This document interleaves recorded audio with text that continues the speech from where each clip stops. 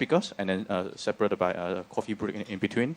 So I want to make an announcement that today at coffee break, 10:50, there will be a group photo taken outside, that directions. Okay, right. So further announcement will be made at that time. So the first talk this morning is by Idrashi Rechaduri. Right. I'm sorry to mispronounce your name. So the talk is quantum simulations of fundamental forces of nature. Right. Let's go ahead. Thanks a lot.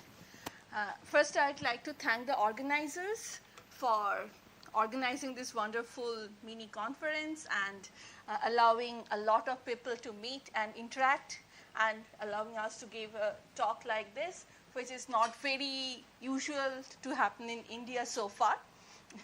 So what we have learned from Professor David's talk last evening, that we have actually passed through the paradigm of computation, and we have learned that, okay, computation is an integral part of science, and we not only use for data analysis, but it's an agent of thought and new discoveries, scientific discoveries.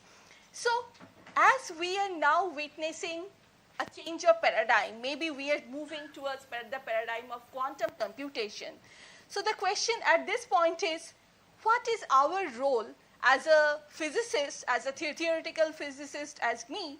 What do we aim at to gain from the quantum computation era? So to me, it feels like first role that we have is identifying the problem that can actually gain from quantum computation, and then work on it, develop frameworks, develop algorithms, think beyond this noisy era of quantum computations so that one can gain a considerable quantum advantage maybe 30 years from now or 50 years from now. So the question as a theoretical physicist that I have in mind is, can quantum computation enable us to understand the fundamental interactions of nature better? Why is this question even relevant? So we know of the theory of quantum chromodynamics, which describes the strong interaction of fundamental particles. The understanding of quantum chromodynamics has gained a lot from computation over the last 50 years or so. So the lattice QCD program, which started very late in 70s and is still continuing, has grown parallelly as the computer architecture developed and has gained a lot from computations or simulations on the most powerful supercomputers. But even after that, there remain certain questions, open questions, that lattice QCD program can't answer, such that understanding quark confinement is still not clear. The phase diagram of QCD is not clear. Moreover, the dynamical properties of QCD is not at all accessible from any classical computation, and the reason for that is not anything related to the theory itself, but related to the algorithm or computational methods that one uses on classical computers. So that makes us think that, okay, one of the major problems that one may think of is whether one can do lattice QCD calculations without sign problem on quantum computers. So this is nothing new. So I will describe to it later because this is not something very relevant. So this is not anything new because Feynman kind of forcing these to be happen, as David mentioned in his talk, and we are really trying to explore the quantum mechanical structure of the fundamental interactions and laws of nature. So this has started to become a reality maybe 10 to 15 years back, when the development in technology allows quantum simulators to be a reality.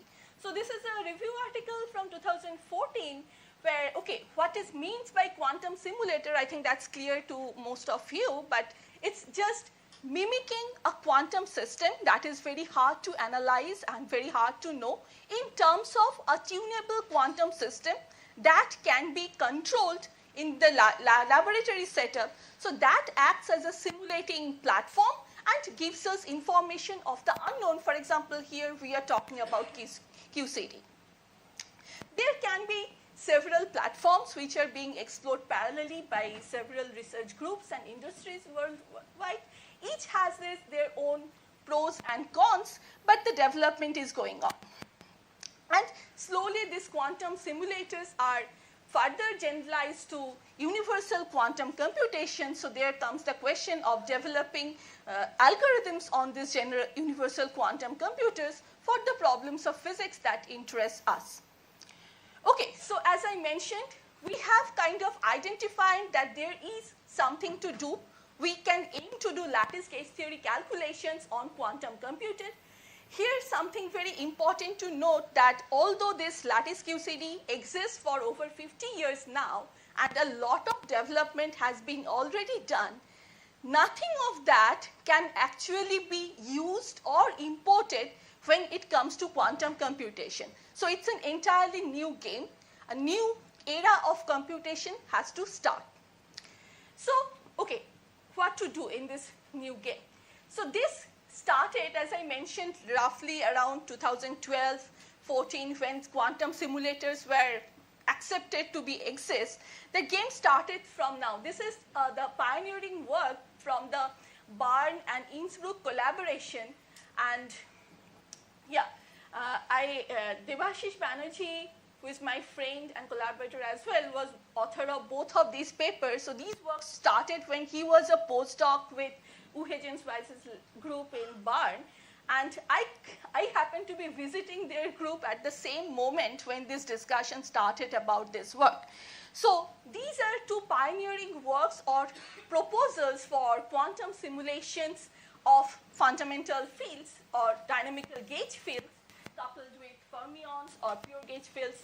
I'm not going to detail, but rather see that after that, there has been a lot of work, and this is expanding very fast. This community is growing very fast. There has been a lot of developments towards quantum computing or quantum simulating for gauge theories in general from different diverse interests. But if you look towards approaching the theory of quantum chromodynamics, which is a gauge theory involved with gauge group SU3. If you look at dealing with SU3 gauge group on quantum computer, that development so far is very, very limited. There has been only a few papers, and none of those are most general or scalable that can take us to the ultimate goal.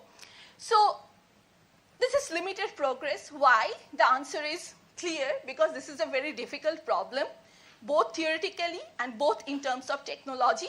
So the final goal of quantum simulating QCD really involves a lot of intermediate tasks to be performed, such as first one need to map the theory to a language or to qubitize the theory so that the quantum computer can understand the theory and then perform operations or provide algorithms to compute the dynamics or simulate the dynamics. So it involves a set of tasks, which I am not describing in detail, but the fact is that the current efforts that there exist certain simpler models which exhibit qualitative features same as QCD, but are much simpler to deal with, have been studied extensively. For example, Schwinger model, some discrete gauge groups, some low-dimensional theories, and there has been development, algorithmic development, as well as implementation on hardware as well. If you go to more generic situation, it is still a struggle to find a suitable framework that can work best on a quantum computer. So, and there comes much topics that one may want to look at. For example, how much of the physics we can understand using quantum information theoretic quantities. The fact is that even understanding entanglement entropy for a gauge theory is not at all a trivial issue.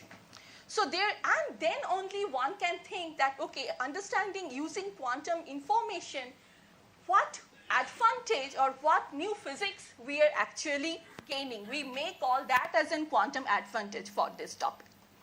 Okay, so as I have been talking a lot about having a framework, so while we study quantum field theory, we generally focus on path integral approach, but somehow for quantum computer, path integrals are not the most natural framework to look at. Rather, Hamiltonian framework comes rather naturally. So Hamiltonian framework of lattice gauge theory was developed since at the very first point where the idea of lattice gauge theory came up, but this remained comparatively less explored in these 50 years because this was not very useful to perform computations for the theory. However, that turns out to be the crucial framework for doing quantum computation. So I can give you a very brief crash course on what Hamiltonian lattice gauge theory is all about. So as I keep mentioning, it's a lattice theory, so you can think of the spatial part is considered to be discretized as it's a lattice. The time axis is continuous. It's a Hamiltonian framework, so it's a canonical framework. Its canonical conjugate variables are the electric fields and the magnetic fields. The magnetic fields are the holonomies of the gauge fields which reside on the link. Okay, I may use this. Yeah, so these are the holonomies of the gauge fields, and these are the left and right electric fields which are defined on the lattice. They satisfy this canonical commutation relation. The Hamiltonian contains electric term, magnetic term. One can insert matter fields from fermions in this framework. So this is a fermionic mass term, and this is a matter gauge interaction term that appears. So basically, this is the structure of the Hamiltonian, but not only that. Being a gauge theory, it comes with the additional structure, which is the Gauss-Lug constraint. So the physical states of the theory are defined to be the states which are annihilated by the generators of the Gauss-Lug constraint. And such constraints exist locally at each and every lattice site. So you can already see this is a very complicated structure in terms of practical implementation on a quantum simulating platform. Not only that, as I mentioned that there has been a lot of progress with Schwinger model or simpler models of gauge theory. Why is it so? Because Schwinger model is a U1 gauge theory where these holonomies are just a phase. So obviously that is much easier to deal with. And moreover, Schwinger model is a theory in one spatial dimension. So that allows one to drop this magnetic term from the Hamiltonian. So only these three terms exist. But when you go to non-abelian gauge theory, these electric fields become color electric fields, and the theory gets more complicated. Not only that, now these Gauss-Lug constraints also carry one color index. And being non-abelian, so you now have a set of mutually non-commuting constraints that you need to satisfy simultaneously at each lattice site. This makes the scenario really complicated to deal with. If you go to QCD, that's a minimal part of this. The pure gauge part of QCD is the SU3 gauge theory. So then you will have to deal with 8 such mutually non-commuting constraints. That's the difficult part. Okay, so, but as I mentioned already, that there has been progress. So how is that being possible? So most attempts so far, starting from the very first one that I emphasized, is based on a framework which is called quantum link model, which was developed back in late 90s by Sailesh Chandrasekharan and Uwe James Weiss. They come up with an alternate description of QCD where the gauge fields were mapped to a fermionic degrees of freedom that they called as rishons. So this fermionic degrees of freedom allowed one to have a finite dimensional Hilbert space. So that turns out to be useful because one can really develop a lot of near-term applications using this framework. But the cons on this is that connection of this finite degrees of freedom to the ultimate aim of the full QCD is not clear or not even proved analytically.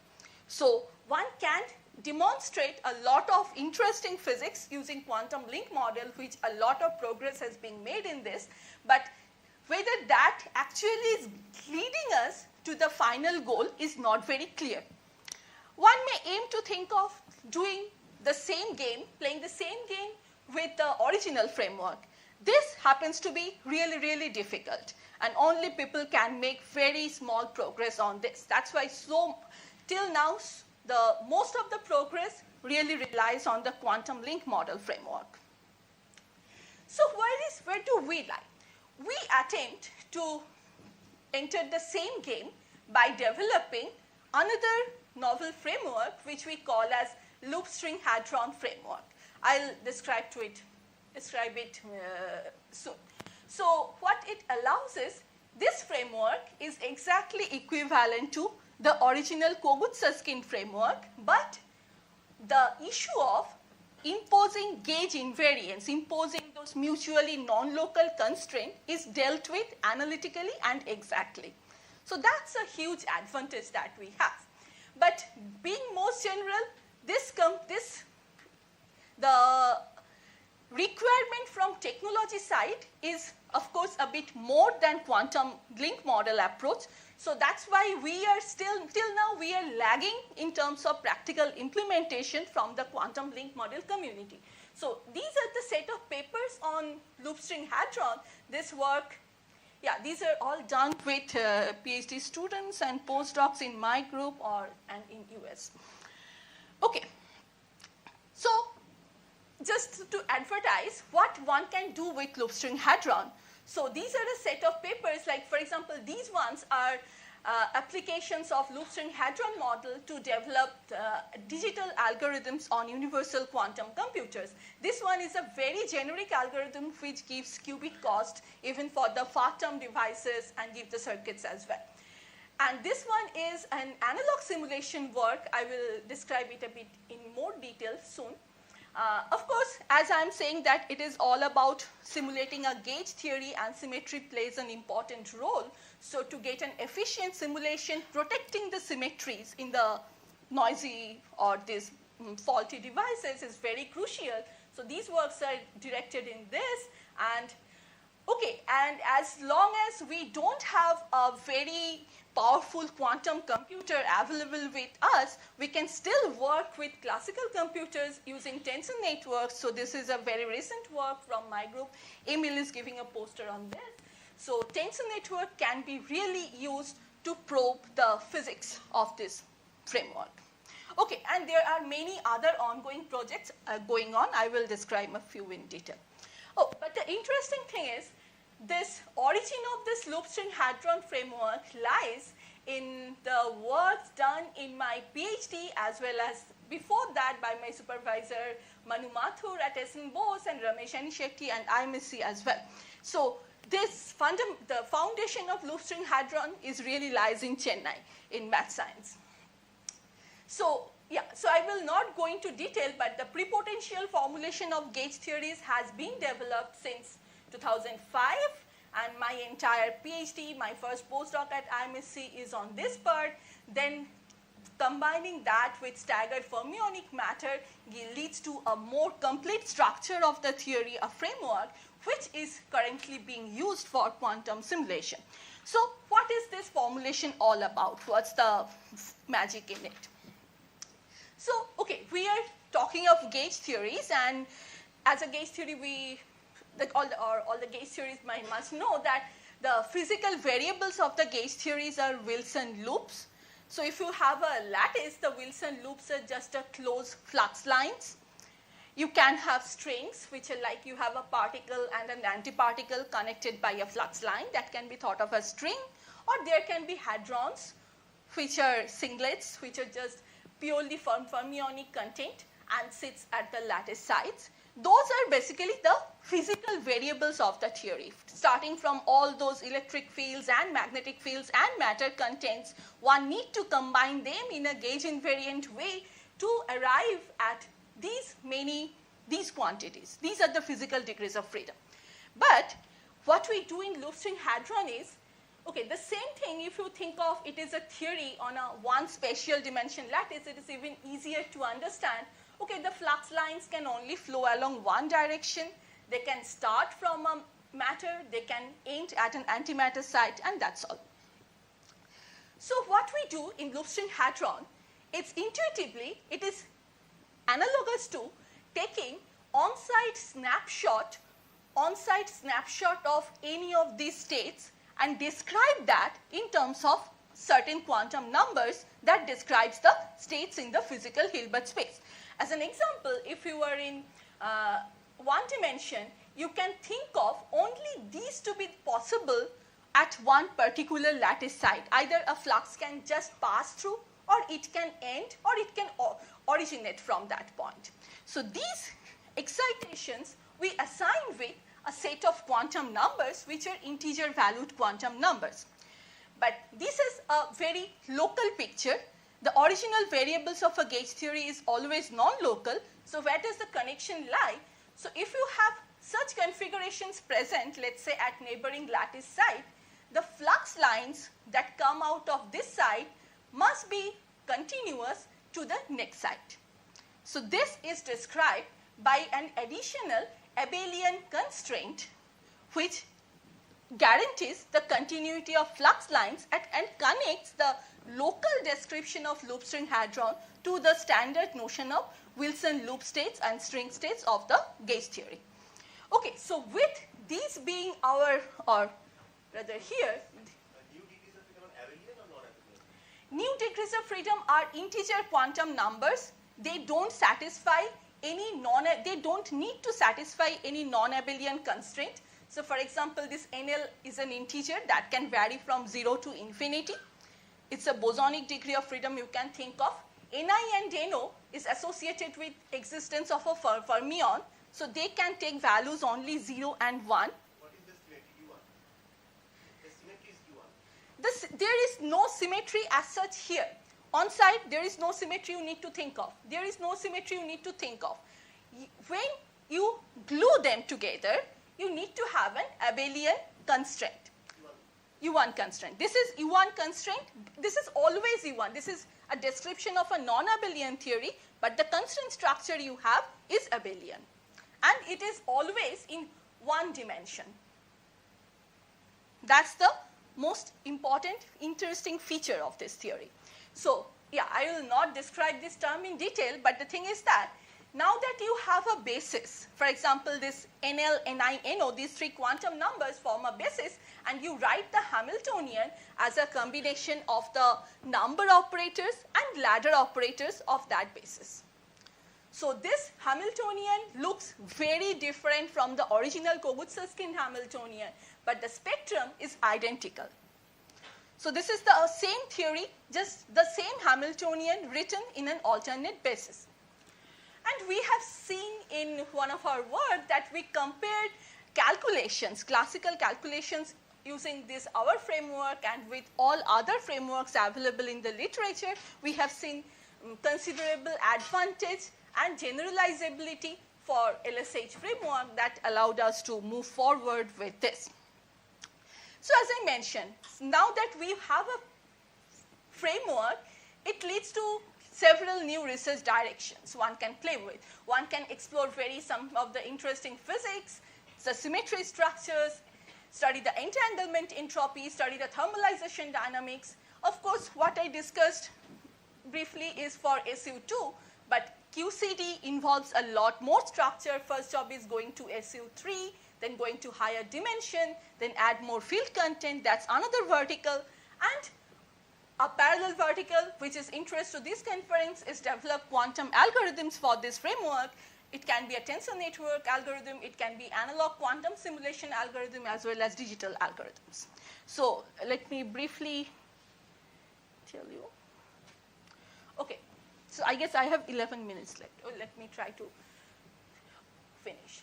Okay, so this is I will not go into detail, but this is a 5-year-old work where we give, as Titash was mentioning, that the theory, even after going to loop string hadron, it still contains a U1 symmetry that needs to be preserved. So this is a digital circuit solution. This paper gives a digital circuit solution to check for this abelian constraint. So it clearly it's an oracle that has to be used for any quantum simulation that checks for physicality of your states in the simulation. And that's kind of necessary because the hardware that we may expect to use will be noisy and faulty. So we will soon, even if you start with a physical state, your Hamiltonian commutes with the constraint, it is more likely that you will soon be out of the physical Hilbert space. So that needs to be checked. Okay, and it also gives a qubitization prescription naturally for this loop string hadron framework. This is the one-dimensional description that I described. In higher dimension, I will not describe it in detail. If anyone is interested, we can talk later in higher dimension how this loop string hadron looks like. But the entire thing can be qubitized. Yeah, and these are the oracles that checks for the validity of physicality for any loop state in the simulation. Yeah, and if you check for the qubit cost for simulating this, it appears that using loop string hadron, one really has a much less qubit cost because you have got rid of a lot of the unphysical Hilbert space to begin with. So the qubit cost remains very, very low for any simulation or computation algorithm. We are now generalizing this work for SU3 as the SU3 framework is also being developed. So this is the physicality oracle. This is still not published, but we will be communicating it soon.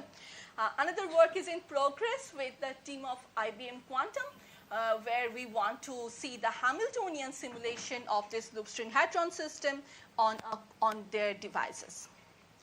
Yeah, this is a more general work which provides general quantum algorithm. This is by a set of my collaborators. I am not part of this work. So here they provide basically qubit cost and as well as gate cost both for near term and far term devices, and LSH framework really provides a lot of advantage, orders of magnitude advantage here.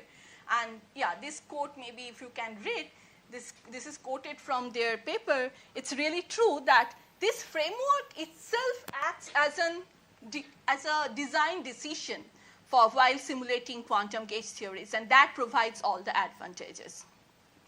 Yeah, moving to analog quantum computation, this is one work done with Raka Dasgupta at University of Calcutta. She is a cold atom physicist. So we propose a cold atom simulator for studying the hadron and string dynamics using the framework that I just described. This describes a 1+1 dimensional dynamics of strings and loops. And okay, so what is novel about this proposal is, although there exist a lot of proposals of simulating that, most of those are not really implementable. That involves technological requirements which are beyond the scope of current advancement. However, this proposal is within that. So we have precisely pinpointed that it's basically these two works, the technology that they have used, these can be combined together.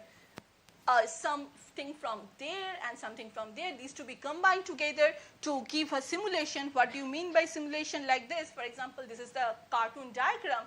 So this, let's say these are the optical traps and these atoms are trapped here. So this is a configuration that one may observe in the lab, and that is just can be represented, let's say, as the strong coupling, the vacuum of the theory. And now as one atom hops from here to here, this framework allows us to connect this state to a string state, so a pair production dynamics. This was vacuum. This is a pair produced.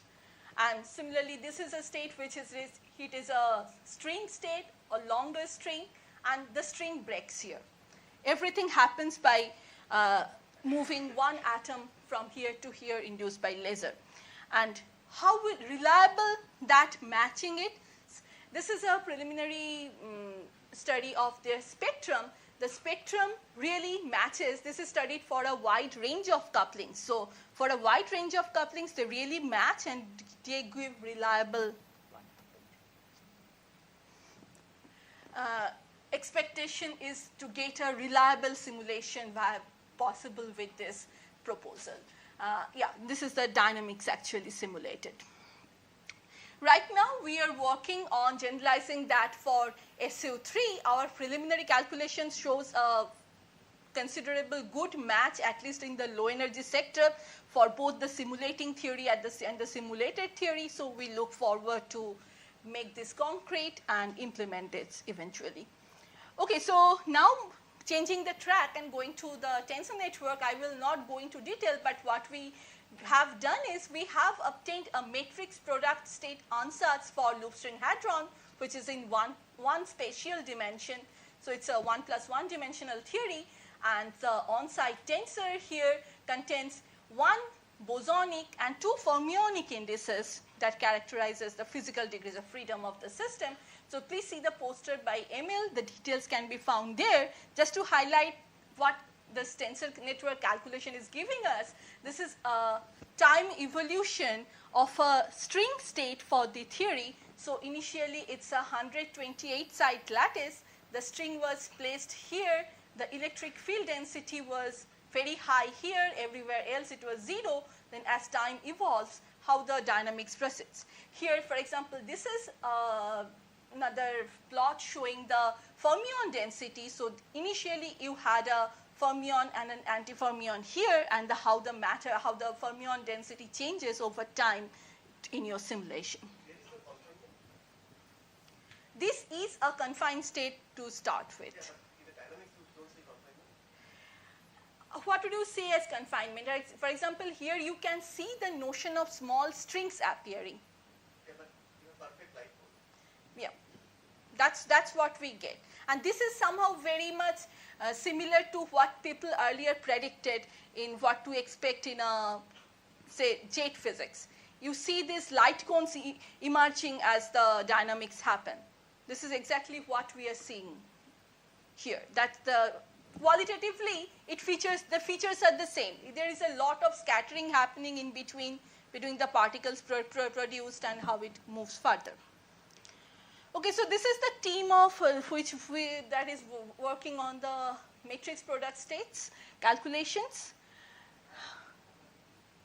Okay, I will not at all go into detail of this. So these are the symmetry prediction protocols which are done by Emil.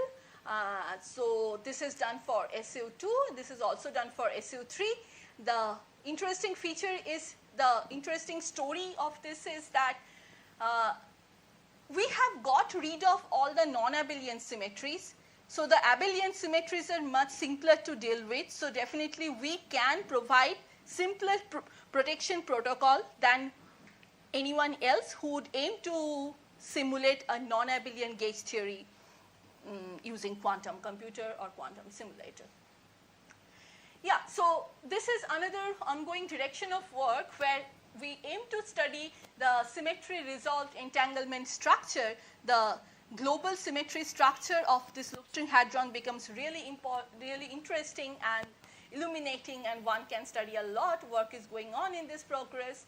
We are also looking to see whether one can see quantum chaos for a non-abelian gauge theory, which has not explored in detail so far because this is computationally very heavy to see the notion of chaos. But these are some of the results that we have so far. This is mostly done by an undergrad student at University of Regensburg, and using the computational resources available with them, and we can see very nice agreement to ETH, and we can see the eigenstate thermalization hypothesis is really working here, and here we can see a structure function showing nice behavior as expected as well.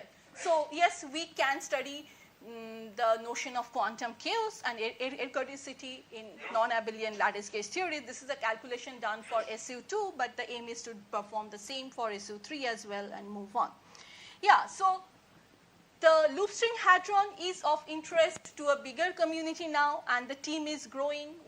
Now I have a new fresh collaboration with Fermilab as well, and this is very interesting that completely someone outside of my collaborators or our team has started contributing to developing loop string hadron framework. This is a work done by Berkeley Lab. This guy is a PhD student, And with Christian Bauer, they have developed this. Okay, so in this whole game, our near-term aim is to deliver a scalable and generalizable simulation for non-abelian gauge theories. And what we have seen that this framework brings theories like QCD to the same footing as in Schwinger model. So the aim is that there has been a lot of recent demonstrations of quantum simulations for Schwinger model. So how much of that can be reproduced for really a more complicated non-abelian gauge theories? Yeah, so this is my research group at BITS Goa, and these are my set of collaborators at different places. Yeah, these are some group. This is a photo taken in a conference last year in Goa, and this is a conference in Liverpool where some of us could meet last year. Yeah, so summarizing the story, this is the final aim, but this is something too complicated to start with. So people plays with simpler yet similar theories like quantum link model, Schwinger model, goes to discrete gauge theories, then attempts to go to non-abelian gauge theories, starts with discrete non-abelian gauge theories maybe, or low-dimensional SU2, SU3. But the way forward, we aim to develop loop string hadron framework and use it in the most generic setup to finally be able to simulate QCD. Thank you.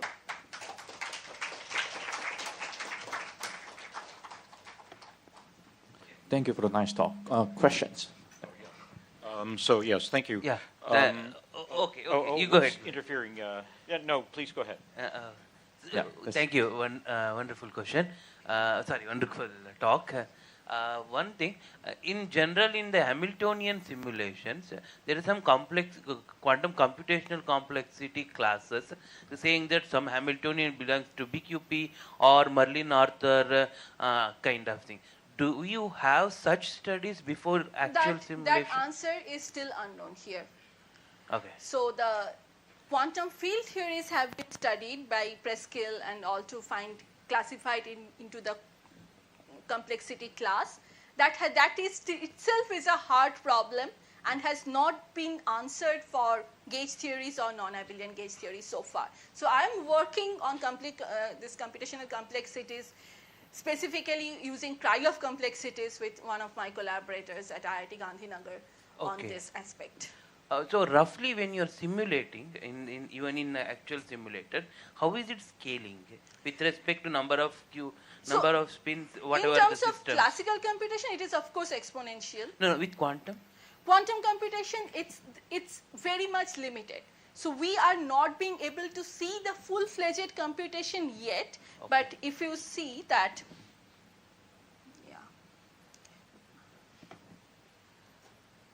so the prediction, here.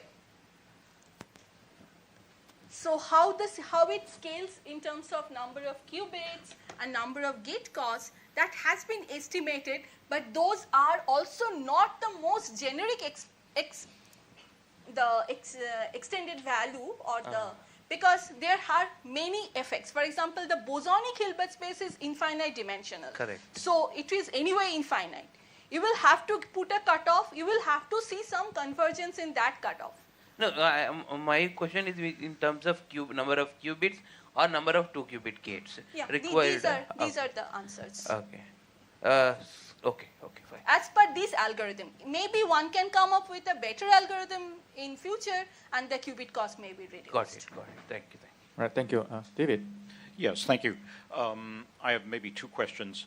One is a really basic one. So, in going to the Hamiltonian formulation of a lattice gauge theory, I guess you give up, or you have to commit yourself to a certain frame, which means you are not using, or you're throwing away Lorentz invariance. Exactly. Is that true, or does that bother people, or you say, well, it still reemerges, even though you've... So, of course, when you were going to Hamiltonian framework, you were giving away Lorentz invariance because your space and time are now separated. Yeah. So the strategy is that you try to keep all the rotational symmetries or all the possible discrete symmetries with your lattice system with the Hamiltonian. So, and the aim is that in the continuum limit, when you reach the continuum limit, that then again space and time will come bring forward, and you will have to restore the Lorentz invariance there. Okay, okay. Now, I have a question from the point of view of many body theorist, which I'm more or less, and I have the impression that I was going to ask my question with respect to your menu of models that you mentioned at the very end. Okay. You know, we have certain favorite models in many body physics, but I have a feeling they fall off the top of your list. That is, if I say we have very much understanding of the Fermi-Hubbard model, but one mode per site, one fermion per site. And I think you would say that's too simple, that you really need a little more complexity to... So for example, the analog proposal that I showed, there the simulating model that the simulating Hamiltonian that we took, that's actually Fermi-Hubbard model, ionic Fermi-Hubbard model. Just Fermi-Hubbard, one site, one fermion per site. So it's not one fermion, we really need two fermions per site, two different species. If we go to SU3, we at least need 3 species per site. Okay. That makes it a bit complicated. Okay, but then I think you described it's also convenient to have sites which have both fermions and bosons. That makes sense. Not really. Oh, not necessary, you're saying? Not necessarily, Okay. because the fermions that I am describing here, the advantage is that it's a fermionic mode, but that's not only fermion, it's a singlet mode constructed out of bosons and fermions. So it has a fermion, it has a boson as a tail attached to it. Mm-hmm. So the whole object behaves as a fermion, and one can qubitize that. Okay. But that contains the information of bosons as well. Okay, so that's the state space, but what's the structure of the interactions that are needed? I presume they're more complicated than what we typically have in many body physics. Absolutely but are there agree. sort of Absolutely projectors, agree. or are they longer range interactions, or not? There is no long-range interaction. There's Okay. still nearest neighbor. So yes, let me... This now- I was assuming was bosonic, but am I wrong about that? No, this is a theory combined with bosons and fermions. Okay. So for example, these quantities, these are like the string end excitation. So this is like an outgoing string end which will create a fermion. This first plus sign refers creating a fermion, and the second plus sign refers creating a boson attached with it. Mm-hmm. If you break it, this looks something like this. This is a fermionic creation operator, and this is a bosonic creation operator which is conditional. This Ni is a fermionic excitation. If that excitation is 0, the boson is not created. Okay. If that excitation is 1, then only the boson is created. And this is a number operator. Okay, so it's a fairly complicated operator, but does it I can't tell from the structure, it involves nearest neighbor sites, or? Yeah, this is nearest neighbor, this is Okay. at x, this is at site x plus 1. Ah, yes, okay. So the nearest neighbor structure is retained. Okay, so final question. If, given the current state of understanding, if somebody said, give me the model for the full standard model. So That's not there yet. 3 plus 1. That's not there And yet. but if we can assume it's some finite number of fermions and bosons on the sites of a cubic lattice, Yeah, but we don't know any more than that. So let me... There's maybe a lower bound, like I need at least 50 modes Yeah. or something to have any hope. So there is hope, definitely. So this is our latest work, which we make the framework for SU3, but this is still in 1 plus 1 dimension. So where this was the picture for SU2, now this is the picture for SU3. You have 3 on-site fermionic degrees of freedom, and each has some bosonic tails, but the bosonic tails now have arrows with it. So there are 2 different types of bosonic tails. So the flux lines, the bosonic flux lines goes like this. Yeah, and then you have this tower of states at neighboring lattice sites. You have 2 sets of abelian Gauss-Law constraints now to connect the arrows along each link, and the Hamiltonian is there. Yeah. Okay, so there's a program for progressing towards the answer to this question, which is maybe a stupid question. I mean, reflecting on me, that of course you'll never tell the experimentalist this model. I mean, No. it'll be too complex. No, it's not. It's not. So if Okay. you look at the SU3 Hamiltonian, if you just look at it, it looks this complicated. But as I was mentioning that I am collaborating already with IBM researchers to making a simulation, that's a bit approximated version. Of course, you cannot do the full thing, but the approximated version is really, really simple. And that is doable with on present hardware. Hopefully, in the next 1 year or so, we will have the demonstration done. If we get the funding. Now, turns out to be the running cost on quantum hardware is very much. We were expecting something to get from this National Quantum Mission of India. If we get that, yes, we have the circuit ready. Mm-hmm. Okay, thank you. Okay, all right. Thanks for the discussions. Yeah, actually, the last question. This is the last. This is the work that has just been accepted today, this morning. So this is going to higher dimension. Yeah, I was going to say that, the last question from David, so me as an experimentalist, right, I don't know how to program my computers, Yeah, that's why Just looking it at the needs a Hamiltonian, lot of right. collaboration that, some of us, the Lucerne Hadron team, who has learned it a lot in depth, they need to discuss and collaborate. Of course, yeah. It's complicated, but it's possible. Okay, right, good. It's feasible. Right, for the interest of time, let's thank the speaker again, right?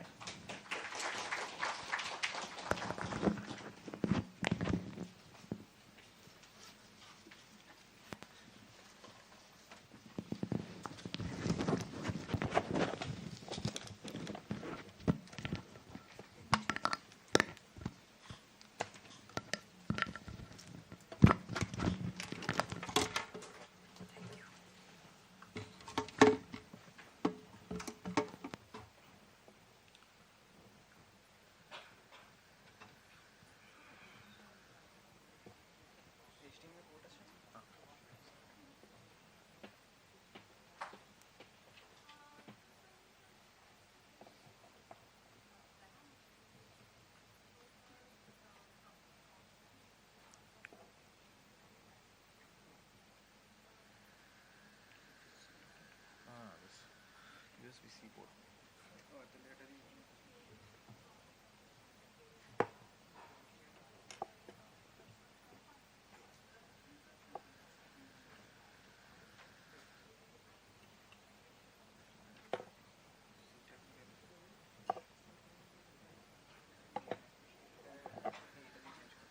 Okay.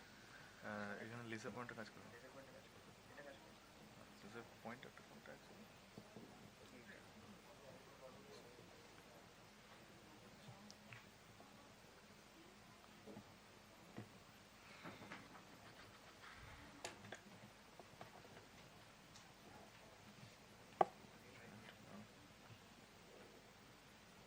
remove that one.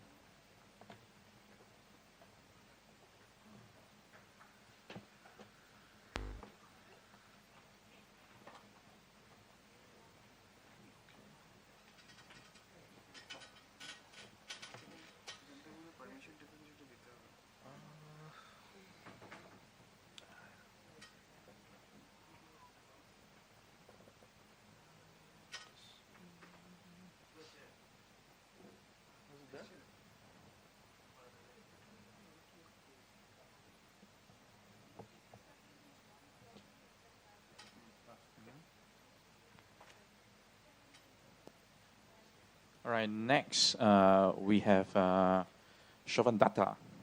Right, please. I don't know. Yeah. This is working? Switch.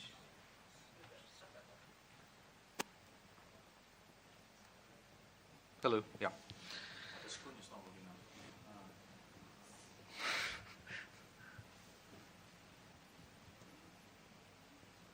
Okay, I hope this is stable.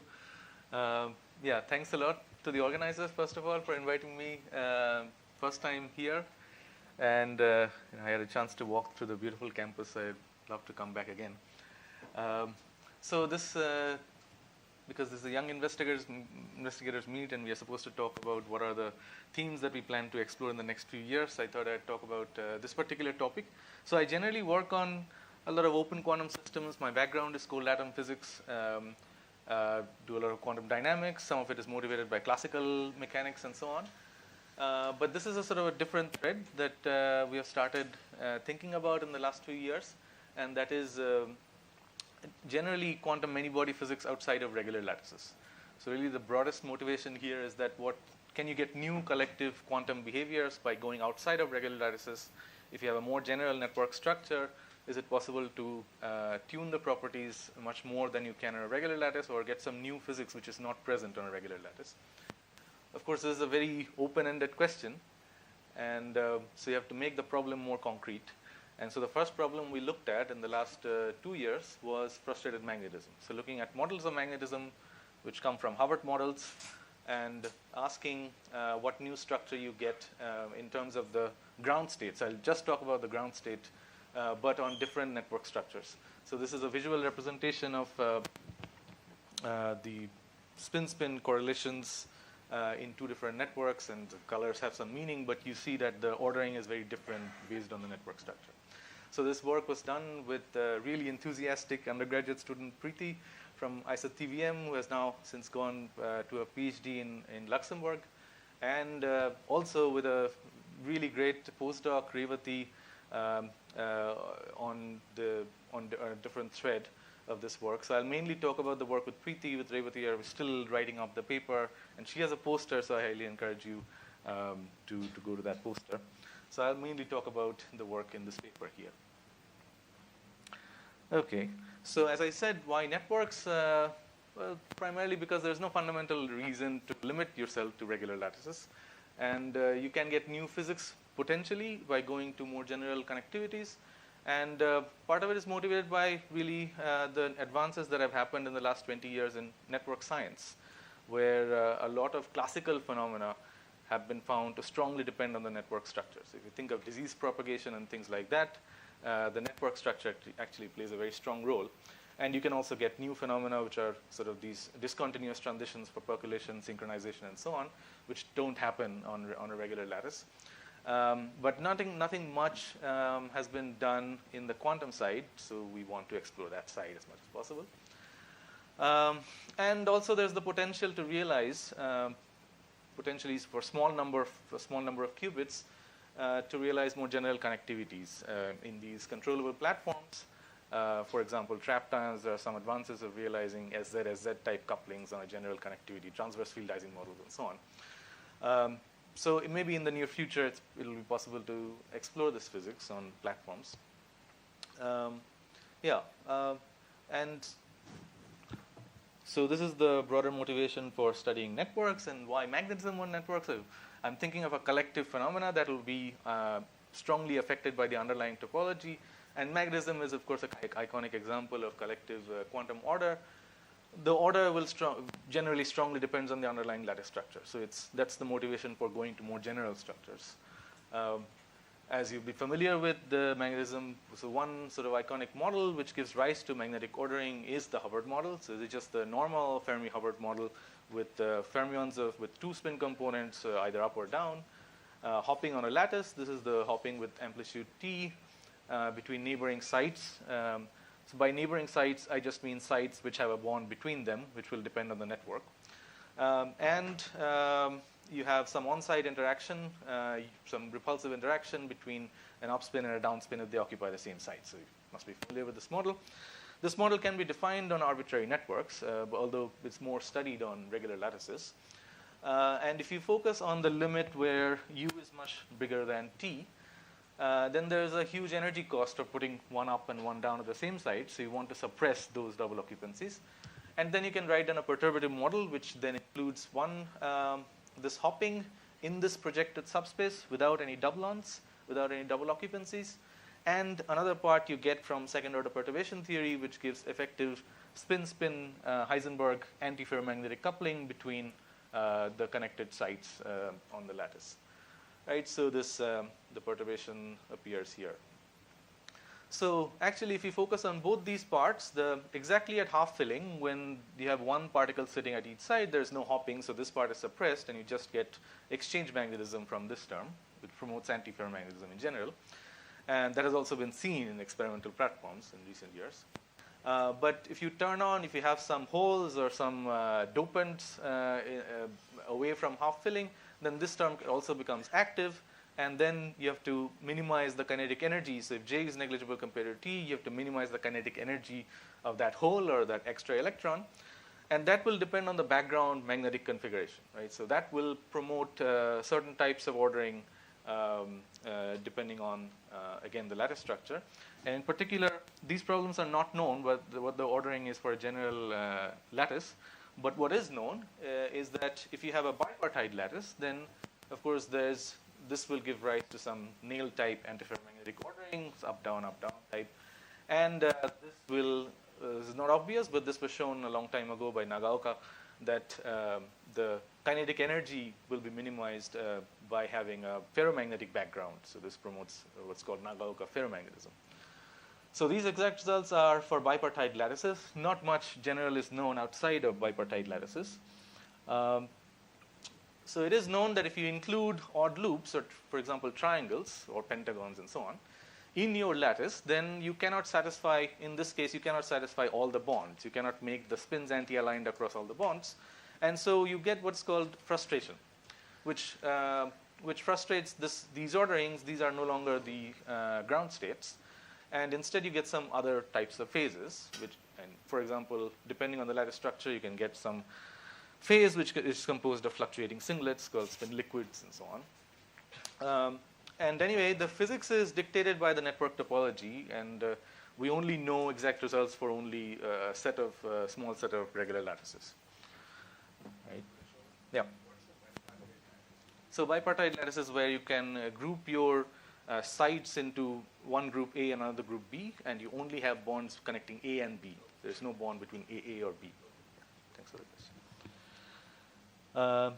Right. So this talk, I'll focus on the second part, which is just the Heisenberg model defined on a network. If you want to know about the kinetic magnetism part, please go to Revati's poster. So here I've simplified, I've set J to 1. I'll take all the bonds to have equal strength.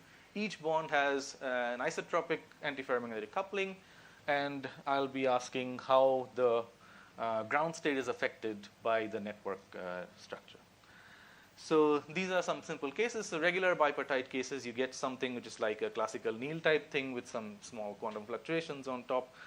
And if you have an even number of sites, of course, you get total spin of 0 in such a state. These are quantum spin halves. Yeah, quantum spin halves. Yeah. Do people know what happens with classical spins? Anything on this? There have been some studies for Ising models, antiferromagnetic Ising models on a general network.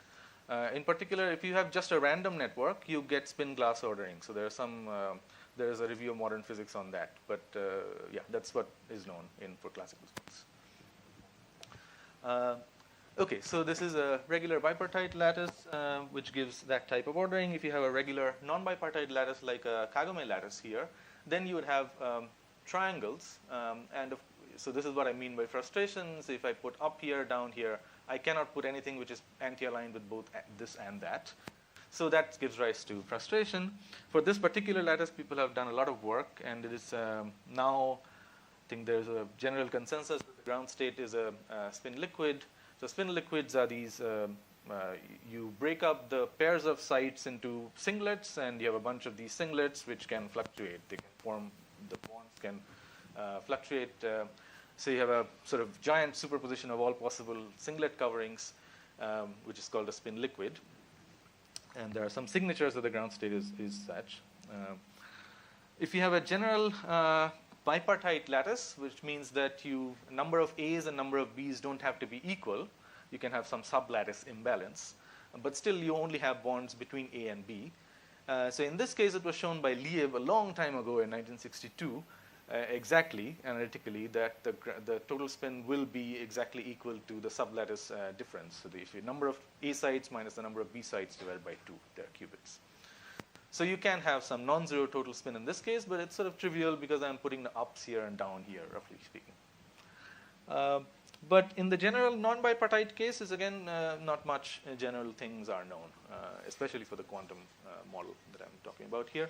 So in general, you'll have lots of odd loops. They are not placed in a regular pattern, so there will be lots of frustration embedded in the network. And so we don't know what is the total spin in the ground state in general cases like this, and we know even less about what is the ordering in such cases. So here I will make my life simple and ask only about the total spin, right? So how does the network structure for this particular model determine the total spin quantum number in the ground state? So intuitively, you might think, when I ask this question to a colleague for the first time, so if I have such a thing, what sort of things normally do you expect? All the bonds are antiferromagnetic, so you might expect something which is close to zero, right? You expect spins to be anti-aligned, you cancel each other, and so it'll be something close to zero. That's not far from the truth, as I'm going to say for truly random networks. But actually, you find cases where it is also not zero. I mean, these are trivial cases where this is non-zero. But also in non-bipartite lattices, you find that it is actually tunable by the network structure. So you can control network properties like heterogeneity and things like that, by which this total spin quantum number can be tuned almost throughout its range, even though all bonds are equally strong antiferromagnetic bonds. So that's what's coming up. Okay, so let's start with, first of all, I should say this is like an exploratory problem. So first time we started out, we didn't have any idea what to tackle, what question to ask, how to tackle the problem. So it was, we tried a lot of things. It was a lot of numerics, and I'm not going to be able to explain everything in terms of analytical understanding. So I'll show you a lot of numerical results, give you some intuitive reasoning why you should expect something like this. And then end up with a lot of open questions at the end, which future studies can look at. So that's roughly the structure. So if you start with random graphs, by random graphs, I just mean that you have a given number of sites and a given number of bonds, right? So I have n spin halves, and I have ne total number of bonds, which can be placed anywhere, connecting any pair, any ne number of pairs. That will be generically non-bipartite, of course. And the structure will vary depending on how many bonds you have. So the minimum number of bonds you can have is n-1, which will give you a tree. So 1D chain is one example with open boundaries. But if you increase the number of bonds, of course, you'll start having more and more loops, and it'll get closer to all connected in the limit, and ne becomes very large. No, it's random. So it's the only numbers you have fixed is n and ne, and you have many possible networks which satisfy those two constraints. Right? So it's an ensemble, it's a network family that I'm talking about. Yeah. So what is NE again? NE is the total number of bonds. Yeah. So okay, so average number of neighbors is just you take twice the number of bonds divided by the number of lattice sites, and this is varying from 2 to 4 to 6 in these three sample graphs. So these are just sample graphs. So what you can do is generate many such graphs, simulate them, find their ground state, and you'll have a distribution of the total spin quantum number in the ground state, right? You can make a histogram out of that. And what do you get? For these three cases, you get this. Right? So this is it is just a histogram. So there's a number of cases where you find S total for a particular value of S total. And as you might have expected, this is so this shows the entire range of S total quantum numbers. Because I have 30 sites, it varies from 0 to 15. And you find that it's mostly concentrated near 0. It's not that surprising because I have antiferromagnetic model. Yeah. S total is the total spin quantum number in the ground state.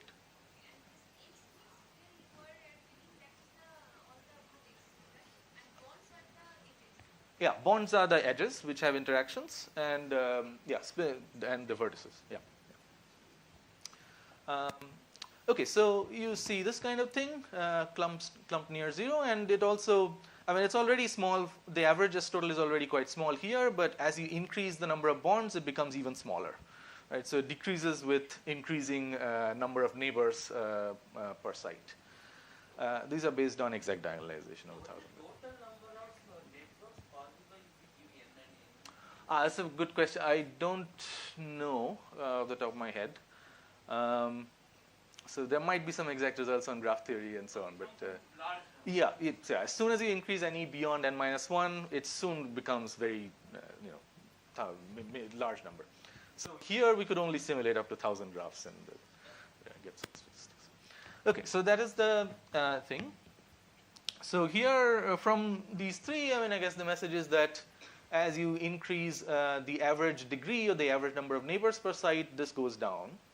And that is not surprising, because if you think of the two limits, if you think of the smallest degree, which is happens for a tree, then the tree is a bipartite structure, so you can break it up into A, B type levels. And again, the total spin is given by Lieb's formula, which is the sublattice imbalance. And if you do, if you just generate, so this is entirely a sort of a graph property, and you can show that it sort of scales a square 0.23 times square root of n, right? So here n is 30, so it gives some finite number on average. But n, as you increase the number of bonds, eventually you go to all connected, in which case the Hamiltonian just becomes the total spin squared. And if you have an even number of sites, that is minimized by setting total spin equals 0. So that goes from something finite, non-zero, to something 0. And it's like an interpolation. You had a question? There's no frustration in the tree, because it's only bonds are in A and B. So you can put all the A's up, make all the A's up, and all the B's down, and all the bonds are satisfied, classically speaking. So in that sense, there is no frustration. Yeah. So you could also think about your model as random interactions, but with all constant. Wherever it's not zero, it's constant. All connected, but wherever it's Yeah. wherever there is an edge, it's one. Everywhere else is zero. Yes. Yeah. So if you were to compare with something like random Heisenberg, so complete all connected. But the J's are random. J's are random. Yeah. From a Gaussian distribution. Yeah. How does that compare? Yeah, that's a good. We haven't looked at that thing, That's but kind of original Kittier model. right. Or such DFT. Yeah, but the SYK model involves 4 spins, is it? The original Okay, I see. is just Uh-huh. SIS. Right. We haven't looked at that, so I don't know. It's probably the statistics might be similar to random thing, but some details might be. I don't expect it to be very different from this thing. There's no ordered state there, right? It is still There's a ground state. That's what yeah, but it's just the time, it's just in liquid, isn't it? in liquid. Right? There's no ordered state. Yeah, so I'm not talking much about the ordering. I'm just talking about the ordering might vary a lot depending on the exact network you have. Okay, so that's that. Let's go to, so we want to see, other than just the average number of neighbors, what network structures are really important if I just concerned with the total spin quantum number. So what do? You look at different network properties and see what is most strongly correlated with the total spin quantum number, right? So here are some metrics you can look at. You might think that the number of triangles might be a useful thing, because that's quantifying the frustration level in some sense. But if you measure the correlation with the number of triangles, by which I mean that for a given graph, you have a given number of triangles, and you have a S total, and you have many such pairs, and you measure the correlation between 2 such numbers. You see that it's quite small. So this is the gray band for the number of graphs I have constitutes the range of statistical insignificance. You want it to be outside the gray band to be sort of statistically significant. And this is almost inside. So there's very little correlation in the number of triangles. Average path length between 2 randomly picked sites also is very weakly correlated. The frustration index is some global measure of frustration, which is basically the number of bonds you have to cut to make the graph bipartite. And that also has quite weak correlation with the total spin in the ground state. But you find that 2 other things have much stronger correlation. So one is this heterogeneity. Heterogeneity is defined as the spread in the number of neighbors in the graph. So on a regular lattice where each site has the same number of neighbors, heterogeneity is 0. But in this case, different sites will have different number of neighbors, so you can get some spread in the number of neighbors. That's some global measure of heterogeneity. That is positively correlated. So the more heterogeneous the graph is, the stronger, the higher S total it has in the ground state total spin. And there's also something called the assortativity, which I'll come to later. This is basically measuring the heterogeneity at a local level. So you measure, you check, you have some node which has a given number of neighbors. Is it connected to another node with a similar number of neighbors or with much smaller or much bigger number of neighbors? Right? So it's a degree mismatch across the bonds. And that is also sort of has strong correlation. I will come to why it's negative later on. But you get clues as to what structural properties might be important from just measuring these correlations. And then we tried to understand why these correlations are like this by probing into each property separately. So you can look at this. Okay, let's first focus on heterogeneity because that suggested it's an important thing. So heterogeneity you can kill completely if you go to a regular network. So it doesn't have to be a regular lattice. You can have what are called random regular graphs, where each side has the same number of neighbors, but the connectivity is random. So here you see an example where each side has 3 neighbors, k is equal to 3, but otherwise you have many such graphs which satisfy these properties. And here you get a really striking result, which is that the total spin distribution is almost entirely, almost always 0. Right? So there is no spread, very little spread at all. So if you kill heterogeneity, you almost always have total spin 0. And the regular lattices that I showed initially also fall, also had total spin 0. So they also fall in this category. Okay, so this says that if you want to tune S total by the network structure, you better have heterogeneity. Right? So you should have a spread in the degree, number of neighbors. This is where I kill heterogeneity. I can also increase heterogeneity by going to what are called scale-free graphs. So part of the nice thing about working on this project is getting to know new things about graph theory and a lot of interesting things. But so scale-free graphs are graphs which have a power law degree distribution.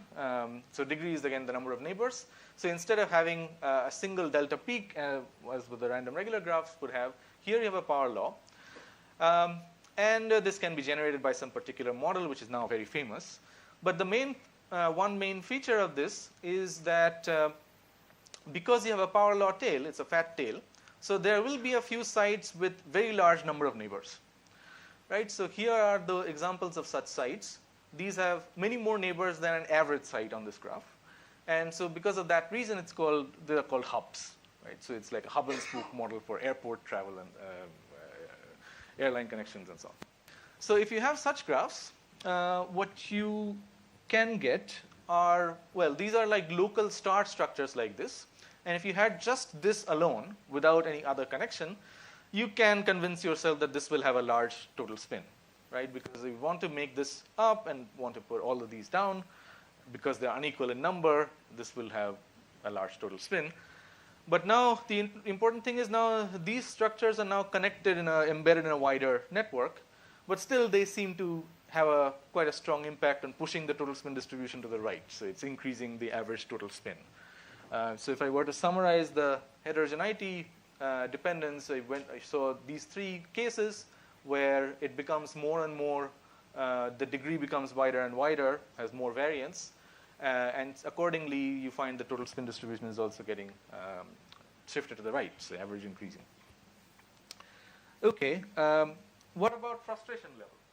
So the correlation, if you remember, had very little correlation with total spin, the frustration level, and that's sort of puzzling. We still don't fully understand why that is so. But you can probe it more systematically. So here, what we tried to do is, well, the frustration is controlled by triangles in some sense. So you can decide to kill all triangles. You can generate random graphs which don't have any triangles in them. And you can compare how they behave compared to random graphs with triangles, right? So this was the distribution for normal random graphs without any such constraint, including triangles. And this is the distribution when you have random graphs without any triangle, and they are almost the same. Visually, there's no difference. There's a finite number, so maybe statistically they are the same. So spin distribution is unaffected by killing all triangles. So it's again saying that the frustration level may not be very, very important for the total spin quantum number. You can do more. You can generate graphs which don't have loops of up to a given size. So no triangles, no rectangles, no triangles, no rectangles, no pentagons, and so on. And that is this axis, which is the minimum loop size. You find that it sort of has an initial plateau, then eventually goes to 0. The average total spin goes to 0. So you might say, oh, there is a strong dependence here. But actually, that strong dependence is just coming because the graph is becoming less and less heterogeneous, right? So if you look at the spread in the number of neighbors, that is also going to 0 as you increase the minimum loop size. So if you look at a point like this, that sort of looks like a random regular graph where all sides have the same number of neighbors.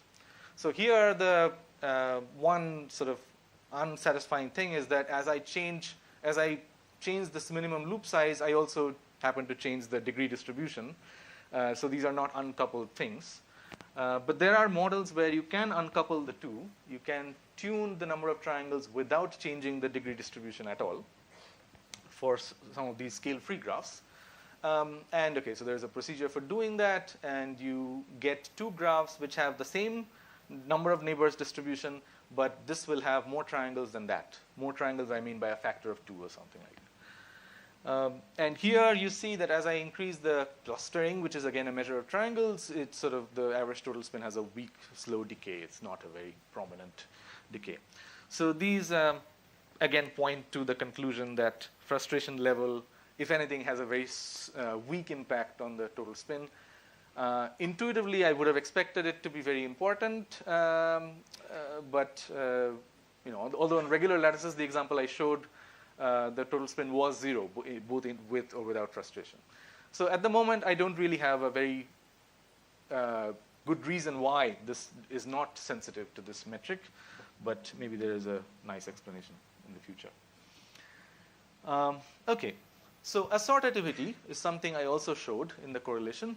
This measures local mismatch. So if your high degree node is connected to high degree node, high degree meaning having many neighbors, then you would say the graph is assortative.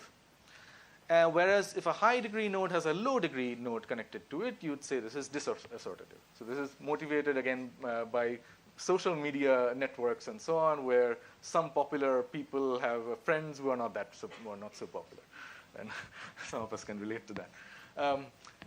So anyway, so this is another metric for the graph structure, and interestingly, you can. Well, a nice thing is that people have figured out a way to rewire bonds to change this metric, this assortativity metric, while keeping the number of neighbors the same.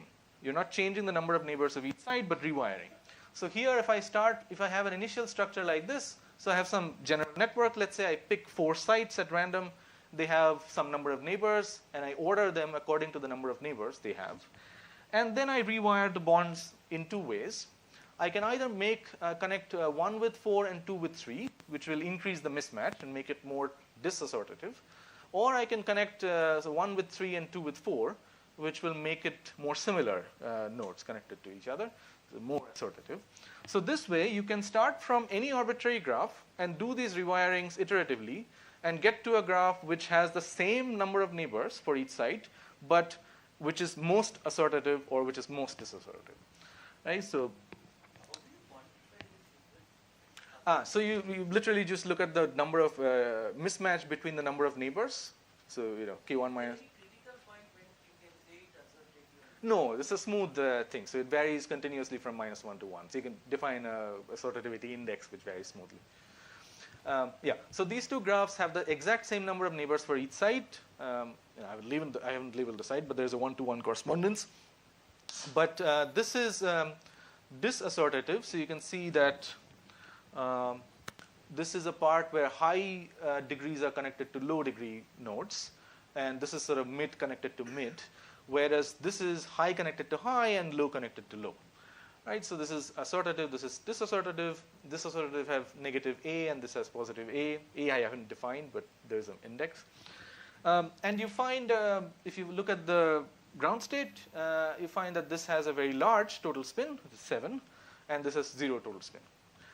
So here, the intuitive explanation is that this structure is approximately bipartite with a large imbalance between the number of A's and the number of B's. Right? So this on its own you would expect a large magnetization. But this is, of course, connected to this bit also, and all the bonds are of equal strength. But this imbalance, local imbalance is persisting, even if you connect it to some other parts. Right? So this, the effect of this heterogeneity persists. Okay, and you can smoothly vary this assortativity index through these degree-preserving rewirings, and you find that when it's most disassortative, the family, so this is generated from some random graph family. So I take a random graph family and apply these degree-preserving rewirings. When they become most disassociative, it's large total spin. When they're associative, it goes the other way. And similarly for scale-free graphs. Okay, so then, so the observation is that the frustration level is not really that important if you're concerned about total spin quantum number only, but the heterogeneity plays an important role. So we thought of creating a model which can control the heterogeneity level without changing the frustration level. Right, so this is a variant of models which are called copy models. There's a prescription for generating these graphs. And it has 3 parameters. One is the number of sites. M is basically the average number of neighbors per site.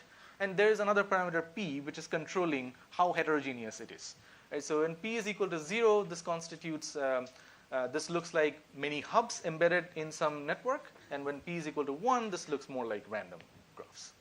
So if you plot the heterogeneity and associativity as a function of P, you see a monotonically changing function. I haven't shown the frustration level, but that's also flat. We looked at that as well. Okay, so as you increase P from this to that, you find that the distribution at P equals 0 has a sort of a macroscopic total spin, average total spin. So this is sort of concentrated at the middle of the range of the total spin, whereas P equals 1 is like the random graphs shifted close to 0. So P is one parameter that you can tune to change the total spin distribution from something like this to something like that. Okay, so this is again just plotting that average total spin as a function of P. So I haven't talked about the ordering in the ground state. I've only talked about the total spin quantum number. We did look into some aspects of ordering. So for example, in these kinds of cases where you have these 4 hubs which are connected through these outer nodes and also have bonds between them, you find this types of ordering. So you find that the hubs are aligned with each other, and these outer spins are aligned with each other, and these ones are anti-aligned with the hubs.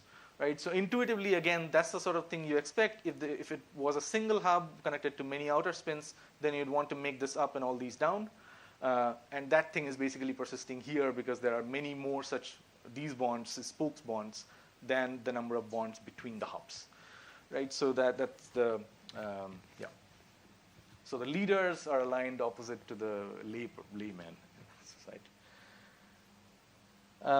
So far I've talked about random graphs. Experimentally, that's probably you'd want something which is not so random. You want if you want a recipe for generating some non-random graph in a systematic way where you can control the total spin, that's also possible, including frustration. And for that, okay, so this is a simple model which is again motivated by these hub-like structures. So here we have 2 hubs which are connected to a wheel through these spokes. And here I'm including sort of different strengths for the boundary bond. The central J is the connection between hub and outer bonds, and JC is the bond between the 2 hubs. Right? So here, if you have JC very large compared to J, then JC would want to make a singlet out of these 2 central sites because it's antiferromagnetic. And if you make a singlet, these 2 sites disappear. It's total spin 0. So it just becomes the outer Heisenberg ring, which has a total spin 0 again for even number of sites. So the total spin of the whole network is also 0.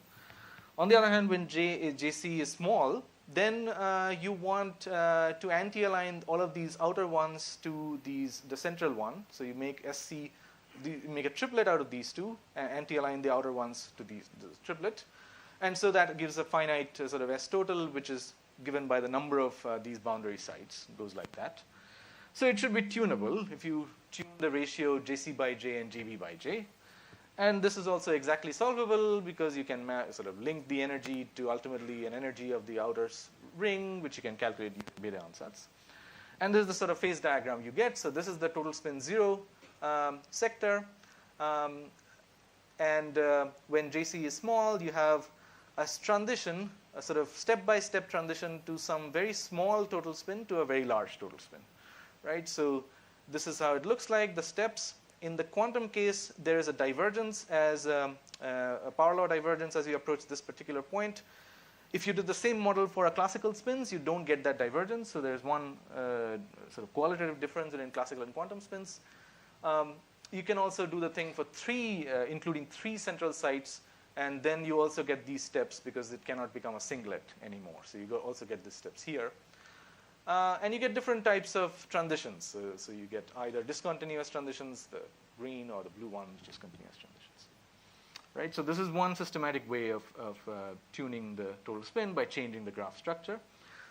There are a lot of open questions, as I said. We don't understand all of these things. So one can ask a lot of questions. What I said is in direct contrast with what you get for kinetic magnetism, if you include a hole which has kinetic energy. So that's what Revati's poster is about. Here you find that frustration has a really strong local effect where it binds singlet, so it has a strong impact on the total magnetization as well. So you get some, if you measure the correlation with number of triangles, you get a negative value. With number of rectangles, it's positive. Number of pentagons, it's negative. So it oscillates with frustration level. Okay, and just end with, sorry for going over time, just recent directions is a lot of work which is motivated by classical nonlinear phenomena and understanding how they come from underlying quantum models. I work on open systems, and particularly on how one can get local, sort of long-range entanglement using local drives. And recently we also had this interesting result where you have a connected system and you cool one part and the other part heats up because of some conservation law in the dynamics. And also collaborative experimentalists. Okay, so I'll end there. Thanks for listening. Happy to take questions. All right, thank you. Questions? Davis? Yeah. Hi, really interesting talk. So maybe I missed something. So when you're trying to model the complex networks, are you trying to look at some real-life materials, like maybe amorphous systems? No, I would say this is sort of more blue sky. This is just a fundamental question you can ask. I don't know if real-life materials will actually have such Heisenberg couplings on general networks. Yeah. It may be possible to engineer these there are experimentalists present here who can tell how realistic it is at this particular stage, but I don't know of a real-life network. Okay, so maybe for certain types of structures, for example, these star structures, they appear automatically in NMR type things, although their coupling is not really Heisenberg in that case. It's sort of a ZZ. I think that there is a degree of tunability in the coupling, but it's not naturally Heisenberg. But for general connectivity, I don't have a prescription of finding real materials. Yeah? Yeah, maybe I would ask one question. Thanks for the very nice talk. I was wondering, since you have a network and you could also see certain clusters, are you really using any coupled cluster type algorithms? No, we haven't used those things. It might be useful to, because we were sort of very open to all sorts of network structures, so we wanted to keep it general.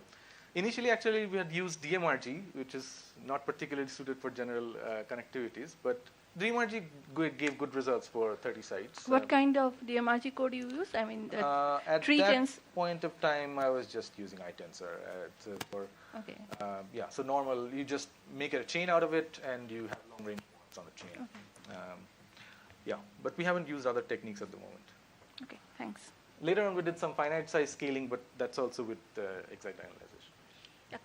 Coupled cluster type algorithms may fit suitable. Since more suitable for this. Particularly if you have clustered networks and so on. Yeah, one last question, so Triya. So I have a question and a clarification. So just to clarify, so for the 30 spin case, you are still able to do exact diagonalization? Yeah. Okay, and because usually about 20 is where we start feeling the heat. So you use some symmetries, we're or not using is it a SU2 brute symmetry. force? It is just total SZ equals. The calculation is done in total SZ equals 0 sector. Okay. Which has all the total spin. Yeah. So I'm using the SU2 in that sense because it's okay to just look at total spin, total SZ equals 0 sector. Okay. Because all the other SZs will have the same energies because of SU2 symmetry. Okay. The second question was when you find some ground state that has some S total that's let's say close to 0 or something, you have degenerate, like there are many S's corresponding to the same. Well, usually you find just unique state for a given S total and given SZ total. So if it is S total equals 0, then SZ total is also 0, and you get a unique ground state, mostly. Mostly, okay. I don't, I mean, I'm trying to recall if there was any degenerate cases. Because in the all-to-all case, if you Yeah. have an all-to-all connected graph, your S total will be 0 and you have some degenerate number of singlet S. That's true, yeah. So I was wondering if any of your graphs will have that kind of No, thing. that we didn't see. We've only seen unique cases. So it may be that you need some special property of the graph for that to have, but I don't recall seeing. Okay. Okay, let's move on. All right, thanks, the speaker. All right. And now we will go to do a group photo. So the organizer, do you want to say something? Organizer? For the group photo. For the group photo, we are going the left exit and near the stair. Of low-lying states, but not ground states. Yeah, This is a So we- very well-known historic motivation for that, for the triangular lattice. That has some signature for the ordering. Yes, correct.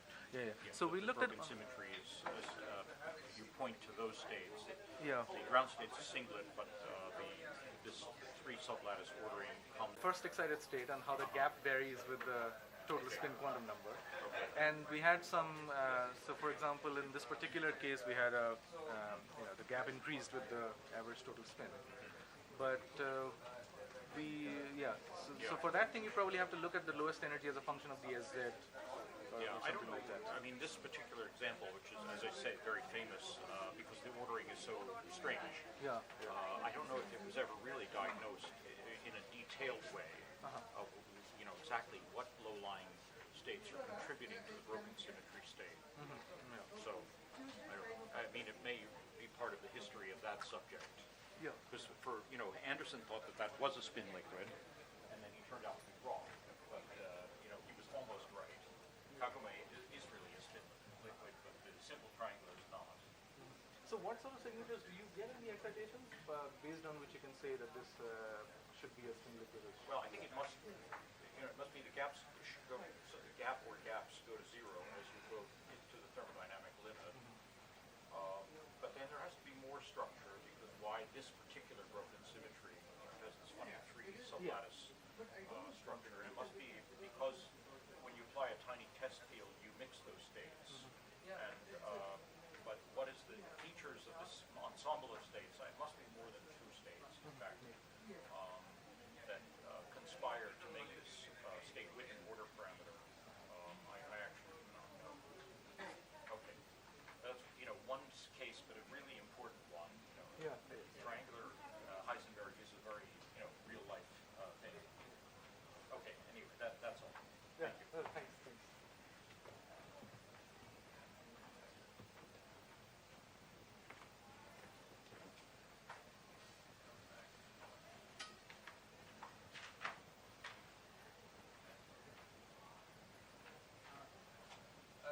You have to go for the group photo.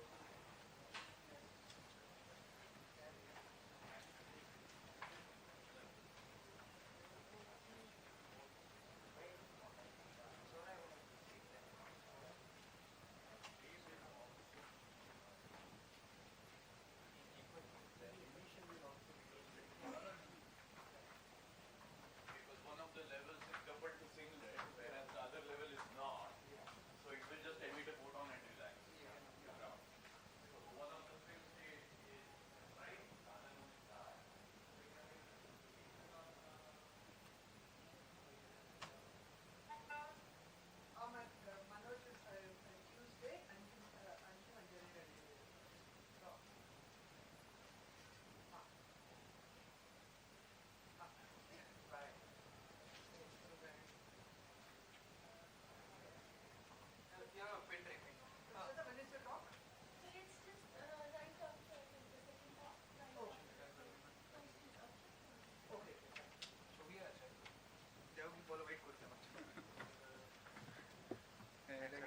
একবার direct লাগান না, এটাতে better চলে না, ওটাতে ডিরেক্টটা ঠিক চলে না, সব চলে, তুমি দেখবে সবসময় ডিরেক্টটাতে ঠিক চলে না। হ্যাঁ এটাতে তো চলছিল, এটা তো পারফেক্ট চলছিল,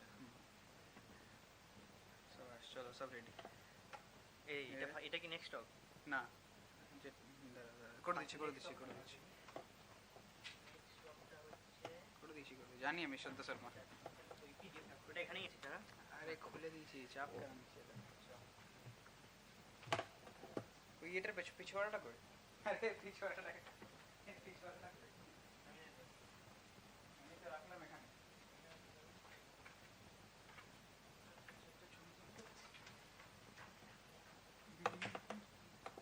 আসছে।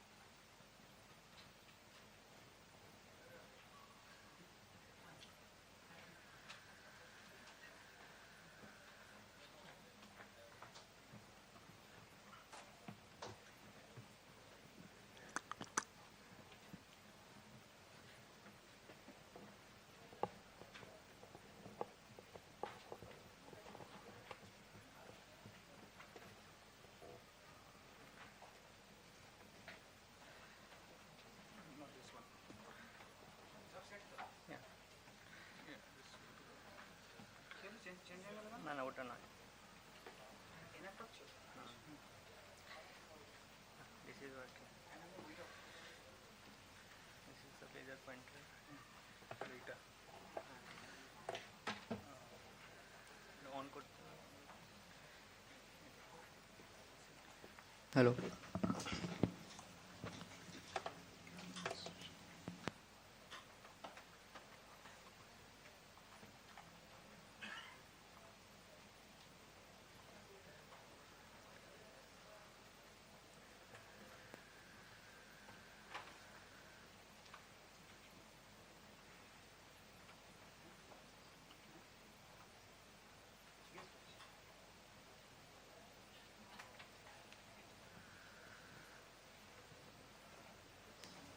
Hello.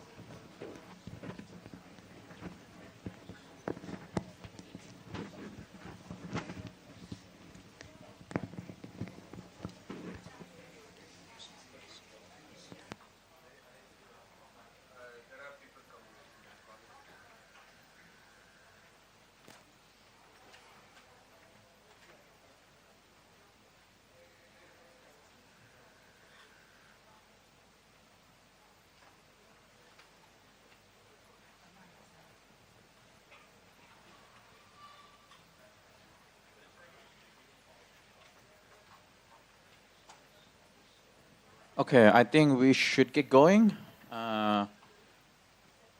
Right, so next up we have Achak from IIT Hyderabad. Please go ahead. Hello. Hello. Yeah. Maybe I'll just wait for 1 minute.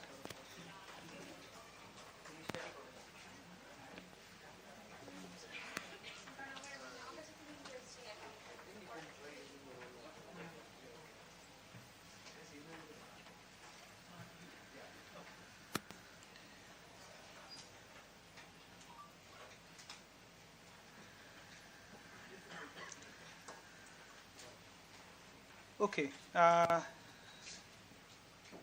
So first of all, of course, the last talk by Shobhan, we heard this thing that there's some graphs where some people have some friends who are some very popular people have friends who are not so popular. So this is very important in life because that's what gives me this platform. So I thank the organizer, especially Titash, right, who is the popular friend, and I'm not very popular. So that's why I'm here. Okay, so I'll be talking about this work on non-Markovian quantum member effect. So this has been in this archive. So of course I thank these collaborators from University of Bristol, and I thank IIT Hyderabad for giving me a job. And if you are wondering why there are not some other symbols showing funding agencies and stuff, it's because I don't have any funding.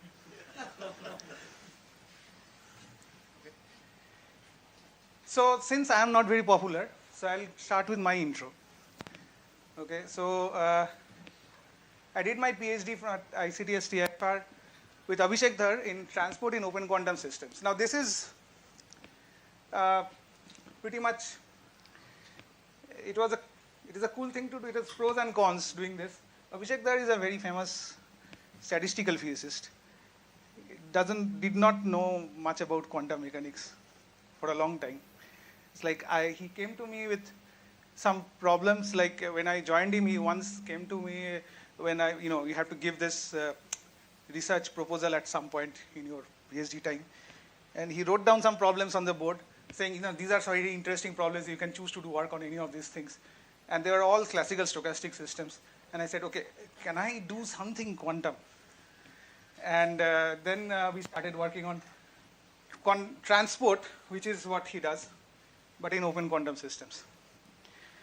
And the cons of this is that, he is very well known in statistical physics. Again, a very popular friend, an unpopular person, right?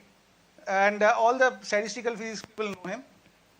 Nobody knows me because I don't do statistical physics anymore. Nobody knows in the quantum field because I don't do quantum mechanics also. I don't know what I'm doing. Okay. So anyway, so from the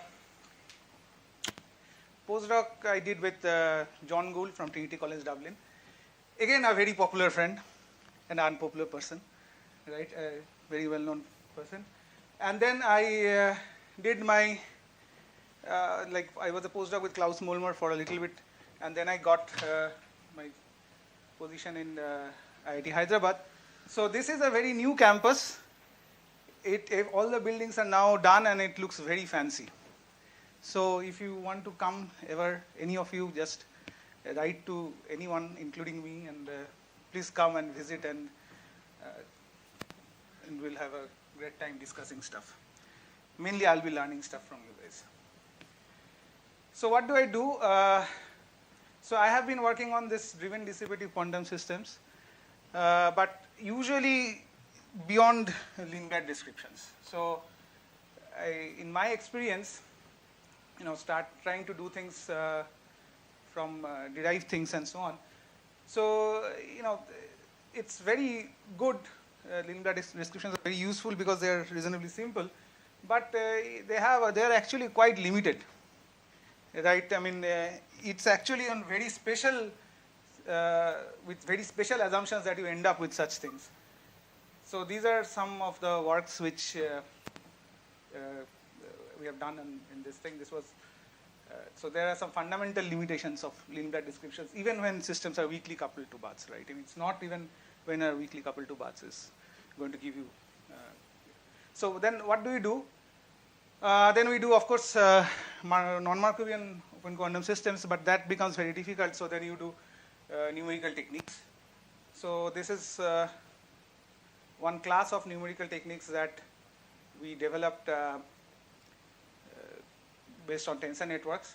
So this is, these two initially started as different numerical techniques, but then in this one, we found that, okay, both of these are like two different limits of something more general. And then we can do some quantum thermodynamics with some fast driving and so on with those techniques.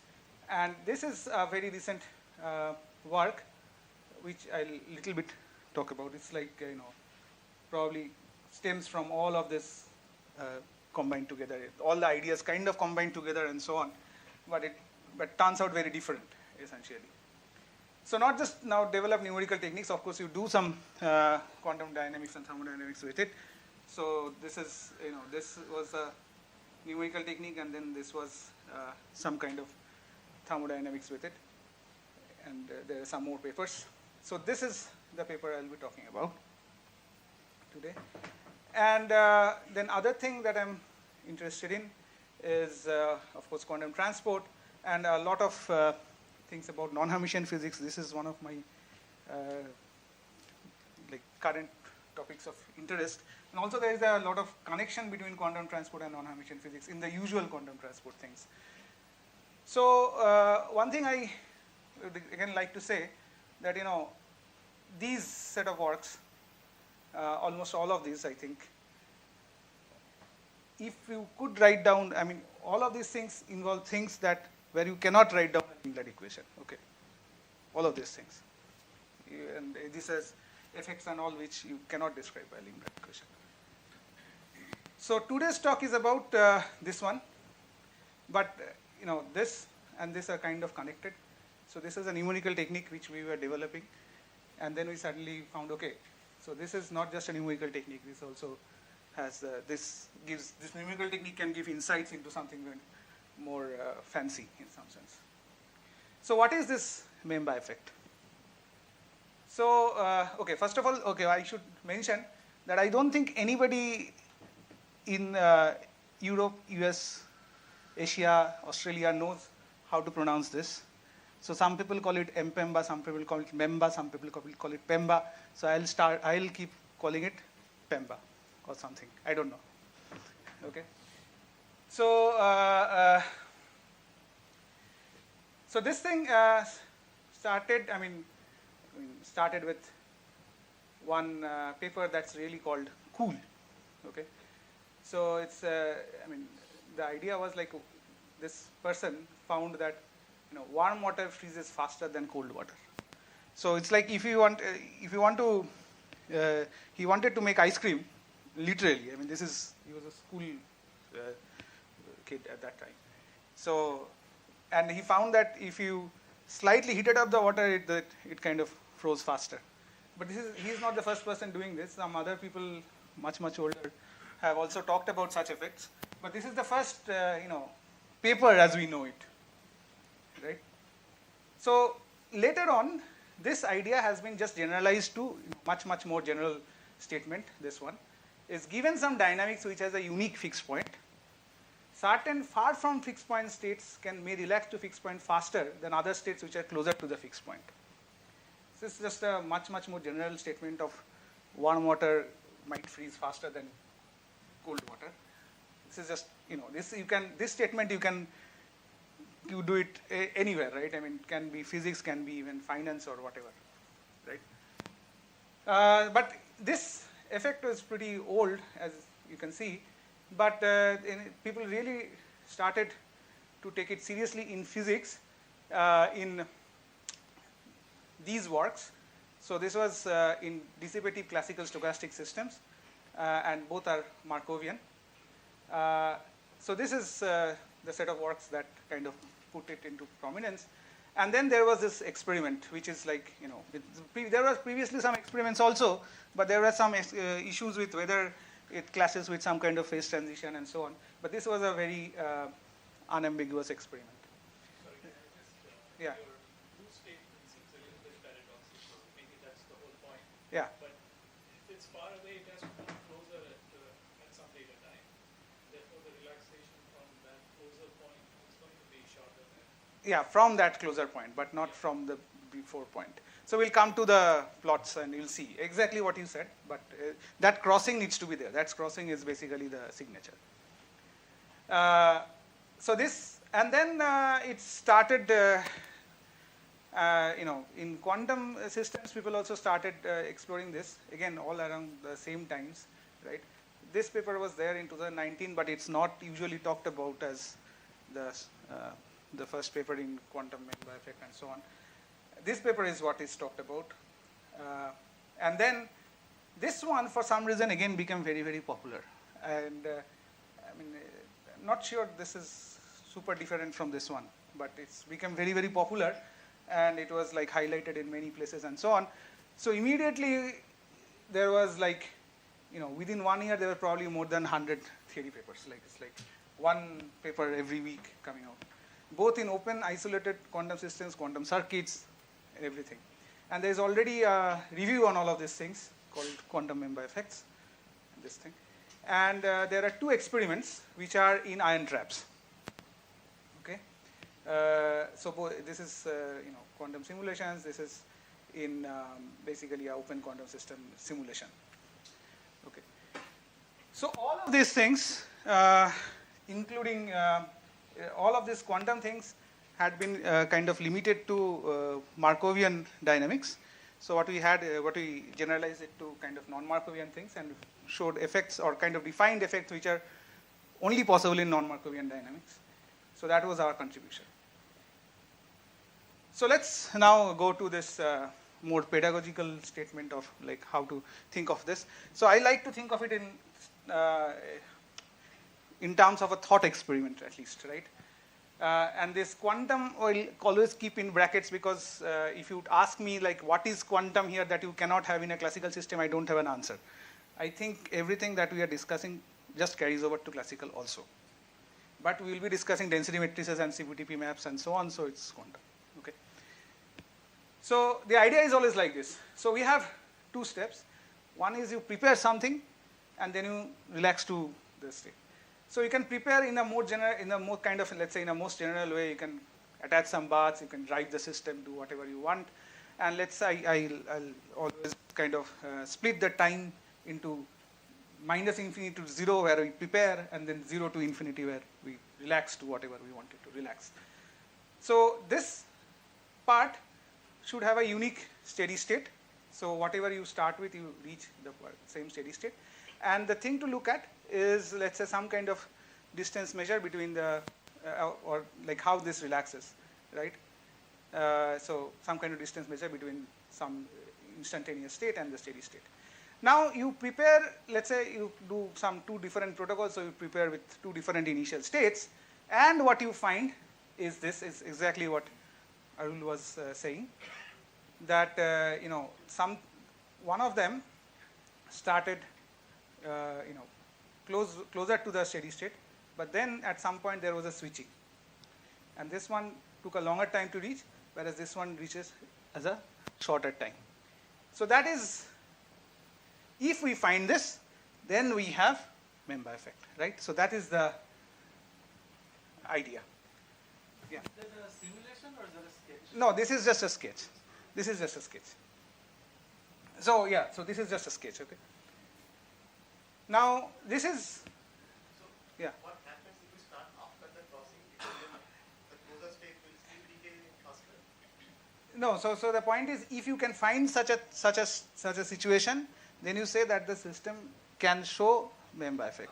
So you can of course find other situations. You can also find some states here which it doesn't decay faster. It's not it always happens, right? So what is this? How did we generalize this to non-Markovian thing and did something which is like really can only happen in non-Markovian dynamics? Is say that, okay, one of the steps, so you need 2 of this, right? One is kind of reference with which you compare, another one is somewhat which decays faster. So you say that the reference one, I'll make the preparation step as identical to the relaxation step. So I couple 2 baths which are exactly same as the relaxation baths and keep it on for a long time. Then at time t equals 0, I just switch to another set of baths which are just identical, and then I keep it on for a long time. So, at time t equals 0, this has already reached the steady state that it's supposed to reach. But then something happens. Then we kind of switch the baths, right? So this is the reference state, and then there is the other one which is some other state. So both of these relaxation processes are of course the same, and then this is what we look at. And if we find a situation like this, now this can happen. Now this cannot happen in a Markovian thing, but this can happen here. So this one will start with this at t equals 0, this will be identical to the steady state. So then you start there, but then it goes away, and then it again comes back. Why this happens? Because we have switched the system bath couplings, right? So there was this state was correlated with these baths at time t equals 0, but I switched them, and this was actually uncorrelated with these baths. So this is why this can happen. And then we can find another state, if we can find another state, okay, which relaxes faster than even starting with a state identical to the steady state itself. Then we say we have non-Markovian quantum member effect. The reason to call it non-Markovian is, of course, for a Markovian thing, such a state would not have any dynamics. This kind of plot would not even exist. Okay? So this is essentially, the main point of this talk. Now, just to see, now the rest of it is a little bit technical to see how this maths plays out and shows that something like this is possible. Yeah. Is there a simple classical or quantum system that can give an analogy? No, let's look at the maths, and I'll give an example, of course, like but that's not an analogy or anything. Like it's an example. It's an example. Yeah. So we are okay. So basically, okay, you don't really actually care about the preparation step so much because it's just some initial step that you are plugging in here. So we want to describe the relaxation step well. So this is a general description. So you have some Hamiltonian of the system, some Hamiltonian of these baths, and you start with some initial state, and at t equals 0, this was decoupled from the system. So it's some state of the baths. So this rho b is a composite state of both the baths. This HB is a composite Hamiltonian of both the baths, and this HSB is a composite Hamiltonian. Also, it doesn't have to be 2, right? It can be 1, it can be many, whatever. Like this is just a representation. So then, of course, we have the dynamics of the system is given by this CPTP map, which is given by this Hamiltonian evolution and so on.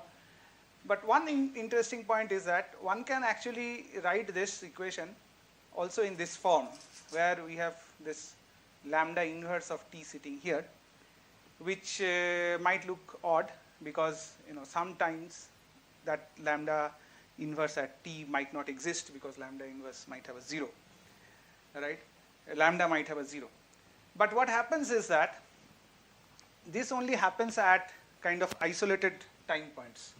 So if you want to describe this, you might often get away with just skipping over those time points. So you can just approach them and just skip that over and go on, right? So that can happen, that one can kind of have a description like this. So this is taken from this paper, and also there are some reviews and all. So this is actually what is called this time convolutionless propagator. So that if you want to, if you had weak system path coupling, and if you could do like you have time convolutionless propagator, for example, in Breuer and Petrucciani, is basically doing this, but doing it order by order. Here I am just keeping all the orders, right? So this both of these can happen. Now, the main assumption was that this dynamics takes me to a unique steady state, right? That was the main assumption.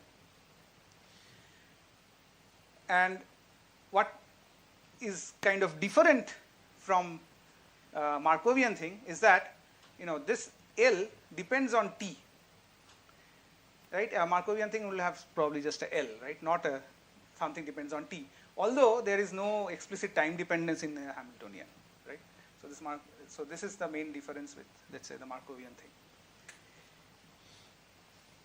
So now, because this takes me to a unique steady state, so what I can do is, I can think about how that is possible mathematically from this. So instantaneously, for the map at any given time, I'll have a eigenoperator with eigenvalue 1, which is the instantaneous steady state, start from this equation. But I also can have an eigenoperator of this one, this L, with eigenvalue 0, which is also another definition of instantaneous steady state. These two steady states need not be the same instantaneously. They need to be same finally, right? And with increase in time, they should basically tend to each other. But instantaneously, they don't need to be the same. So the 0 eigenvalue of the eigenvector corresponding to the 0 eigenvalue of this matrix and the eigenvector corresponding to the 0 eigenvalue of this matrix need not be same. But finally, since we reach a unique steady state, so finally they should reach the same steady state. So then we can write down these two things. So if we define some kind of a tolerance, so what should happen is that this should be the the eigenvector corresponding to eigenvalue 1 of lambda. So the difference between these two things should decay, and beyond some time this should be smaller than some tolerance. And similarly, this should be the 0 eigenvector of this L. So beyond some time it should be 0, right? So these two things. But this then sees that we have actually two different memory time, two different definitions of memory time scales, right? So and these two different memory time scales may not be the same. So that is what gives us this physics essentially. So this is the idea. So how does this play out? So these are the two things that we found in the last slide. So if you look at this equation and try to think what it says that even if you start with the steady state, it takes a time of tau lambda to relax back. This is what I was talking about. This is what the red dotted curve was. Even if the preparation step is identical to the relaxation step, it still takes a time tau lambda to relax back. Yeah. So are you also assuming that the steady state is a product of two density matrices? No. System and No. So rho SS is no, rho SS is of the system only. Yeah. But I'm saying, looking at only the system, I'm not looking at the bath at all. I don't know what the state of the bath is. Like the reduced density. Yeah, it's always the reduced density matrix, right? Yeah, and for this one, okay, this we'll make one more assumption which is not required in principle, but it just makes life a little bit simpler. That, you know, after this time, this L tau that we have, it kind of converges. So it doesn't change much after this time, so that we can kind of put it as a constant. And this is again something that generically happens. If you try to do any simulation, actually calculate this, and you will find that, or even if you do some, you know, experimentally also, you will find that this is what generically happens. That after some given time scale, actually, this becomes constant. So now what you can do is, okay, since this becomes constant, so we have this equation. So I have written the density matrices in vectorized form, right? We have this equation, and this holds for time greater than tau L. So if I solve this, I get this. But here I have to put only rho tau L. I cannot put rho 0 here because this doesn't hold up to rho 0. But this one, of course, I can write as lambda tau L on rho 0. So this is the general kind of thing that we get. It's not a general, it's a generic kind of thing, right? It just happens in most cases. This is not super new. This is what has been called in older literature as slippage of initial conditions. When you try to derive the Bloch-Redfield master equation, you end up having such a term here. And, you know, people have said that, you know, the reason that you have this lack of complete positivity and so on is because of this term and so on. And this is a much more recent work which does the same thing. So now we have this. So now again, if we assume that L is diagonalizable, which again is generic, of course it can have exceptional points and all. So this is generic in the sense that no matter what sort of interactions are in the system? Yeah. So generic in the sense that you can probably find some exceptions to this, but most of the time this will happen, right? But this is dynamics dependent, right? Which is dynamics dependent? This thing? No, this thing is only thing that mainly, the main thing I'm assuming is that there is a unique steady state. That's it. So there is a unique steady state. That is the main thing. So in that's what I meant. That is, the system is ergodic. Yeah, exactly. So that assumption is always there. Otherwise, you cannot even talk about the member effect thing. So that assumption is always there. Okay. So now if we assume this is diagonalizable, then we have, of course, one eigenvalue which is 0 and the corresponding. Proof for this? This is, the proof is in, like, you know, it's not proof. It's not a mathematician's proof at all. But it's like very strong arguments, that's all. Right? And this splitting, actually, you don't really need to talk about member effect, just makes life a little simpler, right? But this splitting you don't need. But this actually generically happens. And you can also look at these papers, actually. They also have similar stuff. So this, the corresponding eigenvector is, of course, the steady state. So you have this, you can write this like this. And now, you know, the fact that you have some finite tau lambda means that this overlap here, even if you put the rho 0 as rho ss, is not 0, right? Because this will basically, so what happens is the act of switching off and switching on the coupling basically disturbs it a little bit. It just takes it out of the steady state, and then it again relaxes back to the same thing. And this is what is given by this overlap here. So now we can define a kind of time to reach steady state as, you know, when this difference is below some tolerance. And then we'll see that, you know, again, generically, the lowest decay rate that you have is the time to reach steady state here. Right? So that is the situation. Now, how can we have member effect here? So imagine a situation where this overlap is larger than whatever the other state you started with. So what will happen? The leading thing here has a smaller overlap, so it will fall below tolerance faster, right? So this is faster, but not exponentially faster. So this is called a weak member effect. You can have a strong member effect where you design an initial state which does not even have any overlap with design, which after operating with this lambda tau does not even have any overlap with L1. So then for that state, the decay rate is actually lambda 2. So then it is actually exponentially faster. And for this non-Markovian case, you can actually do something even more, which is like extreme, which you can actually, okay, since we are anywhere inverting lambda, so you can just put lambda inverse of tau here, tau L here, and then this you have a state which exactly reaches steady state in time tau L. That's it. Okay. So what are the Markovian cases? So Markovian cases, of course, if you have tau L equals 0. That is Markovian, because if you have tau L equals 0, then it is just e to the power. This is just semigroup, right?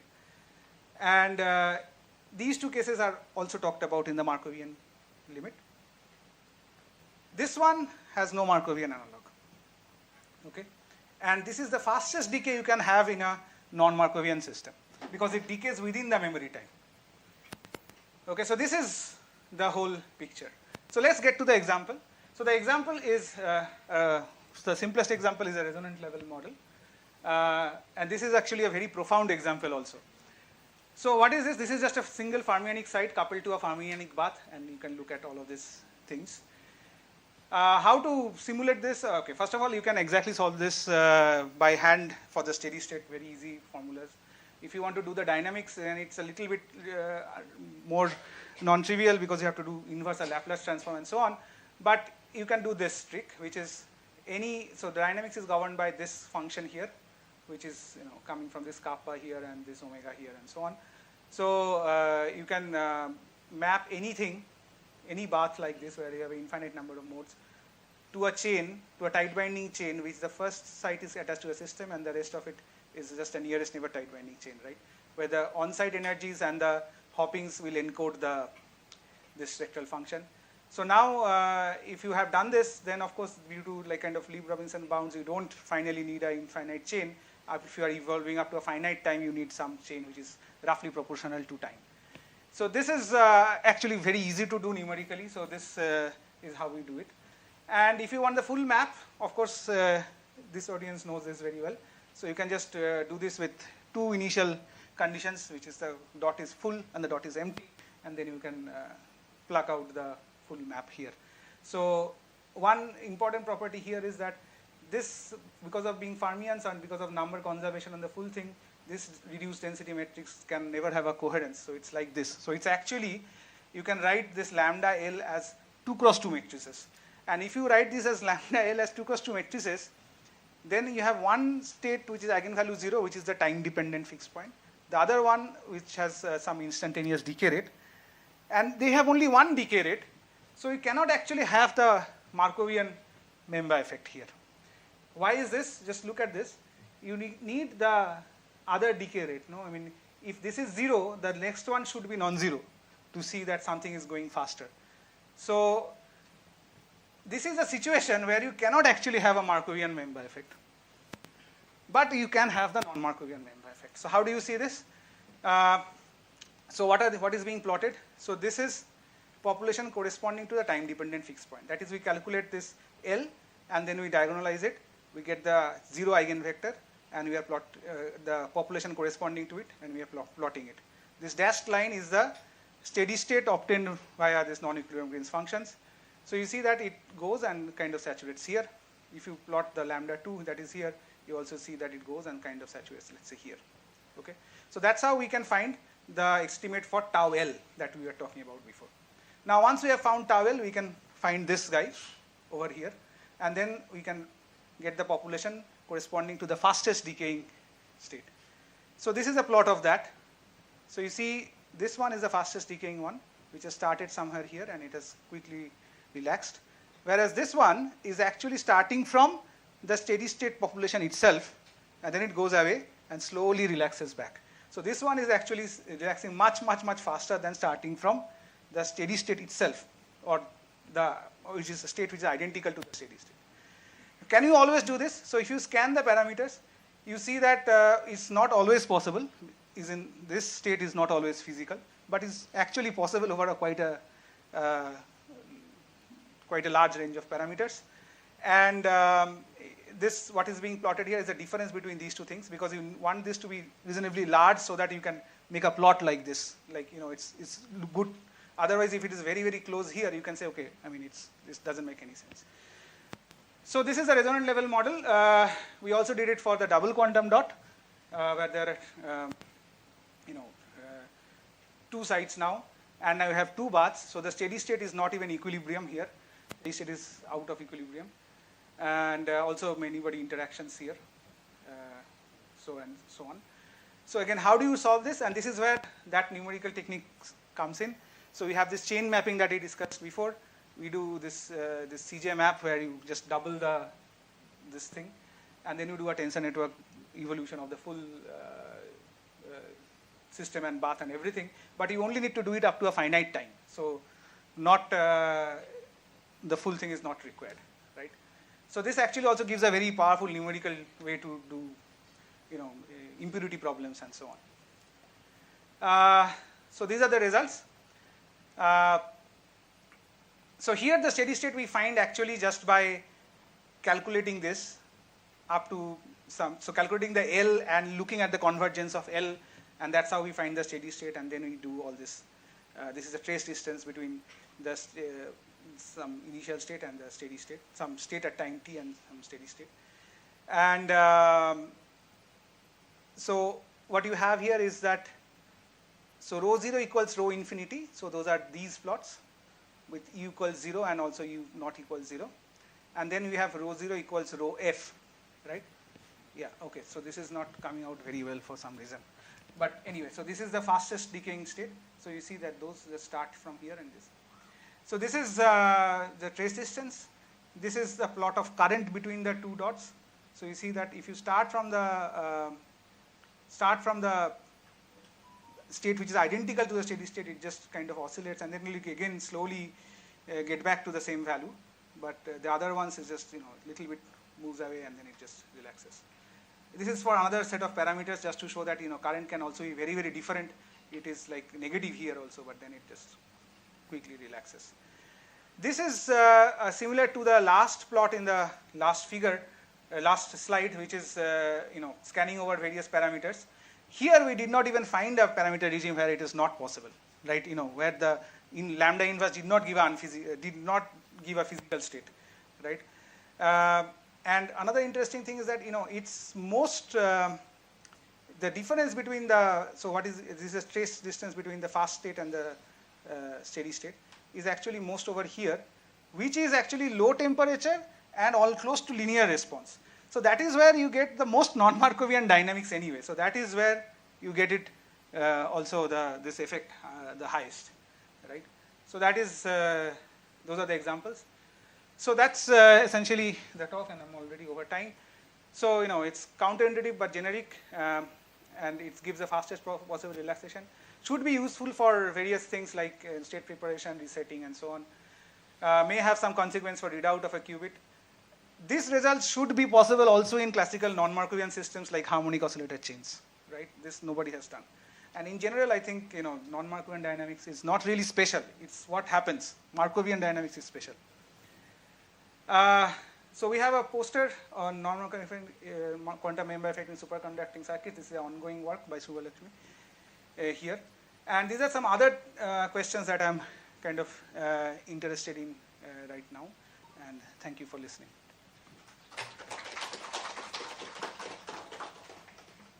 Yeah. Questions? Archak, one ignorant question.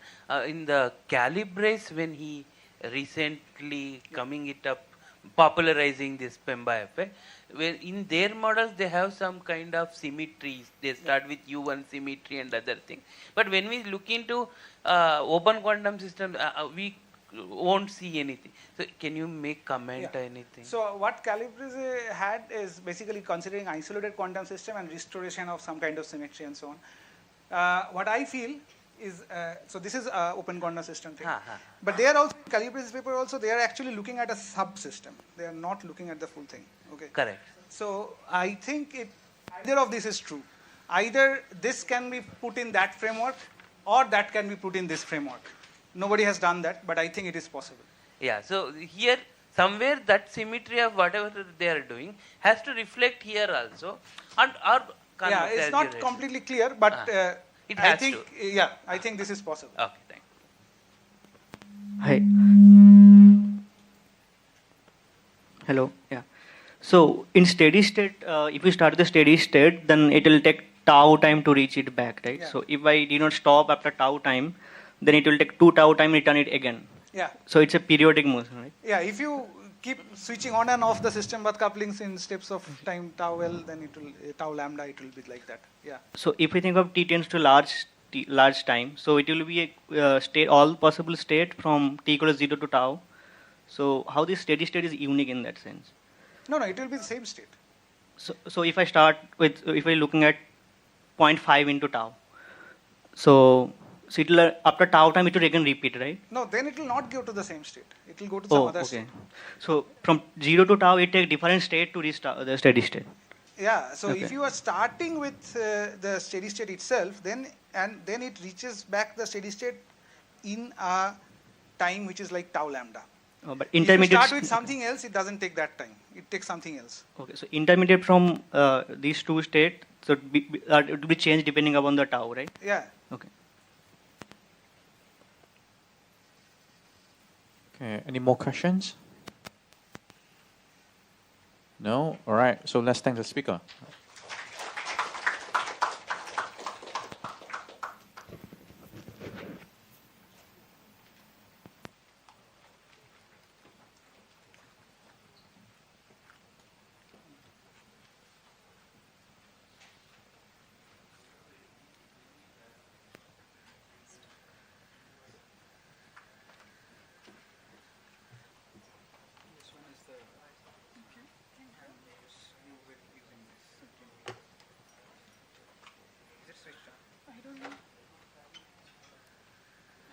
Hello, am I audible? Okay. So I'm sorry I lost my voice, but I hope I'm clear. Oh, I'm sorry. No, all good. Yeah. I hope I'm audible. And just like Archak said, this is true. This is the work that I'm going to present. But it is an old work because I took a break after this and now I'm coming back. Like since last year, I joined as a DST-inspired faculty at NIT Rourkela. So I thank the organizers for giving me this opportunity to present my work here.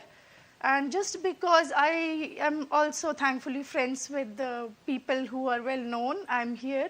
I think Titas is there, and also you know Simon Jager, who is one of the authors here. So, said that okay, maybe if I can join as a postdoc with you, because and he said he motivated me. No, you will get inspired. Don't worry about this. So, Archik, you're also my friend, who is famous friend. So, for me, you see, it's the frame of reference.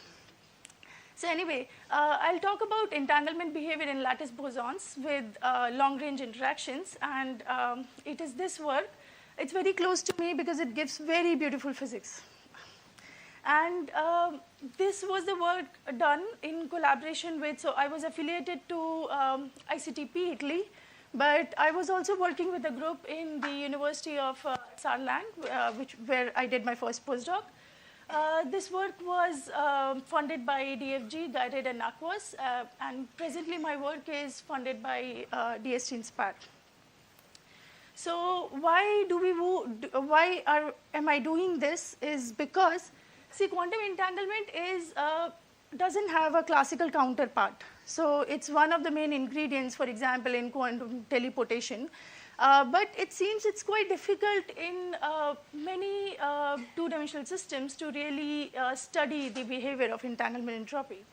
And we wanted to consider a long-range Bohr-Hubbard model in a two-dimension, and then wanted to see how entanglement entropy would behave, not just for the short-range interacting phases like Mott insulator or superfluid, but for new exotic phases like supersolid and charge density wave. So our main aim of this work is to characterize how we can use entanglement entropy to really show the effects of the short range versus long range phases which are namely, respectively, the short-range phases, the Mott insulator superfluid, and coming because of the long range, the supersolid and charge density wave. So this is the model. It was simulated by, or like it was experimentally shown, these phases and this effective Hamiltonian in the lab of Professor Tilman Eslinger in ETH Zurich. So the idea is simple, that imagine that you have these red dots, which is a Bose-Hubbard model, so it's a lattice model, and then you put it inside a good cavity, which is nothing but like really good mirrors for me. So imagine you have a lattice model and you place it inside good mirrors, and then you pump with lasers. So the idea is photon will bounce off the atom into one of the cavity modes, and at one special point you will get all these blue lines, which is like, the idea is you'll get a new underlying lattice on top of the lattice that you already had. So this red lattice you already had, which was this Bose-Hubbard Hamiltonian, HBH. And then because of this atom-photon interaction inside the cavity, you have a new part in the Hamiltonian, which is H cavity. So in an effective limit, your Hamiltonian takes this form, H LRI, which is H long-range interaction. Now, to tell you how these terms look like, because how their competing effect gives rise to new phases, the idea is the Bose-Hubbard Hamiltonian, which would be there even without the long-range interaction, has the first part, which is kind of a hopping. You annihilate a particle at J site and create at I, but they are a nearest neighbor. So with T strength, you're hopping. U is the price you pay when two particles are staying at one site, because they are bosons, they can do that. And mu is the chemical potential, because it's a grand canonical ensemble, we are not fixing the number of particles. Whereas the cavity part is the part which at one limit looks like -1 to the power I Ni. So you can imagine that it gives you an even-odd imbalance. It is +1 and -1 as you go from even to odd side, or I goes from 1, 2, and so on and so forth. So with this red part, which was there because of the lattice, you also have this even-odd imbalance because of the cavity. So if I want to give you an image, like a very crude diagram of how different phases are, well, this blue part, if I underline this, whenever this part dominates the Hamiltonian, you have a phase which looks like an insulating phase where all the particles are stuck to local minima, so it's called Mott insulator. When this hopping part dominates, it looks like your particle is free to dominate all over the, free to hop all over the lattice, so it's kind of a long-range correlated phase called superfluid. And when this green part, the long range, along with U dominates, you have a phase which is like Mott insulated, but because there is this long-range interaction, you have an imbalance in the occupation of the even and odd sites. This we are referring to as charge density wave. It can be 1, 0, 1, 0, or 2, 1, 2, 1, 2, 0, 2, 0, like any imbalanced structure. And then there is the supersolid phase, which is, just imagine you have a block of 1, 0, 0, 1, and it's free to move all over the lattice. Like imagine some crude picture. So it's a supersolid phase, which is long-range correlated, but it has even-odd imbalance in its occupancy. So the idea is this Hamiltonian is still very difficult to solve and then to obtain entanglement entropy for it. What we will do is, first we will look at the mean field analysis of this. That would be very easy. And then we'll see how we add correlations on top of it so that we can get the information about entanglement entropy. So now this slide looks very like, it has too much information, but the only takeaway is mean field is the idea where you replace the, as the name suggests, you replace the field at one of the sites with a mean over your neighbors. So you imagine that it would start to get better and better as you increase your dimensionality or your range of interaction, because many neighbors are now contributing. And in our case, we have a two-dimensional system which is long-range interacting. We expect the results to be really good. We have another paper on that. Yes? Can I ask, are you fixing your filling? No. So we are not fixing our filling here because we have mu here. We will at one point, because when we'll talk about a fixed density transition, then we will fix it. So you can do that. You can fix your rho, or you can like not fix it by changing it with mu. When you fix your rho, your mu won't be like there in the picture because it adjusts to keep the particle number fixed, average particle number. So the takeaway is just this: when we apply mean field, we get two parameters which are nothing when you do numerics, they are just two numbers. One tell you about the superfluid order parameter. So you can imagine that it's 0 in a phase called Mott insulator, where you can understand that annihilation average of the annihilation operator over a many body state of an insulating state would be 0. An exercise, like imagine if you cannot. Or we can talk about it later if you want to. And then there is another parameter that tells you about an even odd imbalance. So you can imagine that this parameter would be 0 whenever you have the phases which occurred even without the long range interaction. And you can form a table out of this that tells you that, okay, Mott insulator doesn't have even odd imbalance, so it's 0. And whenever phi is 0, you have Mott insulator. So like how this table goes is, this imbalance, whenever it's 0, you have these short range phases like Mott insulator and superfluid.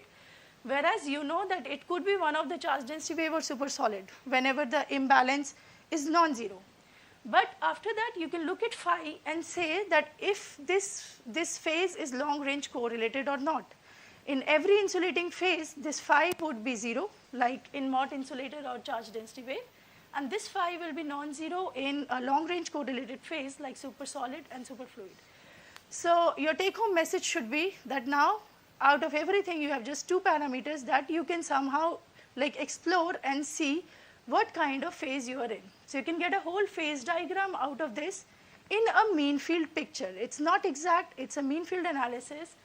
But the problem with mean field is, for those of you who don't know, the idea is what we did is we replace this correlation between different sites by average. So at the end, I'm hoping it will come back. So at the end, what happens is you have a single site Hamiltonian. And in our case, since we have like just two effective sites, even and odd, or even sites look similar, or like sites look similar, we have a Hamiltonian which is just dependent on even or odd site.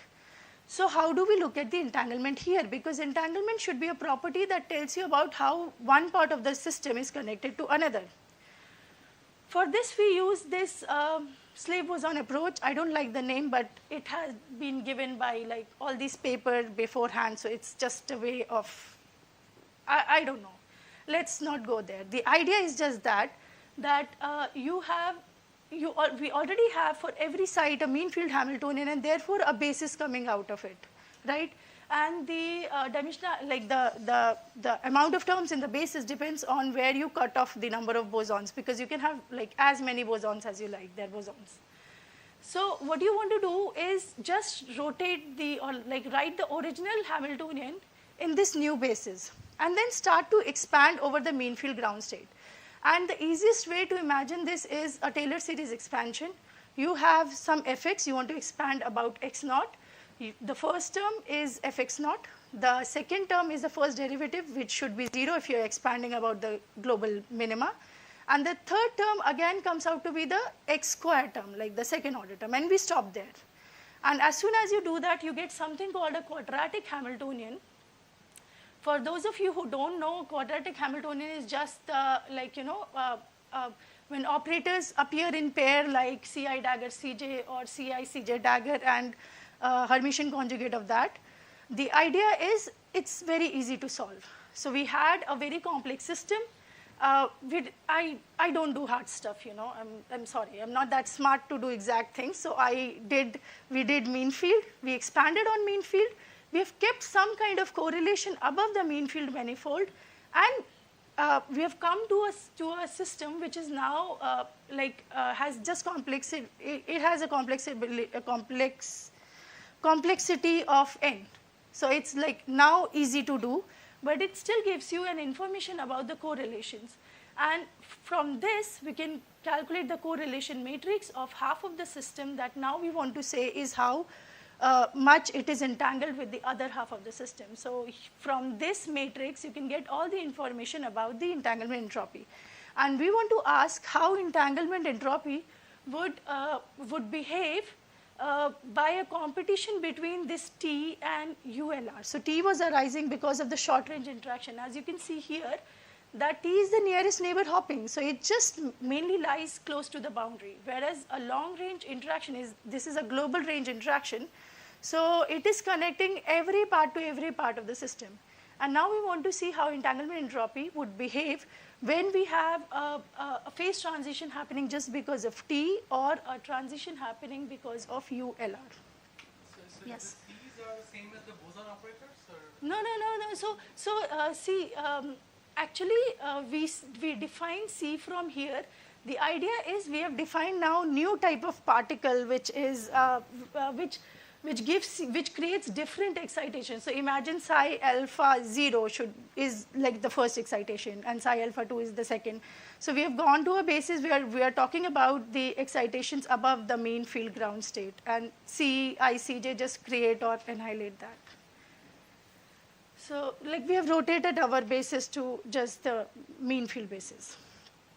So it talks about the correlations above this mean field manifold.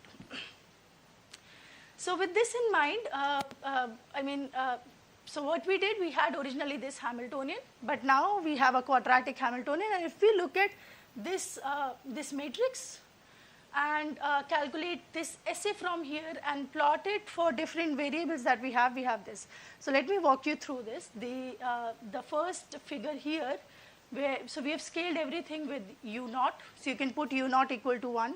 And this is for long range is equal to 0.3. We are plotting on the y-axis the chemical potential so that your number of particles can change, and on x-axis the hopping term. And you see that for a smaller range of mu or a smaller range of particles in the system, you have a phase called charge density wave phase. It is something like 1010. As you increase your hopping, you go to a super solid phase, and then as you increase your hopping further, you go to a superfluid phase.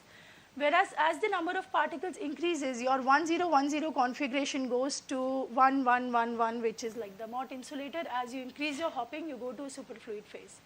But something interesting happens as the long range interaction increases above 0.5, which is the case, for example, U long range is equal to 0.6. In this case, you see Mott insulator phase go away, the short range phase, because of the on-site interaction has gone away, and we get all the phases of charge density waves. And when you increase your T, you go to a super solid phase and superfluid phase, further increasing the T. So this we will consider on the cases when we want a larger super solid region to explore the scaling.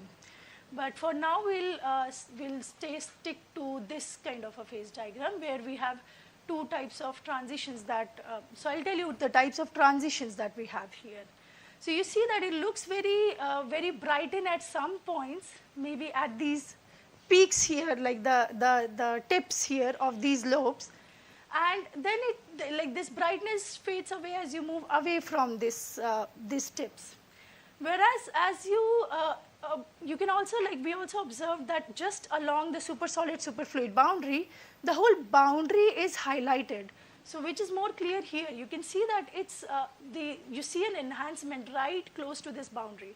So this gives us some information about the kind of excitations are happening in the underlying physical model and how we want to relate it to the excitations happening in the entanglement entropy or entanglement spectrum.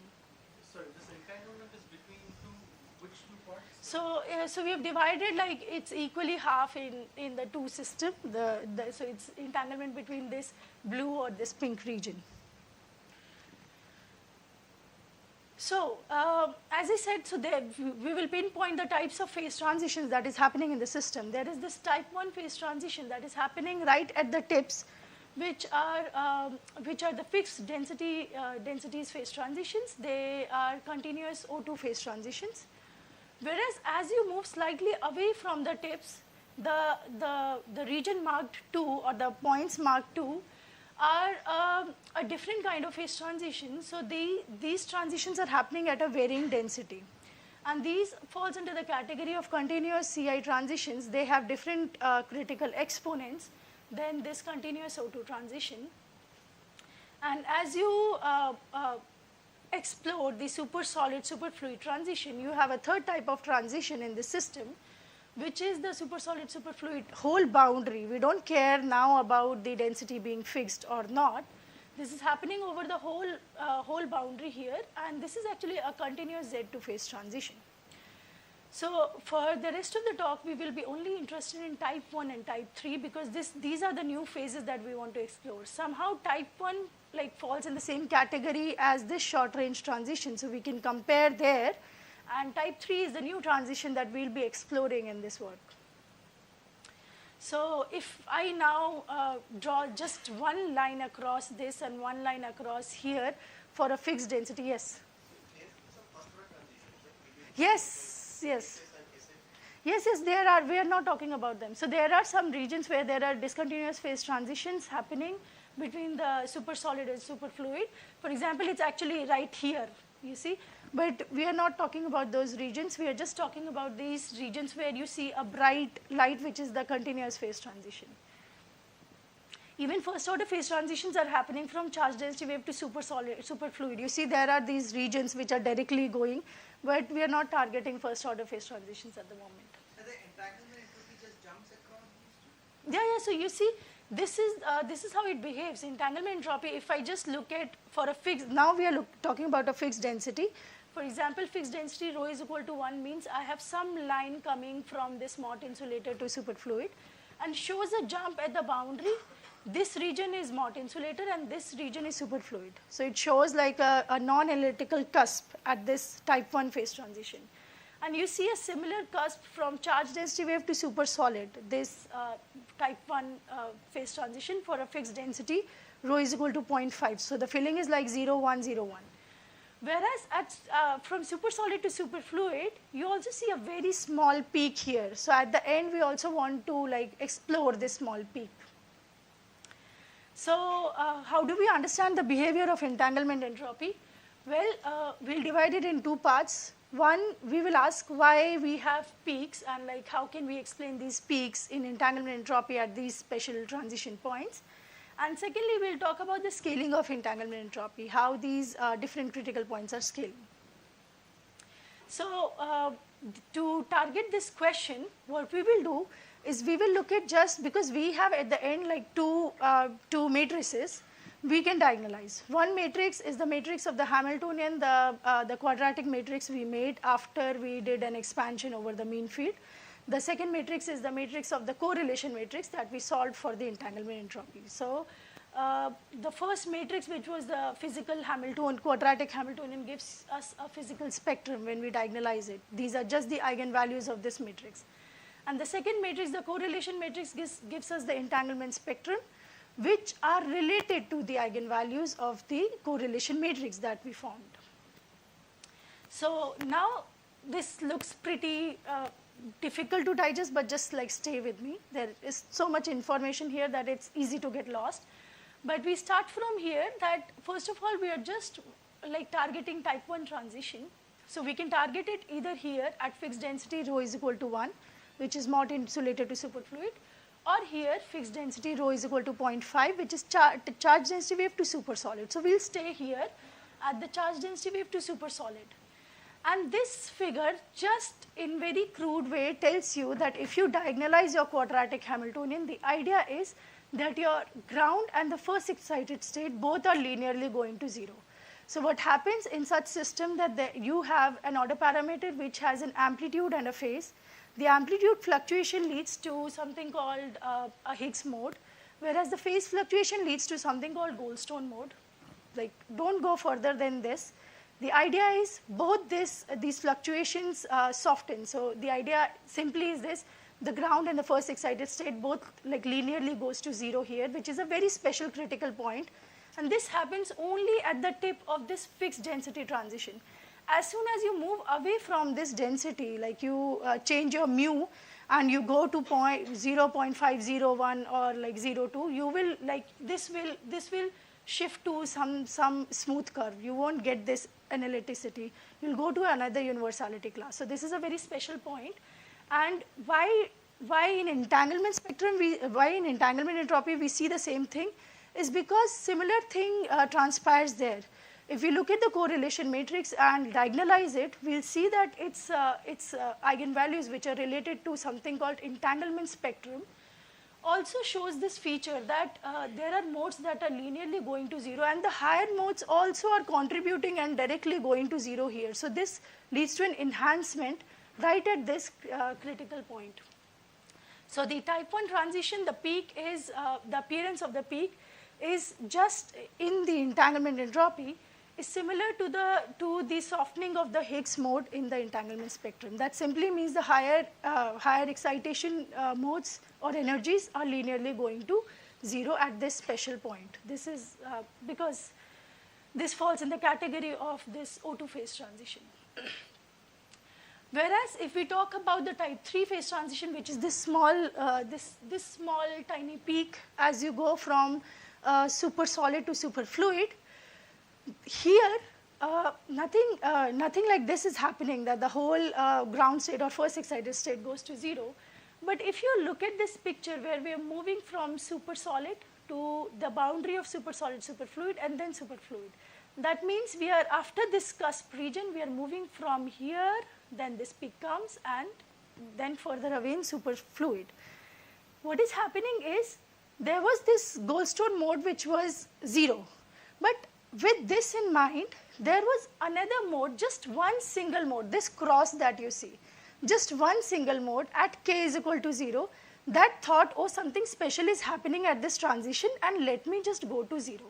So not the whole curve is going to 0, but rather this one single mode that starts to go down, touches down right at this transition, and then starts to be gapped again, like starts to rise up again. This is called a Roton mode, and it is a speciality of these long range phases. So it's like the collective excitation that leads to these special modes in the system, and we see exactly this. That there is this point, this cross point, that starts to go down, and then it touches right at this phase transition, and then it starts to become gapped. And if we look at the entanglement spectrum, we see exactly this, that there is this point here that starts to go down, goes like very close to 0, and then starts to become gapped as you move away from this point. And this is this one single mode actually gives you this peak at this transition, not the whole spectrum, but just this one single Roton mode. So if you have a long range interaction in Ising transition, you'll have this. If you have a global range interaction, every collective excitation would at the end give this. So I don't think it's different because it's also continuous Z2 transition. So you can map, I have a feeling. But whenever, so it's in this paper also, like, so it is in this experimental paper by Eslinger's group again, where they show that whenever you have this collective excitations and a global range interaction, and you go from some long range phases like super solid to super fluid, you will always see this softening of one single mode, which is the Roton mode. And to verify that this is not a property of like just the fixed density, it's not like a fixed density phase transition, but rather a transition happening all through the boundary of this continuous Z2 phase transition, we have kept mu fixed, so density is not fixed. We still see this peak, and if we plot this one single mode in the energy spectrum, which is this red line, you see as you are moving here, this one single K0 mode is going to 0. Similarly, this one single mode, which is like this cross mode that we have seen, this cross mode also goes to 0, touches to 0, and then starts to go up. So type 3 phase transition, there is the appearance of this Roton mode, and what happens is your amplitude Higgs mode, as you go, like, so there was this amplitude Higgs mode that went to 0 at the first type 1 phase transition, and now it has turned to a Roton mode, which gives you, this Higgs mode is transformed into Roton mode, and now this Roton mode softening gives you super solid, super fluid phase transition. So it is this interplay between these excitations when you go from this short range to long range phases. So that's why the long range interaction plays a very important role, and like you will see it everywhere in a global range or a long range interaction. This is a feature of such kind of phase transitions. Now, what is the scaling of entanglement entropy? And okay, I have Good. So for both the cases, long range 0.3 and 0.6, and for both the critical points, type 1 and type 3, we started to fit it with a function, a general function, where the first term is the area law, AL, because you see you have a boundary, and you expect entanglement entropy to scale with the boundary, which is happening because of the short range interaction also. Then we have a B log L term. Why do we want this log L term is because there was this paper by Mitlinsky and Grover, and they said that whenever you have a UN symmetry breaking, you will have a log term in the system. And the coefficient of the log term should directly depend on the number of Goldstone modes in the system. And in this case, take my word, Goldstone mode is 1. So this would be, it's related to ng by 2, where g is the number of Goldstone mode. Goldstone mode is 1 here, so it's 1 by 2, it's 0.5. So B should scale to 0.5 if we are doing everything correct. C is a constant. So we see that here, I don't know if this picture is clear to you or not, but what we are doing is we are going from charge density wave at a fixed density through supersolid to superfluid.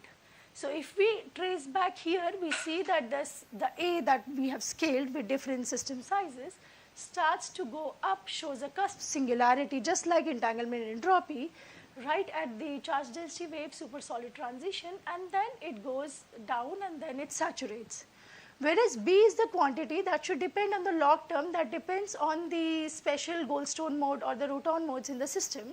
So this B is 0 all through the charge density wave phase because you have no Goldstone mode appearing here, but right at the transition, this B shows a jump and it should saturate close to 0.5. It does not, I tell you why. And then as you move away in the supersolid region, since you have again a Goldstone mode which is linearly 0 all through the supersolid region, you see B again saturating to 0.5. And we see a similar thing when we have a larger region of supersolid phase and charge density wave phase. Here the region is very small, so we expect that this discrepancy is because, like, you have a very small region and you want to regularize this this scaling behavior, and it's not doing it because there are other quantum phase transitions happening very close to these critical points. So we go to a larger value of U long range, where we expect that there is a larger region to stabilize our scaling. So A here shows a discontinuous behavior, as is seen also in entanglement entropy, and B is now much more stabilized, close to 0.5. But right at this transition, what is happening when you have a Rutan mode? So the thing is, we see that, okay, Goldstone mode is 0. Goldstone mode has gone to 0, so that its contribution is there. So its contribution is there. So the scaling B is 0.5 here. B is expected to be 0.5 here. But then there is a Rutan mode that has appeared on top of this. So you expect your scaling to be slightly larger than 0.5. Now the problem with mean field is we cannot, it's not an exact theory. So we cannot pinpoint and say that, okay, this should be the scaling behavior, or this is the number that we give, which gives you the exact scaling or how it is related to the elementary excitations. But we still did our best and came up with a number that at this phase transition where you have a contribution from Rutan mode, it should be close to 1. Whereas because there are two kind of modes that are going to 0, so you have a half contribution from Goldstone mode and then again some contribution from Rutan mode, so it's definitely greater than 0.5, we claim it. Exact number, we will know if one of you do exact numerics. So, but we say that it's very close to 1, and that is because it should depend on the modes that are linearly going to 0. I am kind of almost done, so I'll just recap. The idea was we had a complicated system. We did a mean field of this system and then expansion on top of the mean field manifold to get an idea about the spectrum of the Hamiltonian and the spectrum of the correlation matrix that came out of it, so that we can talk about entanglement entropy. There were two kind of special phase transition points that we found. One was an insulator to an incompressible to a compressible phase, which was charge density wave to supersolid phase transition, which was type 1. And then another phase transition, which was between two long-range correlated phases, the supersolid to superfluid phase, which was type 3. And we saw that the features of the charge density wave to the Mott insulator phase transitions are same as the Mott insulator to superfluid. Okay, so it doesn't care about the short range or the long range interaction. But what special feature arise is because of this collective excitation that happens because of this one special Roton mode, that gives rise to a special transition, which is, I have few slides still. Okay, so please, okay, good. Okay, good.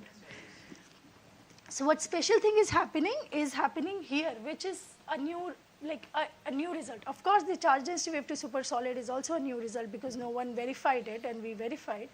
So this is like a really beautiful physics coming out of this, and I really love this work.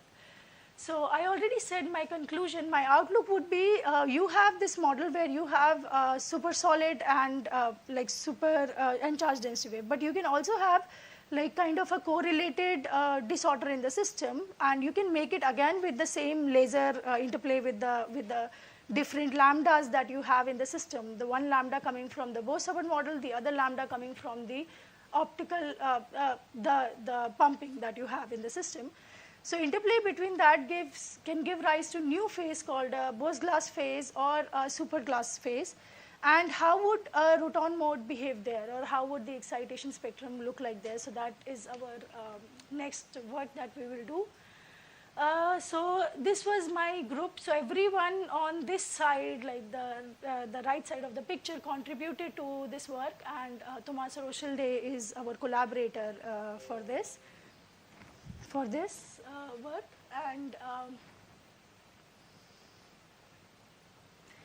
And just to since it is for collaboration, and I liked when you showed what your group was doing. I have like 2 PhD students at the moment. One Chitrangda, who just joined in January, and she will be working on the extension of this work. Senior PhD student who is not my student, but I am helping him finish one of his work. He came with an idea to me last year, maybe September, and he's working on flow-K-driven 3-level Rabi Hamiltonian. I have a student, MSc student, who also joined last year with me. We are working on teleportation with weak measurements, which should be up in few months on arXiv.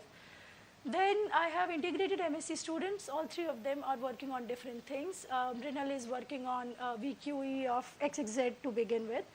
Narayanan is working on quantum Karnadakis entropy, and Jay Prakash will be working with Chitrangda on the extension of this work that I'm doing. Thank you, and questions.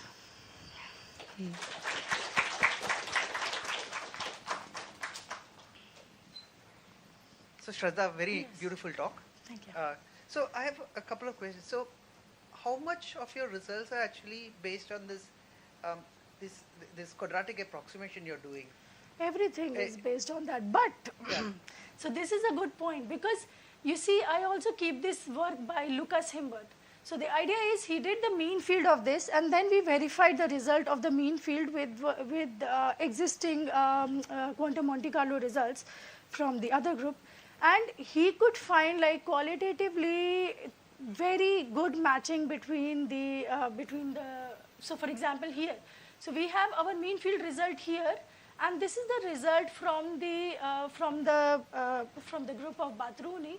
And you see that the transition boundary changes at higher density, but for a very long region, the 2 results match quite well. So this was the idea to do this, that maybe when we look at the exponents also, since the phase boundaries match so well, maybe when we look at the exponents, the results would be also much more clearer and closer to what we expect. But we cannot say anything for certain unless someone has actually looked at the scaling and verified, so that we can say, oh, we got the correct result that we were looking for. So it depends on this, on the mean field basically. And we already verified in another paper, which was this paper by Lucas from our group. He So we worked together on this, and we already saw that the mean field results were already very good in predicting these boundaries, as good as someone would from quantum Monte Carlo. And that's why we started expanding on top of this, because our idea was this, that you're increasing the dimensionality, your result is getting better. You're increasing the interaction, your mean field is getting more better. So we expected that. So just a quick comment, I think disorder will just localize the Higgs boson. Maybe, yes, but it's not, so this is not like a disorder which is like a square potential. It is like a correlated disorder. Maybe. I mean, there would be some excitation. Yes, of course. So I don't expect actually one single mode going to zero in super glass to super solid, but something would happen, because anyway you're breaking. It's just going to localize the mode. Yeah, because this is kind of a disorder. Yeah. Because see, the thing is so for example, in a glassy system, you say that you have regions of supersolidity. So here these regions of superfluid are actually connected in a very good design, in long chains. So this was our idea, that since it is correlated, this region is not like independent of the other region. They are connected in a very beautiful fashion, even in the glassy phase or in the super glass phase. So that's why we thought that. But it's very difficult to do it, there are many local minimas along with this global one. It's very difficult to find it. So yeah. It's so we cannot like really rely on this at the moment. So that's why we are not. But we'll see. Yeah. So do you expect the transition between super solid to superfluid to be supersymmetric type? Because you have one Goldstone mode, and then from Ising, I guess there will be a Majorana mode. Actually, I never thought about this. I never thought in this direction. But I don't know. that Maybe Ising I'll mode think is, about it. so this Roton mode is basically a Majorana type mode, right? You can write it, because you see it's also like this fixed, when you write this fixed density, yes, maybe you can write it in terms of that. I did not think about this. It's a good point. Okay, over there. Yeah. Yeah, hi. Thanks for the nice talk. So one point I wanted to ask is, why are cavity modes not included in the initial? So cavity mode is included. Good point. Actually, I wrote the effective Hamiltonian at the end, where we are we have reached the adiabatic elimination of the cavity limit. So they have died down and everything, and at the end, this is the effective Hamiltonian we start with, which is verified experimentally also. Like, so this was verified by their first paper itself. So do I write it here? No. So cavity mode is there in the beginning. We look at this A dot and how it goes, but then at the end we go to an effective Hamiltonian limit, where we have seen the adiabatic elimination of the cavity. Supposing you don't eliminate it, do you think like a richer physics can emerge? Like where there is where there's an interplay between, say, the coupling strength of light matter and yes, maybe. So it's a good idea. And another small question is the mean field, like the calculations above the mean field, similar to something like a cumulant expansion, or? So that's what we were discussing. Maybe in a way, because they're also like, as you're breaking down the higher orders into a mean field order. So I don't know, but like from the one talk that I heard, and the way how much I could take away from it, was that don't you like add more cumulants and see how it's going very close to the exact results? Do you like? Yeah. So right. So since we are truncating it, I think that would be a much better approach for comparison. But this is an approach just to like see how even on the mean field level, the excitations can, like if we can say more about the elementary excitations and how it affects the entanglement entropy in the system. Oh, okay. But okay, question in the front. Yeah. So experiment. Sorry. So experimentally, if you do a sweep, if you go from the super fluid region to a super solid region in a Kibble-Zurek type manner, is there do you expect any special signature of the single zero mode vanishing, which would be different, some signature in the excitations which would be different from a Mott insulator to superfluid? I think so, because you see there are two kinds. So the cable zurich is, so your time is anyway diverging because you have a phase transition. But Goldstone mode is already 0 there, and there is just this one single mode going to 0.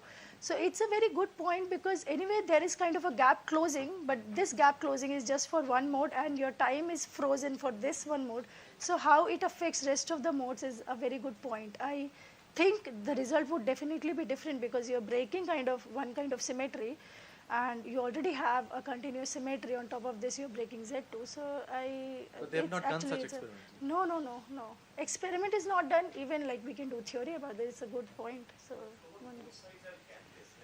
yeah, so but there is this Z2 symmetry. So what I think is, okay, so you're saying that if I start to drive with some but imagine that my T, for example, here, so just thinking loud, I fix my T at this value, and then say maybe I vary it as some 1 by T by tau or something linearly. I can do that in principle, and then see, the idea would be to see how this one single mode affects the rest of the modes. I don't, theoretically I'm saying, in principle, one can do that, right?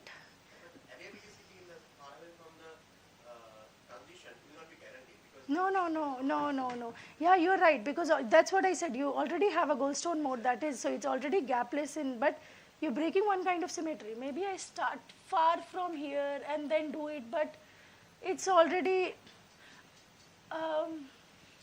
okay, yes, I'll think about it, because here you have a much bigger region where you can play with, but I'll have to think about this. Yeah. Okay, is there a question? Thanks for the very nice and detailed talk. So, my question is, what role does symmetry play here, as you were tuning all the parameters that you have in the Hamiltonian? Symmetries of the theory keep changing, and that sometimes have drastic consequences in the entanglement entropy, as we have recently seen in one of our work. How much of that can be explored within the mean field framework, or you really need to go to maybe an exact diagonalization for a small system?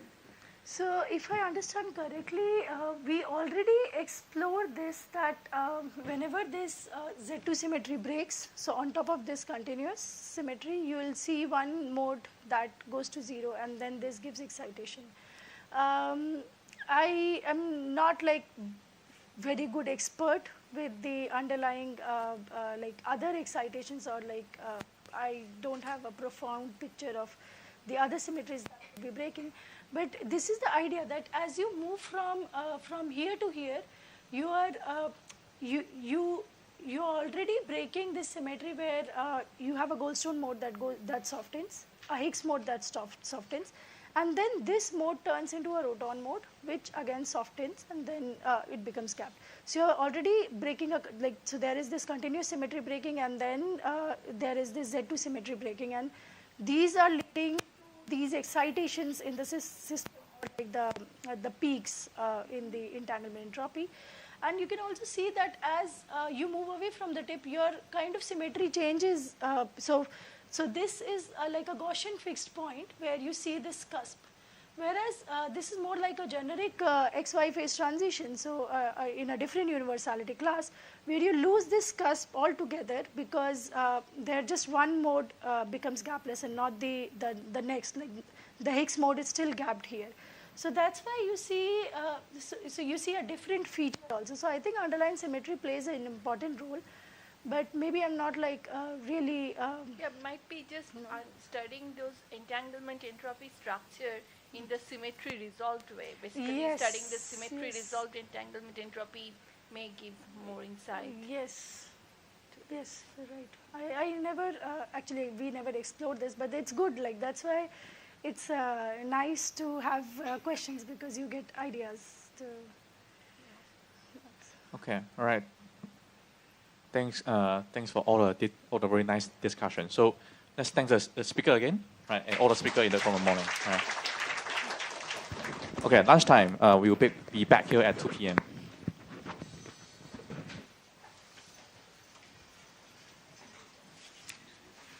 Could you take my photo?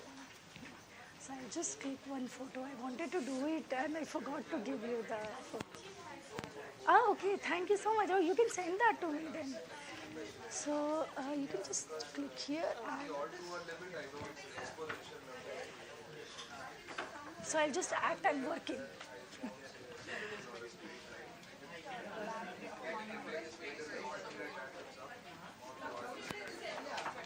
Thank you. But you took in your phone, right? You said. That clear, but I'll send it. Oh, please, please, please. Send it.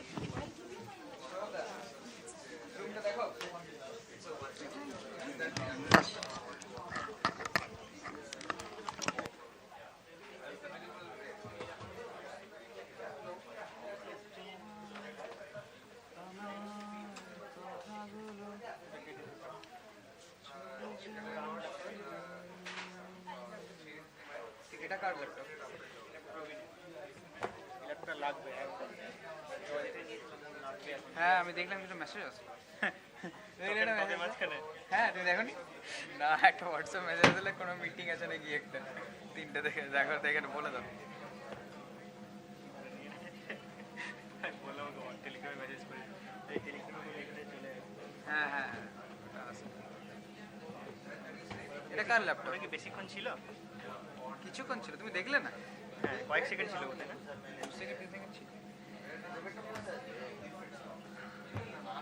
এটা এটার মধ্যে এইটা লাগানো যাচ্ছে না আরেকটা থাকে আমাদের আছে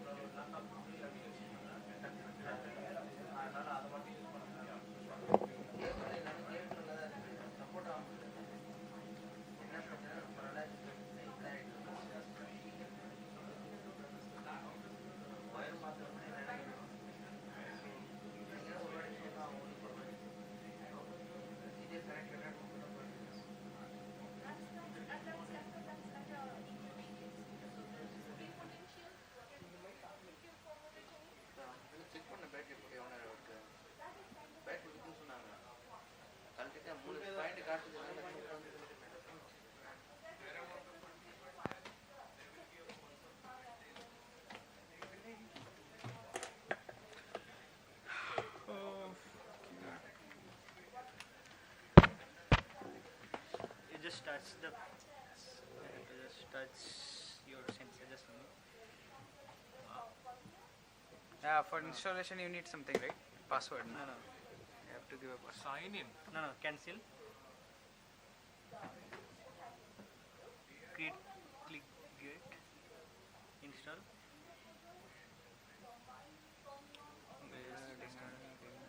I forgot my password. Then you can do forget password. And if Vikas laptop is there.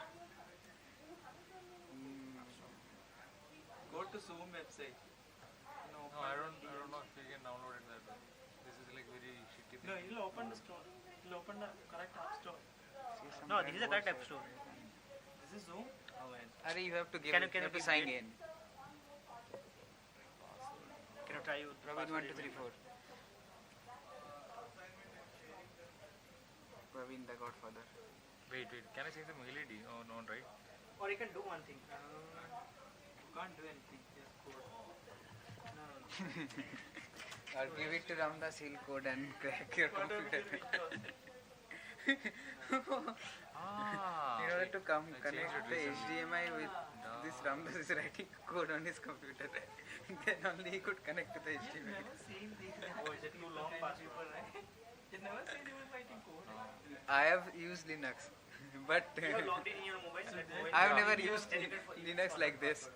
What's the point? Because I have never put a HDMI in Linux. I had virtual box. Windows know how to Yeah. play with. Good. Fuck. Did you forget your password? Because it was entered. It will come here. But I don't know if the mail will come. This is full.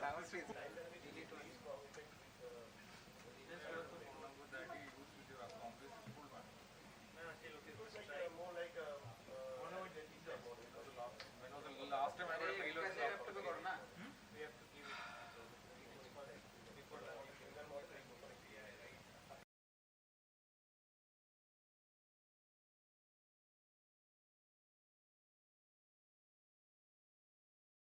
এইটা কেন ধরে আছে sir এটাতে timer লাগে আরে ওটা একটু ইয়ে কাজ করে না project I am like so কি বলে not confident about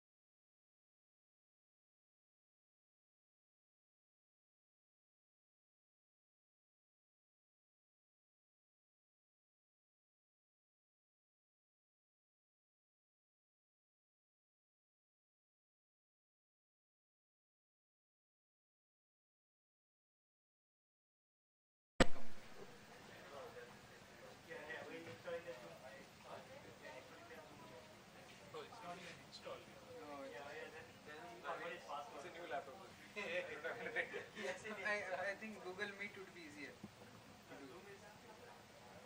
But yeah. I need to.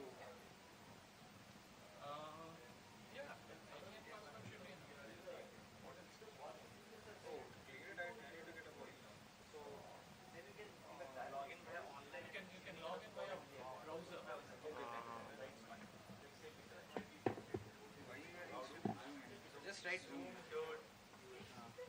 Joining a Zoom meeting, that's what you do. I think they'll give you some. Log in. You will have an account. Yeah. There is account. Sign in. You can sign in as a user. But you can also sign in as a user. No. That's Google Meet. Search citing ID will go. There is a mistake like it is not paid after 40 minutes the mail will continue. Really? Then again you have to restart. I used to like teach in a school. So during COVID, so I had this Zoom meeting, like I'll take a lecture and then after 40 minutes you do this. We paid for it. You paid. It was a government school. Yeah, most of the people who are doing this.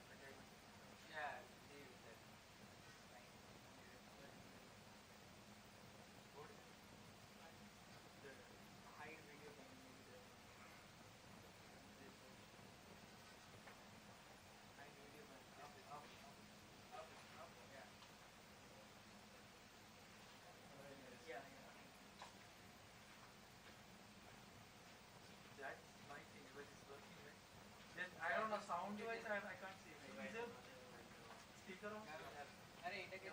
Connected. Connected and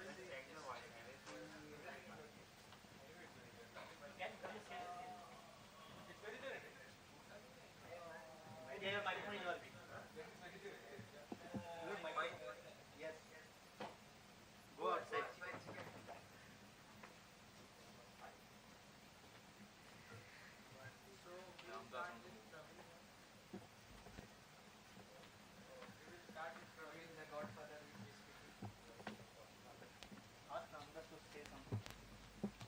Say something.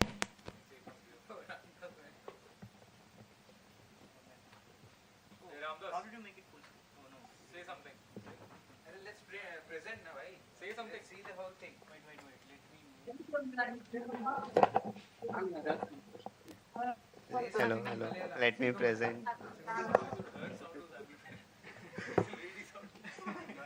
Sound award.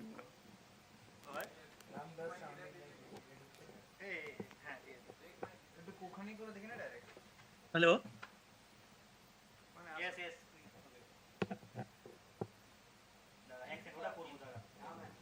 Yes, it's coming. You go there. I'll play some music. Yeah, just play some music. Why? Hello. Guys, start testing. ये conference हो रहा है मैं उधर से आ रहा है कि इधर से आ रहा है Hello. No. Hello.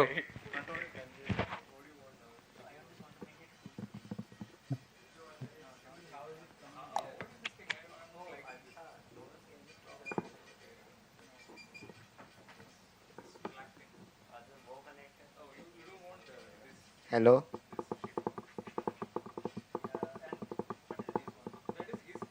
Hello. Can anyone else present something? Just see, to make sure it's not there.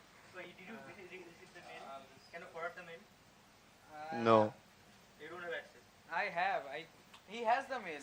You said it using his mail ID only. Come here. Boop, boop. Hey Ramdas. Should I do beatboxing? What? Yes. I will tell you something. Just say hello when I say it. So Google me. Just. Okay. Hey Ramdas. Leave IIT Madras. Ahmedabad. Now? Hello. Hello.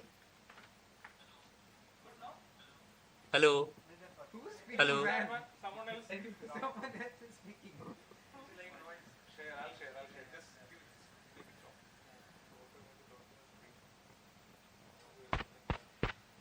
Hey Ramdas, just check this. Praveen is hearing something, unable to see properly or not. Hey, don't make noise.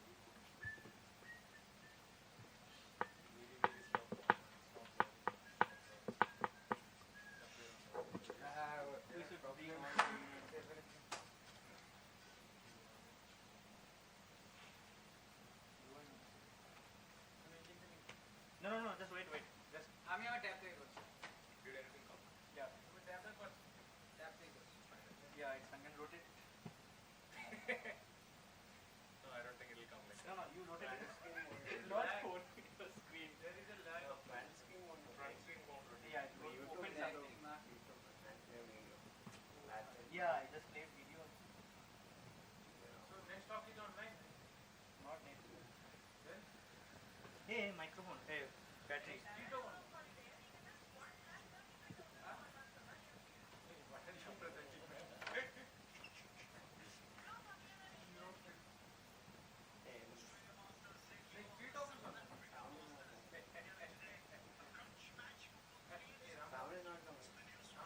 That is not connected.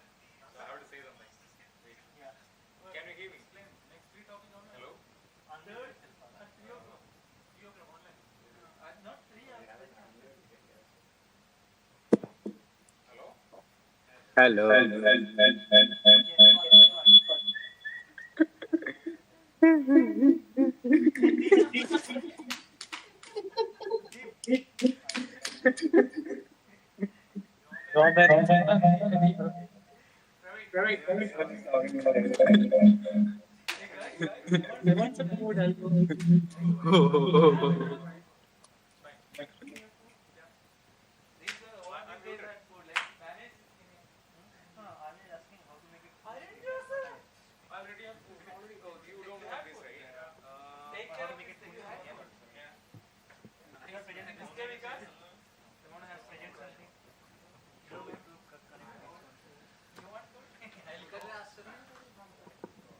Someone showing some YouTube video. What did you do? You just changed the resolution. No, just check where it is coming or not. No, what else? No, just wait. Just share the.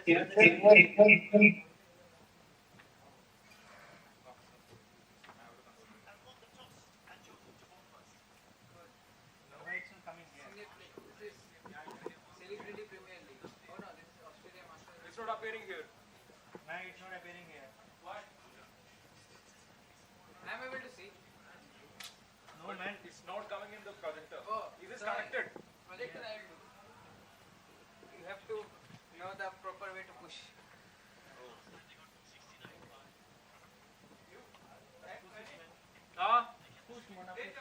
ഇവരും കഴിച്ചിട്ടില്ല. ഇവരും കഴിച്ചിട്ടില്ല.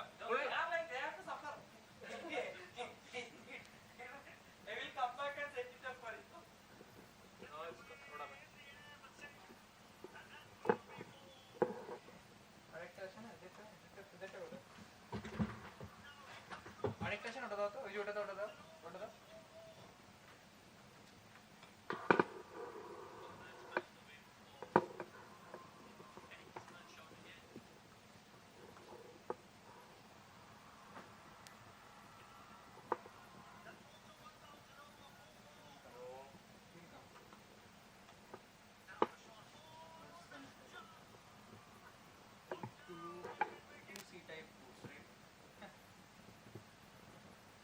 Oh, do I need to change some settings here? Possibly you have to give some, what is that, permission, yeah. Everybody who is using Mac has to give some permission. Just give it some in display, and then you have to go to display and then duplicate yourself.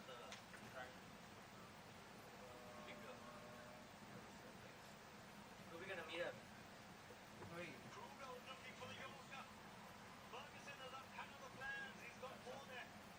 Absent, right? Hello?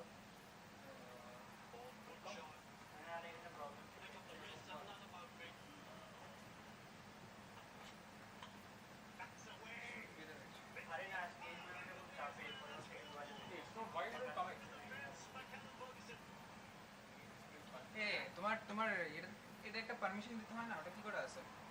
শুনতে পাচ্ছি না। গিয়েছিলাম কোথায়? গিয়েছিলাম।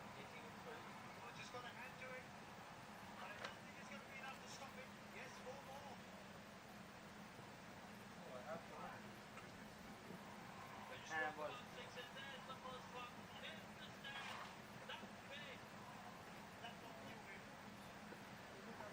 All the other Macs were coming.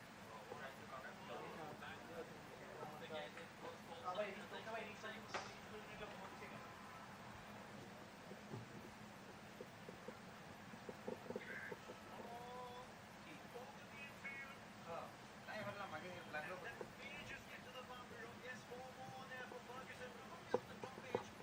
Normally flash.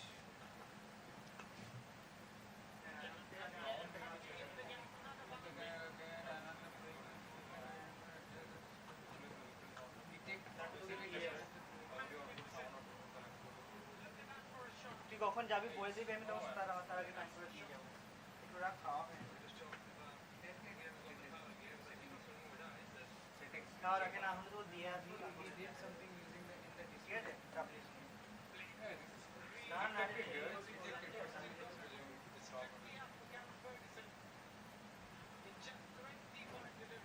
ঠিক আছে, কটা message করুন দিয়ে আসবো, ঠিক আছে?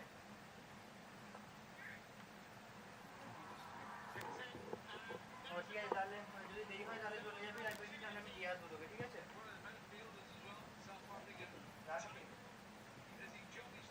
Hey, what to do now? It's not working, right? No, it's your main display. No, it's not showing now. No, just you don't have. Can you bring one more? One more what? Can you bring my laptop? Where is my laptop? You have a laptop? Where is your laptop? So here it's here. আরে এখানে চার্জারটা এখানে আছে। খাওয়া দাওয়া কিছু হয়নি রুশ। আরে আমি বাথরুমে যাবো ভাই। খাওয়া রেখে স্যারগুলো বলে তো চলে গেল খেতে। हमको we'll get the cold food. Yes. No, it's my laptop. So it's working. Yours is. What did you do with it? Too much security. Deep down. লাগাই গেছে। Now wait. এক সেকেন্ড, এটাতে লাগা দেখি। I think some security issue. No, just open it. Why? আরে চলছে সব চলছে। এই ল্যাপটপ কোথায় চলছে? ল্যাপটপ জ্বলবো। এটা এতক্ষণ এটা চলছে না, এটা দেখ হতে পারে। তো কি এটা লাগাবো নাকি? এটা লাগা। দাঁড়া। দেখো। Yeah, can you not? Just try with this one. না ওটা তো এইটাই দিয়ে। ছাড়ো।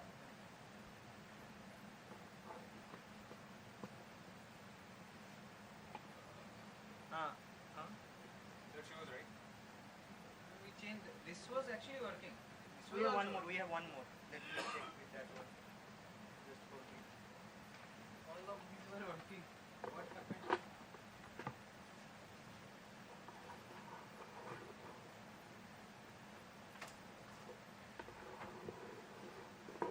No.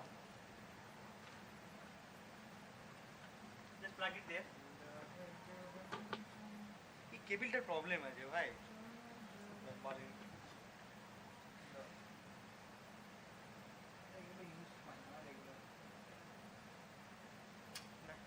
এই তো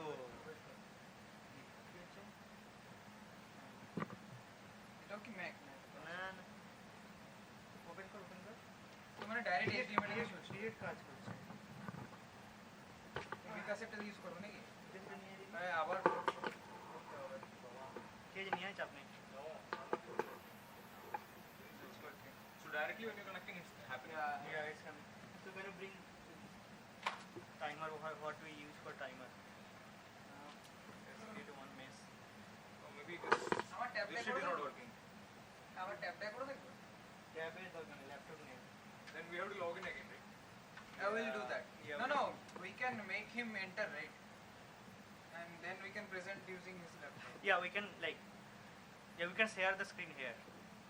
We'll do it. Just Yeah, you do not have to log in. Just you have to just join from this laptop. This will be the host laptop, and this is all the controls will be here. yeah, we can set it. Yeah. And this Audio is the jack. audio jack. This thing also has audio jack. Just open it. Just move this thing. So you shared a slide. I've sent it to Adriya. Okay, okay. Okay, so it's better if you give in the page. The pen drive. Okay. They said that we can give it in a pen drive. So just. I didn't understand what you guys are doing. We'll see. So they'll give us a pen drive. I have to go and do number two. Where is it? What do you want? Zoom link.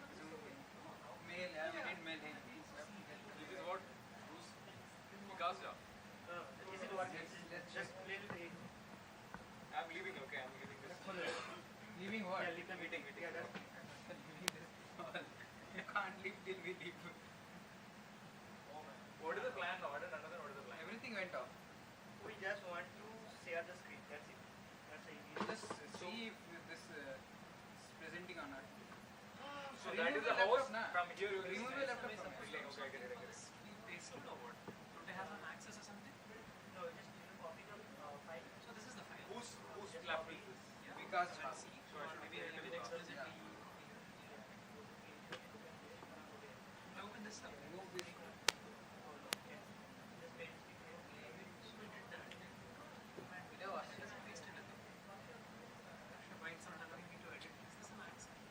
Working okay when only I was touching it. The moment you guys started touching it, it's not coming there. That's something. Okay.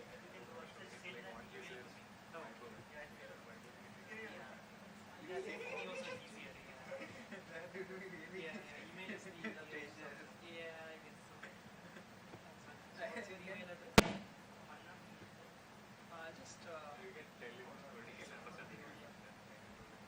Why is this not coming? I sent it. This is Vikas, right? Vikas Kumar Sanjay Kumar sir. I mailed it, see. Hey, this is different mail. Yeah. That's his mail ID. Vikas.21311. Vikas. Yeah. I think it will take 30 seconds or something. Is it? Why your laptop is like this? 311. Hey, your laptop hata na kande. খেতে যাবি না নাকি এটা করে দিতে হবে।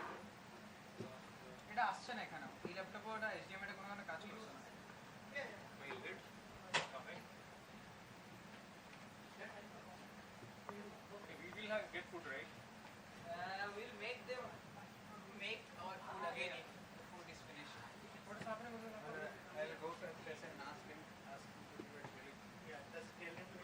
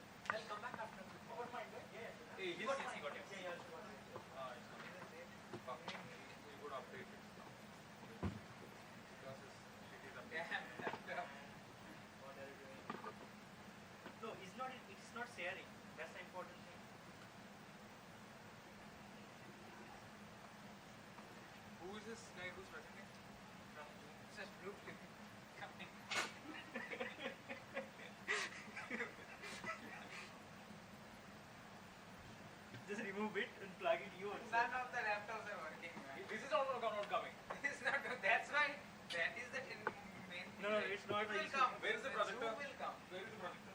Wait. Just keep it up. No, it's not at the fault of the projector. But previously it works, right? It was working with all the. Wait. You unplugged it. I unplugged it, then again plugged it. No, usually this can all have issues. And now we have projectors. I just tap it now.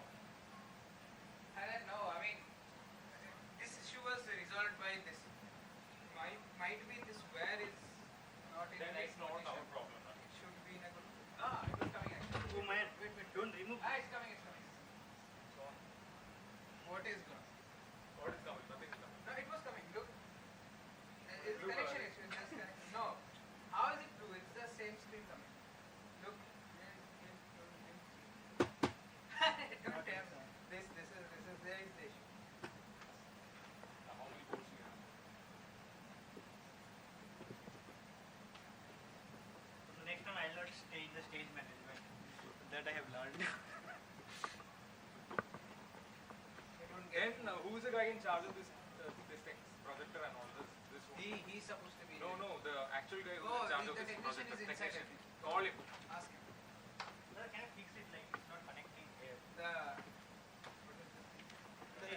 screen is not mirroring. It's like that.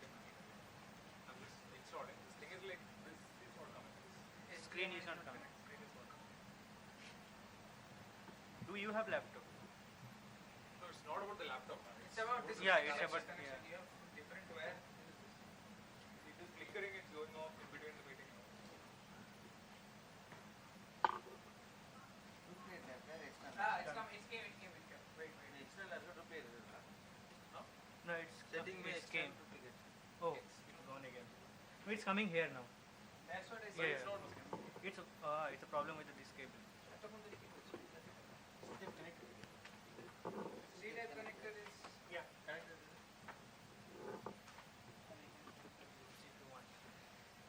It was not working at all. I mean, Take initially my it was laptop. working. Take my laptop. The other. This thing is not working. Can I check with? either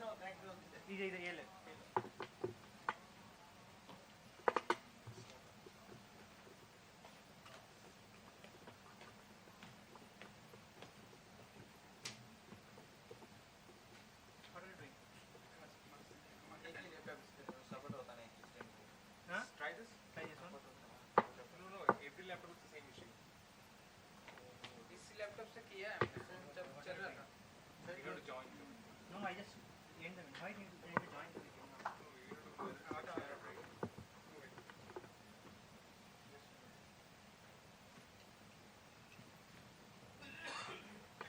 Second photo is maybe.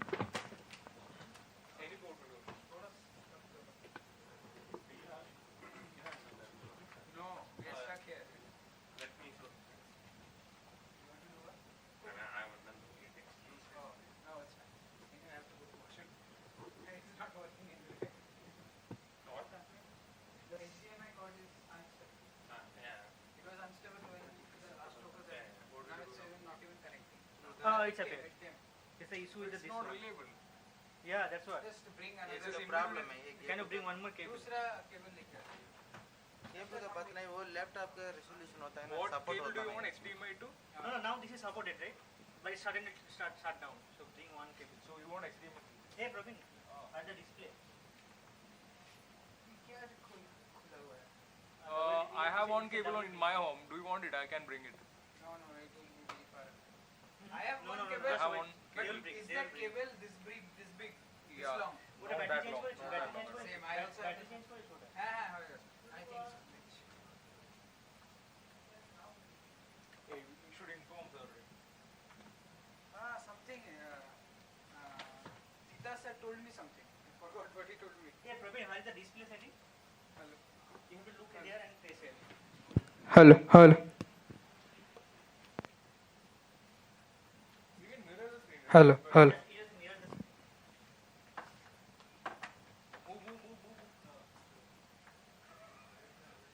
Okay. Done? Fine. What do you want now? Yeah, now it's okay. Now open it. hello check hello Now open Hello, hello, hello.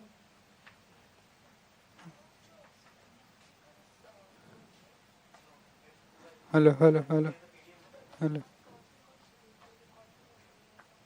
Hello, hello, hello. Hello, hello. Hello. Where?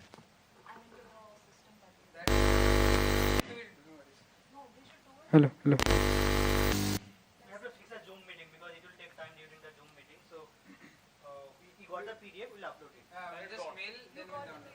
Yeah. Hello, hello. Who's the name into? Sudipta Sinha. Just let them know that this is happening. Hey, what happened? Why? It's gone. not coming. It's gone. The cable has issue, man. We are helpless. You should call them and tell them. Somebody has to stand and. No, no, it's really it's not.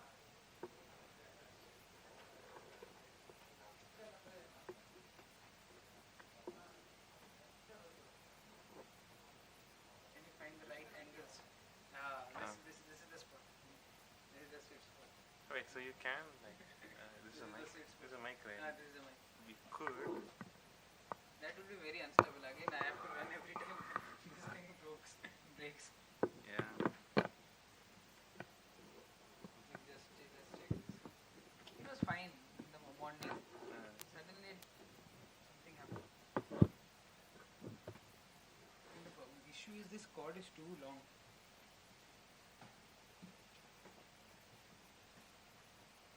Leave it. You try if you can do it. Yeah, yeah. But I think we have to change the cord. I have nothing better to do, so.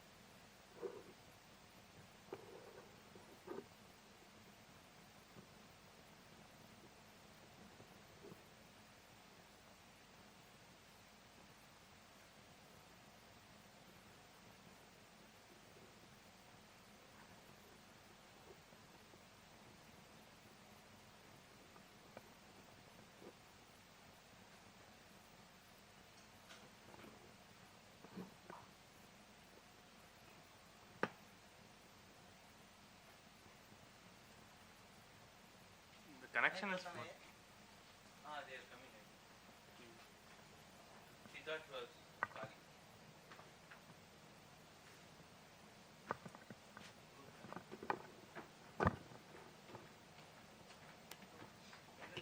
Yeah, it's on a different cable.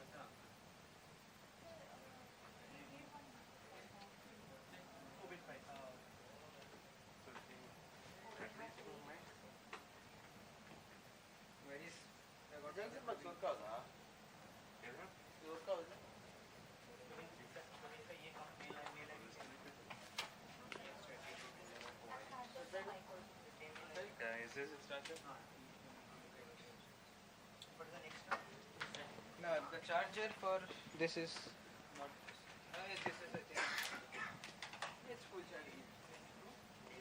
I'm wondering if the junction box is working. What's with the junction? Why do you need the junction box? I'll handle my. Frustration is starting. We didn't eat. I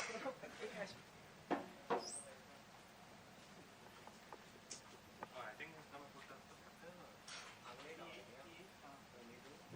He is going to work on the projector, he said. But I don't know if it's a projector. Who is the next speaker? When is the next?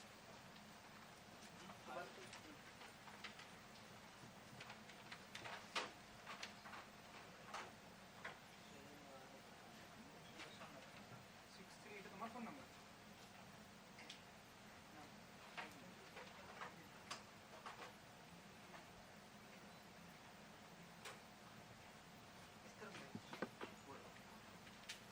Laptop.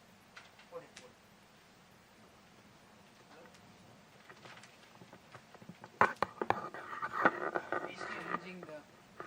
changing the projector. HDMI to HDMI. Remote. Projector remote. Projector remote was here.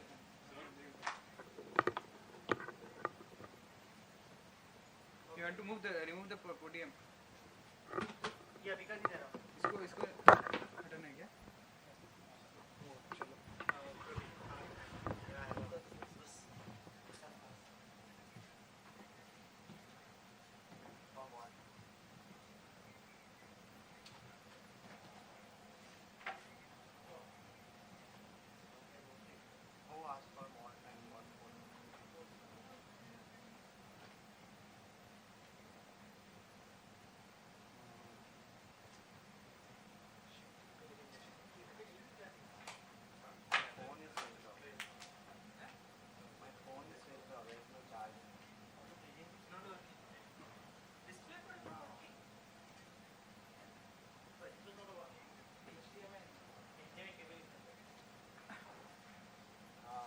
चलो.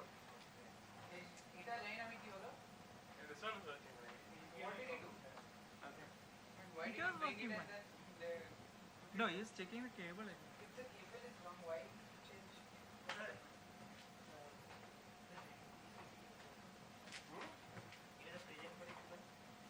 Controller मारो ना देखो control করতে হবে এখানে view হয়ে যাবে ঠিক আছে ভিউকে এন্টার করতে হবে ঠিক আছে অধিবেশন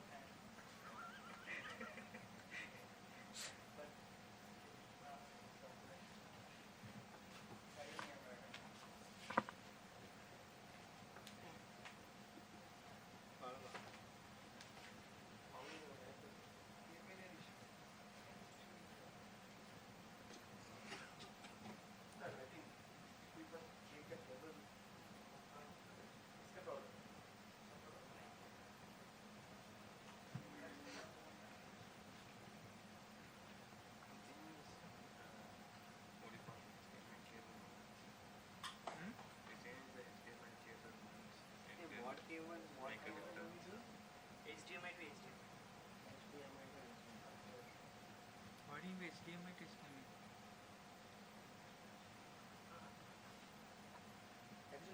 Which screen should I use for comments? Second on this. Connector? What connector? I just see it. This was working in the morning, right? We connected to using this. I connected my laptop using this. Huh? Zoom में link का अपने खेल पे आज के तेरे सिर्फ तो बटी थी हाँ समझ गए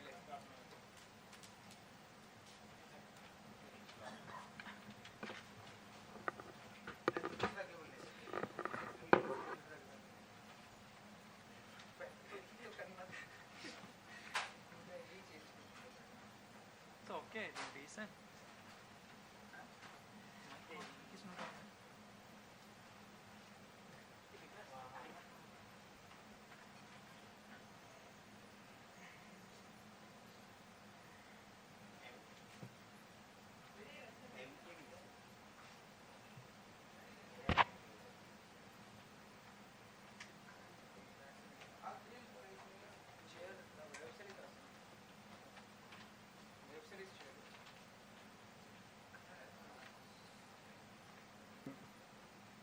Hello, hello.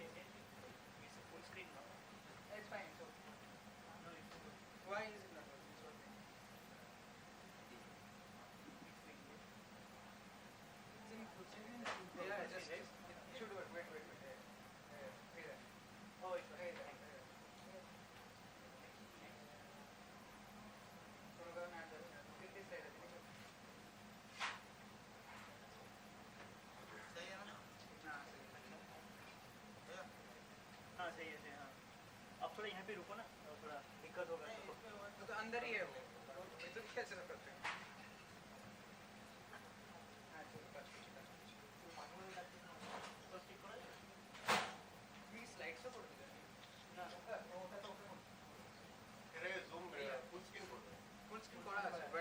भैया इसको थोड़ा पूरा स्क्रीन तक बड़ा करना है, हाँ इससे बड़ा नहीं होगा।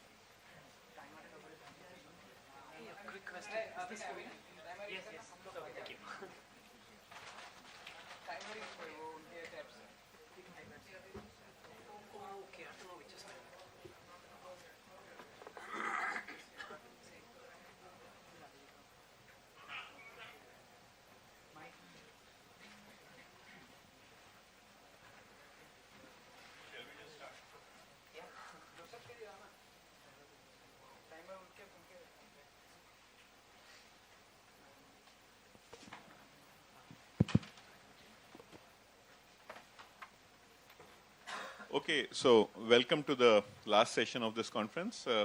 We have Dr. Srinivas Prasanna from TCG Crest. He's going to talk about quantum algorithms for AMO calculations. Take over, Prasanna.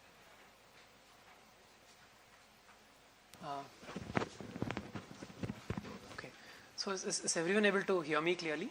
Yes. Okay, thanks. Yeah. Okay, so hello everyone. I'll begin by thanking the organizers for giving me an opportunity to talk about our works in this conference. So the title of my talk is Quantum Algorithms for Atomic and Molecular Physics Calculations. And before I start the talk, I'll spend a minute advertising the center where I'm working. So I work at SECURE. It stands for Center for Quantum Engineering Research and Education. And it's one of the centers in this private research institute named TCG Crest in Kolkata. So at our center, we work on all of these areas, and I belong to the quantum computing theory group. We also have PhD programs via MOUs with IIT Tirupati and ACSIR. So that's the advertisement part. Yeah, this is just basically to tell that there are some problems that are very hard in classical computing, which can be in principle easy using quantum computing. Of course, it's only true for certain problems, but the nice thing is atomic and molecular physics calculations or quantum chemical calculations happen to be one of those classes of problems where we have the potential for speed up using quantum computers. So I'll talk a little bit about quantum algorithms, mostly in the context of categorizing them into NISQ and fault-tolerant era quantum algorithms. And then I'll just introduce some atomic molecular physics / quantum chemistry. Then we'll talk about three algorithms, HHL, VQE, and QAE. I'll expand on these abbreviations as we go to those algorithms. But HHL is a fault-tolerant era quantum computing algorithm. VQE is more for the near term. These two are gate-based algorithms, whereas QAE, the quantum annealer eigensolver, is in the quantum annealing framework. So yeah, this is just this categorizing algorithms by era, just so that it's easier for me to discuss them. So the common themes that you see in typical NISQ era algorithms is that because you have noisy quantum computers, you would want to take help from classical resources.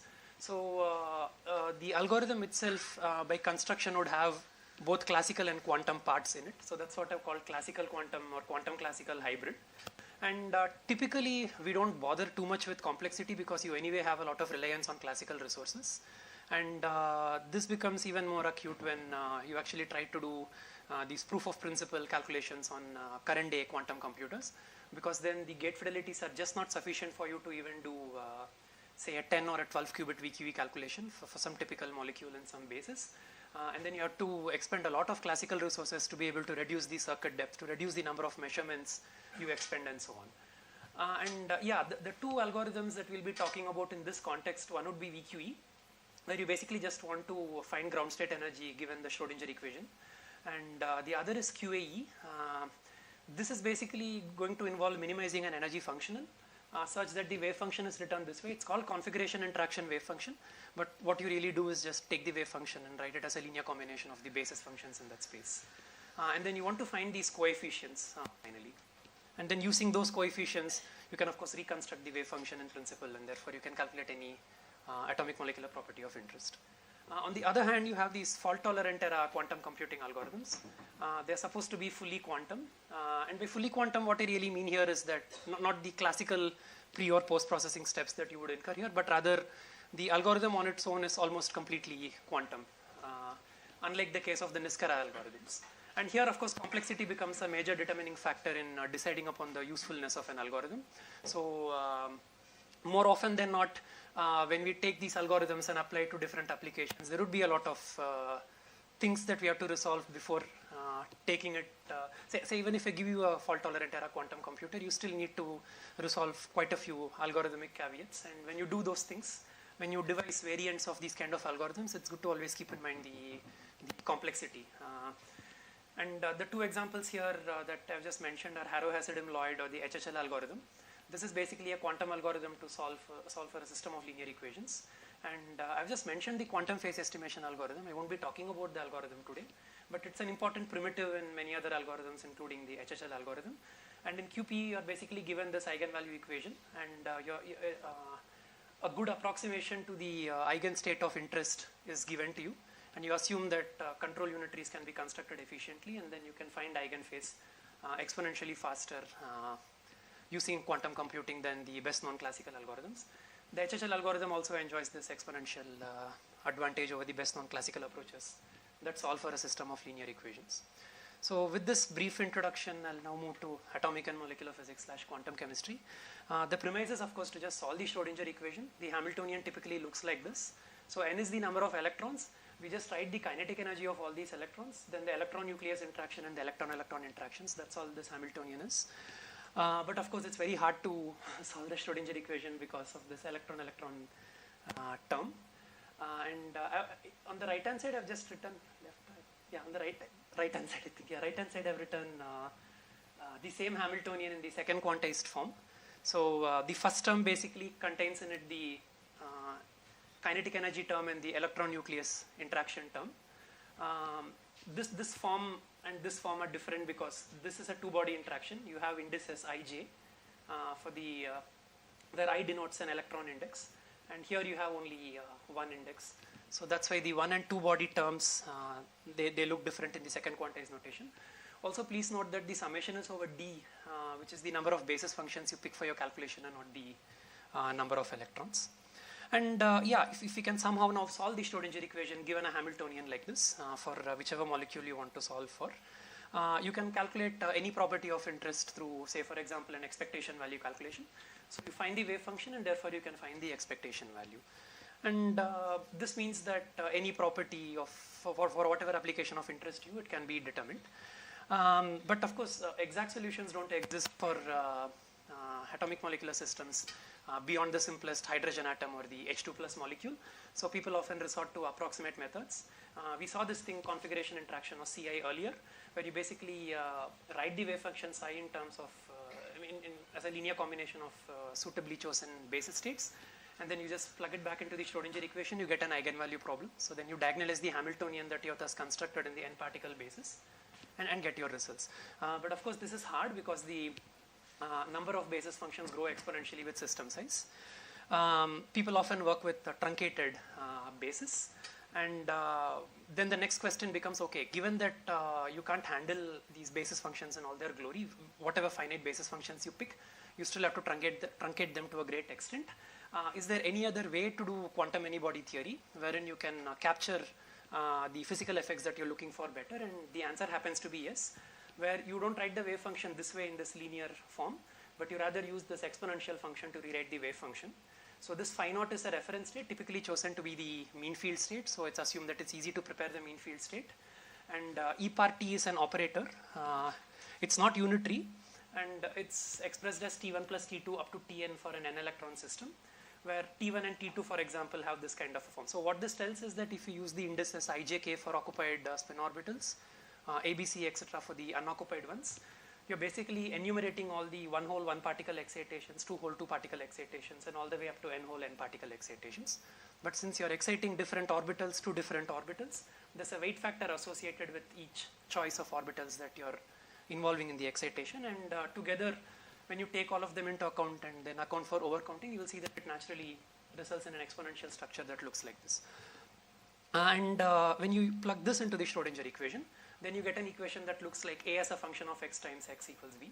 And both of these methods, as well as the other methods such as many-body perturbation theory, they're all computationally very, very expensive. They are compute intensive. They also consume a lot of storage sometimes. But this is exactly why it's nice if there are quantum algorithms that can, even in principle, offer exponential speed up. So that's basically the premise why we are very interested in using quantum computing for atomic molecular physics / quantum chemistry. Now, when we look at the VQE algorithm, because this is not unitary, we substitute T with T minus T dagger. So such an ansatz is called the unitary coupled cluster ansatz. We'll be using this in VQE. And when we do the HHL algorithm, we'll use what's called the linearized coupled cluster method. Because when we saw in the earlier slide, here, HHL is suited for solving equations that look like AX equals B, whereas the coupled cluster method we saw leads to equations that look like this. It's A as a function of x. So it so happens that when you linearize the coupled cluster ansatz, that is, you substitute E par T with I plus T, then it becomes suited to apply this for the HHL algorithm. So we'll look at this in a bit more detail later on. With this, now we can move to the HHL algorithm. So in no particular order I have listed the collaborators involved in the works that we have done on HHL. So you have a known n by n matrix A and then a known n by 1 vector B. And then the problem statement is to find the unknown vector X.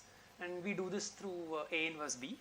And the best known classical algorithms for doing this scale as n, where n is the length of the vector X. HHL's premise is that its runtime complexity goes as log n. So when you compare n on the classical computers and log n with HHL, you see this exponential speed up. So that's why HHL is said to be exponentially faster. This is in system size. Of course, there are caveats in the sense that it also goes as the sparsity S of the matrix, square of the sparsity. It goes as the cube of kappa, which is the condition number of A. And then it also goes as 1 over epsilon. So you would ideally want these quantities also to scale, say for example, polylogarithmically in system size in order for you to enjoy the exponential speed up that HHL offers. So basically what this means is that just because HHL solves Ax equals B for us, although it looks very general, it doesn't imply that whenever you encounter Ax equals B, you can then use HHL and enjoy the exponential advantage that it offers. So that's the idea.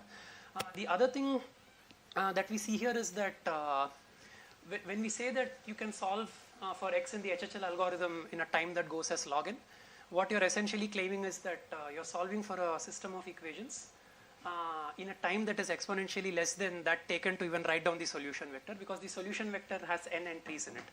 So you would expect to consume n time steps even in writing down the solution vector. So that's the catch with HHL. So what we do is we don't want the vector X, but we rather want a feature of the vector X. Say for example, a transition matrix element involving some operator O that I've given here. Of course, in the special case where X and Y are the same, it becomes an expectation value. You could also compute overlaps. So for the purposes of this talk, we will be computing overlaps. The fourth line here basically just tells the idea on which the HHL algorithm is based. A needn't be Hermitian, so you can always make it Hermitian by doubling the size of the matrix. But once you get such a Hermitian, you can always decompose it as a summation of the outer product of its eigenvectors, each scaled by the corresponding eigenvalue. Once you write B also, ket B in the eigenbasis of A. So here I've just implicitly assumed that you can go from vector B to ket B, and there exists a unitary that can prepare ket B efficiently. That's something that we take for granted when we do HHL. We also assume that the matrix elements of A can be loaded efficiently. But when we write ket B in the eigenbasis of A and express A that way, X, which is A inverse B, basically becomes this. And this is the quantity that you want to extract at the end of the HHL algorithm. So you first have to find the eigenvalues lambda I of A. And then you want to invert the eigenvalues. So to find the eigenvalues, you use quantum phase estimation. And then to invert the eigenvalues and then transfer it over to an extra ancillary qubit, you use a control rotation module. Then you basically undo your quantum phase estimation and do a post-selection procedure to extract X. So that's what this circuit basically denotes. But we don't stop here after extracting X because you don't want to read the elements of the vector. In this case, it so happens that when we apply it to quantum chemistry, to the linearized couple cluster equations, the correlation energy or the energy that is of interest to you, which is beyond the mean field level of theory, that happens to be an overlap between the solution vector and the input B vector itself. So in this case, we could use something like a C-swap test, for example, to extract the correlation energy. So finally I'll just mention what the connection between HHL and LCC is explicitly. So we saw that when we do linearized couple cluster, we get Ax equals B. The actual form looks like this. So you have matrix elements involving different n-particle basis functions.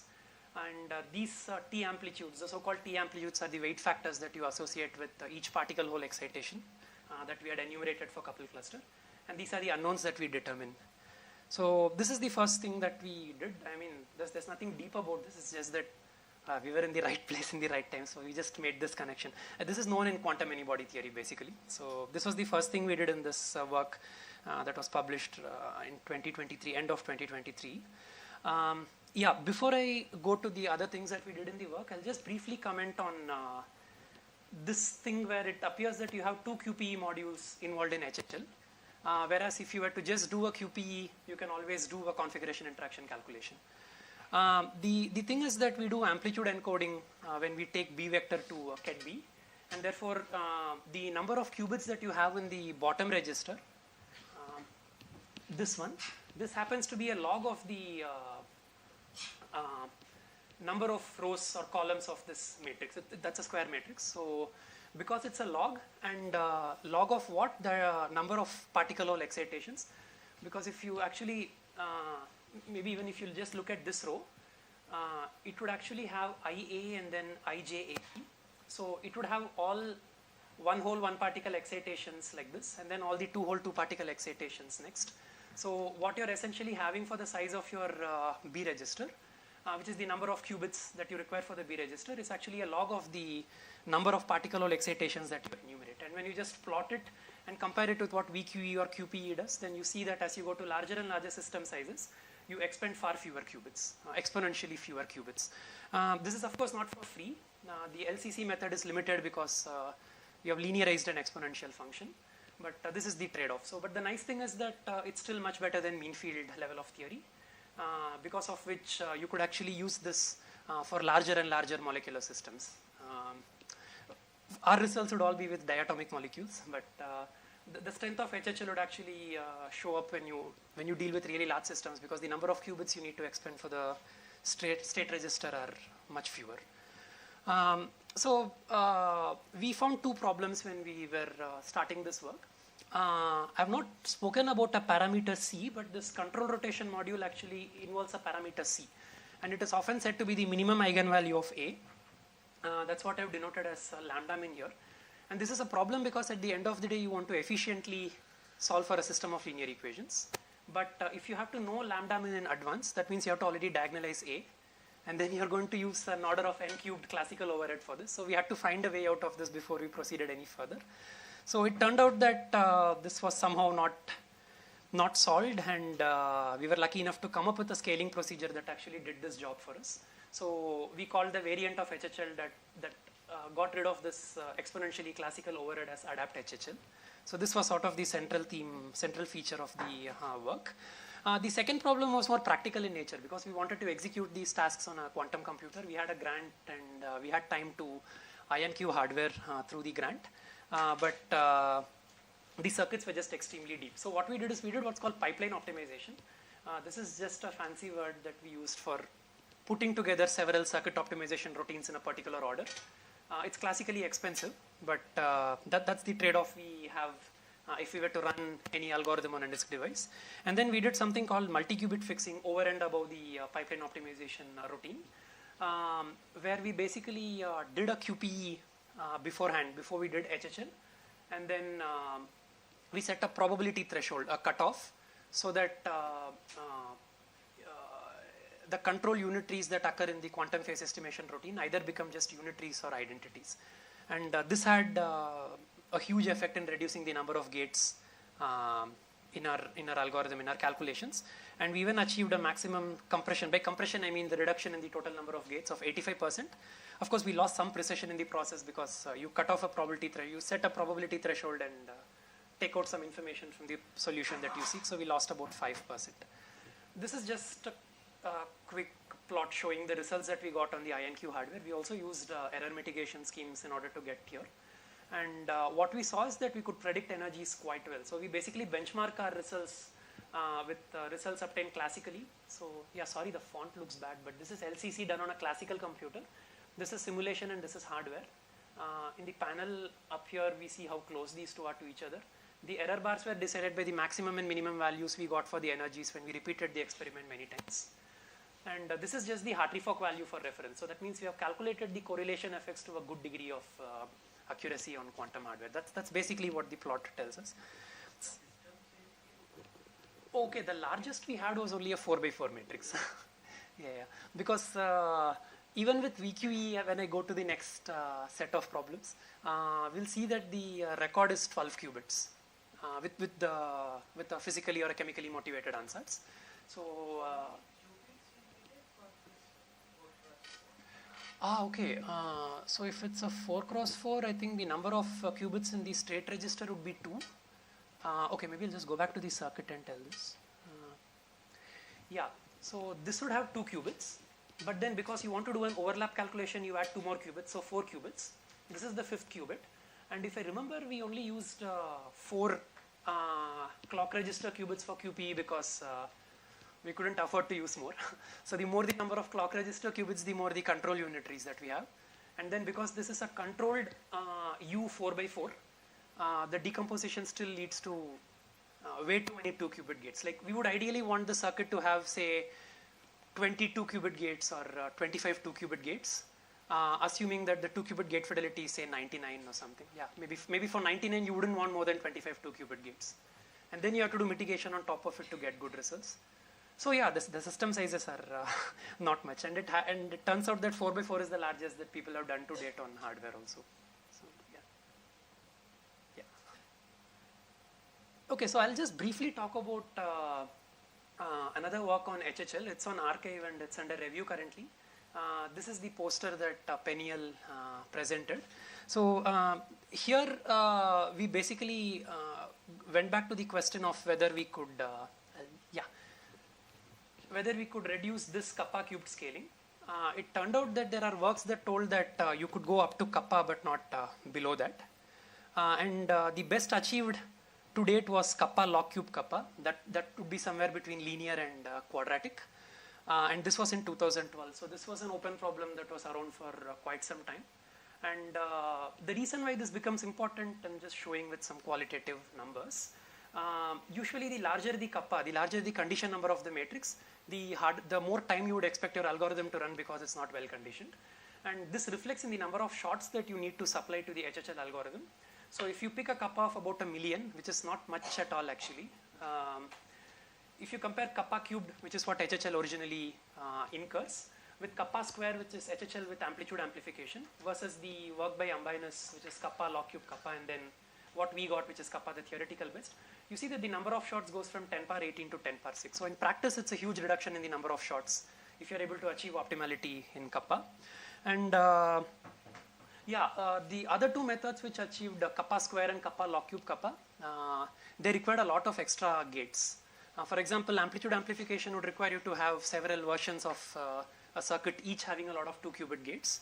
So we happened to find a method which we call Psi-HHL. Psi basically stands for post-selection improved, where we use the idea of subtracting 2 signals to get the correct signal. So we artificially generate a mixed signal. By signal, I'm referring to, say, for example, the correlation energy that's of interest to us. And we generate the mixed signal by running the HHL circuit, but with just one additional 1-qubit gate. So you don't get it at much cost. And then what we do is we run HHL, but instead of post-selecting 1, we deliberately post-select 0. So we have a mixed signal and we have a wrong signal. And the question was whether we can just subtract the 2 and get the correct signal. And fortunately, the answer happened to be yes, we could actually show this. And the reason why this is helpful is because instead of the P of 1, which goes as 1 over kappa square, you have a P of 0, which goes as 1 minus 1 over kappa square. So in the large kappa limit, this actually goes almost as 1. And here too, you see that there is a constant A. So the kappa cubed complexity for HHL, it's comprised of 2 parts. A kappa square comes from post-selection, where P of 1 is 1 over kappa square. And the other kappa comes from QP, which you can do nothing about. So that is why the optimal kappa that you could ever get to is kappa.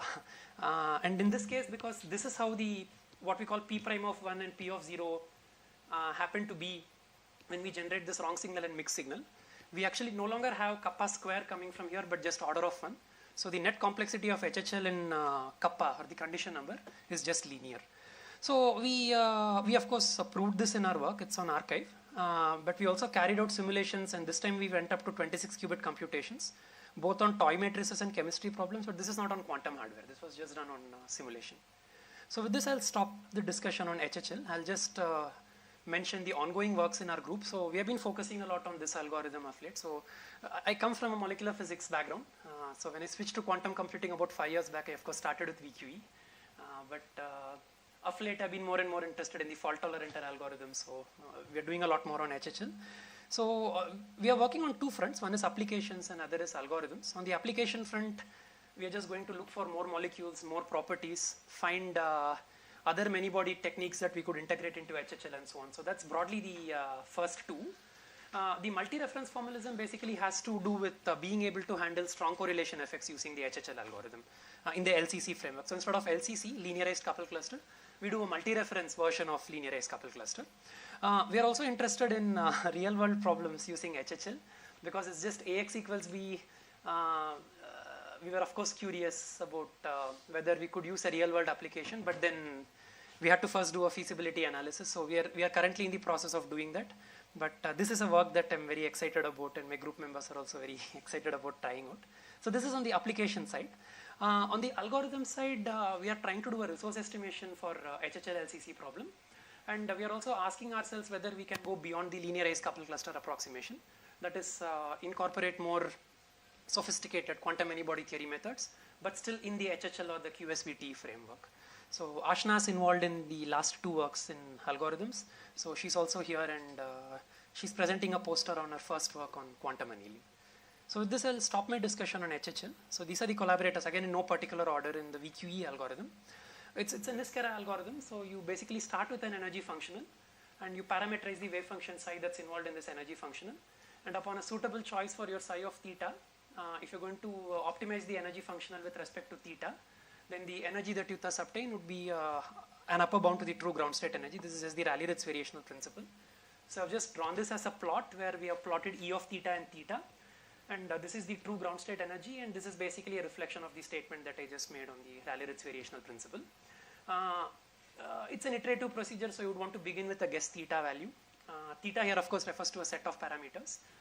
And when we use the unitary couple cluster ansatz, which is what I'll be talking about today, these thetas become those T amplitudes that we were talking about, the weight factors associated with the particle hole excitations. So you begin with a guess, evaluate the energy functional there, and then send this to an optimizer so that you have a parameter update step, and then you keep repeating this process till you reach convergence.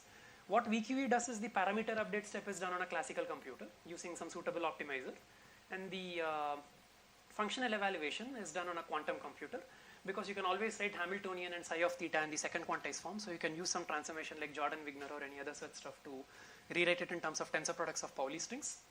And then you can always have a suitable circuit for u of theta and then measure the Hamiltonian on the state to obtain the energy for a given set of parameters. So what's the bound on this gap between the true value and the... Oh, I don't know if there is any bound, but when we work with small systems, they almost entirely match. But it need not be the case, because there are quite a few approximations that we anyway make in psi, if at all we go to larger systems. We don't at this point, but yeah, so I don't know if there is any theoretical bound on the gap.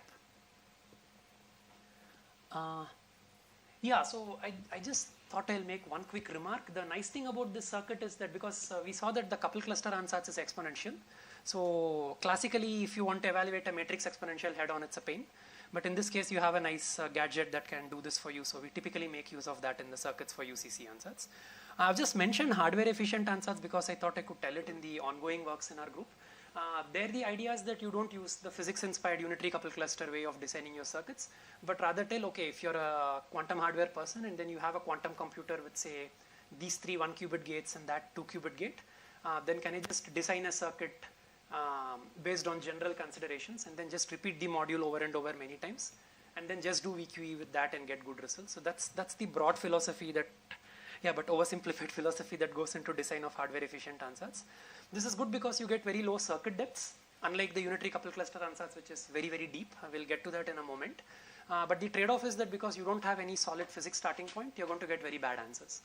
So yeah, this is still an ongoing area of research, not just in our group, but in other groups too. I'll just briefly summarize our works in VQE. Simply because I started with VQE, we got these publications in VQE since the last 5 years. So we did things like beginning with ground state energies and also did energy differences like ionization energy calculations. We also dabbled with the algorithm in the sense of trying to design new ansatz, like using a double exponential ansatz to be able to capture strong correlation effects using VQE without having to resort to multi-reference treatment. We also tried doing things like doing a VQE and using that as an input state prep for QPE when you want to do strong correlation stuff, because in quantum phase estimation we would want a good guess to the input eigenstate. And in the cases where strong correlation effects dominate, you can't just give a mean field state. So we thought we could do an incomplete kind of a VQE and supply that as an input to QPE.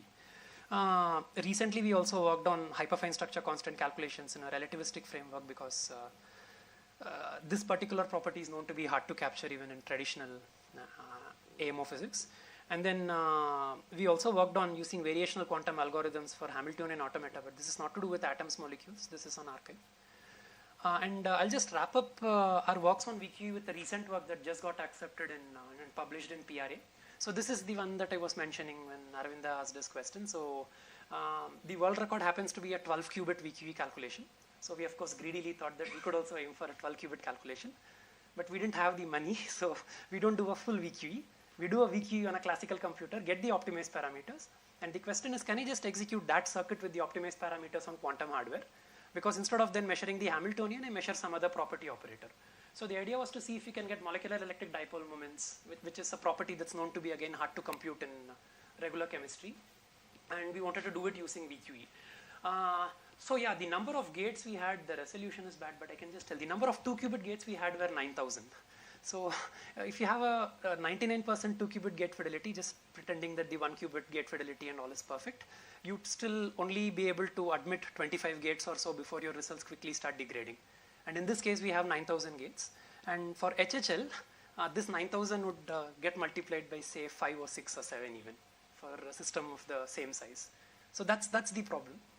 How are you saying these numbers? Like, how do you know that it's like is this just a very rough number, or have you done some calculation of 99%? Oh, we did the calculation. I mean, there's nothing much there. Basically, the idea is if you assume that the 1-qubit gate fidelity readout and all that is perfect, and just pretend that the 2-qubit gate fidelity is say 99%. If you have 10 2-qubit gates, then just a back of the envelope calculation would be 0.99 raised to the power 10. So that is the result fidelity that you would get. And if you now replace 10 with 100, you quickly see that your result fidelity just goes to 0. So that's really all we did.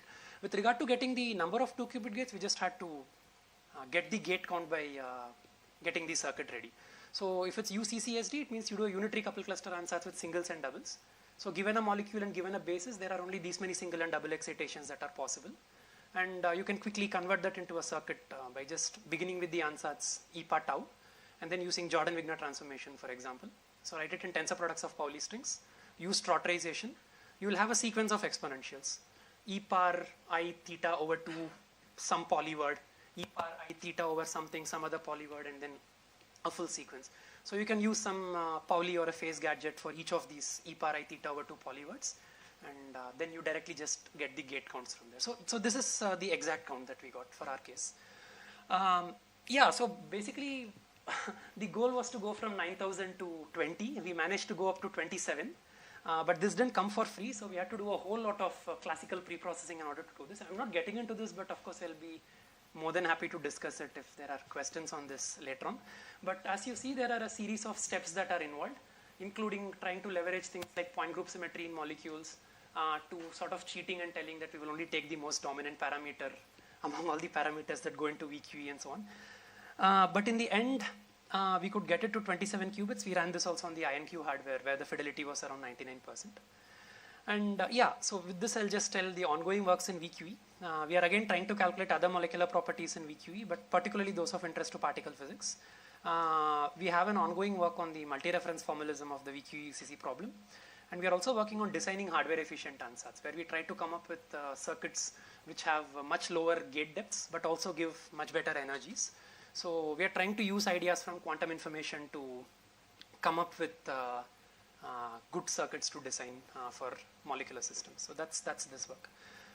Lastly, I'll talk about QAE. I have 2 minutes, so I think I won't be able to talk much about annealing. QAE stands for Quantum Annealer Eigensolver. It's an algorithm to do atomic molecular physics, quantum chemical calculations on quantum annealers. Quantum annealers typically rely on the adiabatic theorem, where you basically prepare a Hamiltonian that looks like this. There's an initial and a final Hamiltonian. The time dependence is pushed to the coefficients here. You pick a simple Hamiltonian for your initial Hamiltonian. The final Hamiltonian is the problem Hamiltonian of interest to you. And then you do this trick where at t equal to 0, this is 0 and this is 1. But at t equal to say some capital T, this is 1 and this is this is 1 and this is 0. So you begin with the initial Hamiltonian and then you go to the final Hamiltonian as you go from 0 to capital T. But the trick is to vary this slowly enough, vary the Hamiltonian slowly enough that the ground state remains in ground state. This is essentially the adiabatic theorem. So you start with the ground state of the initial Hamiltonian but land on the ground state of the final Hamiltonian that's of interest to you. So that's basically the idea that goes into this.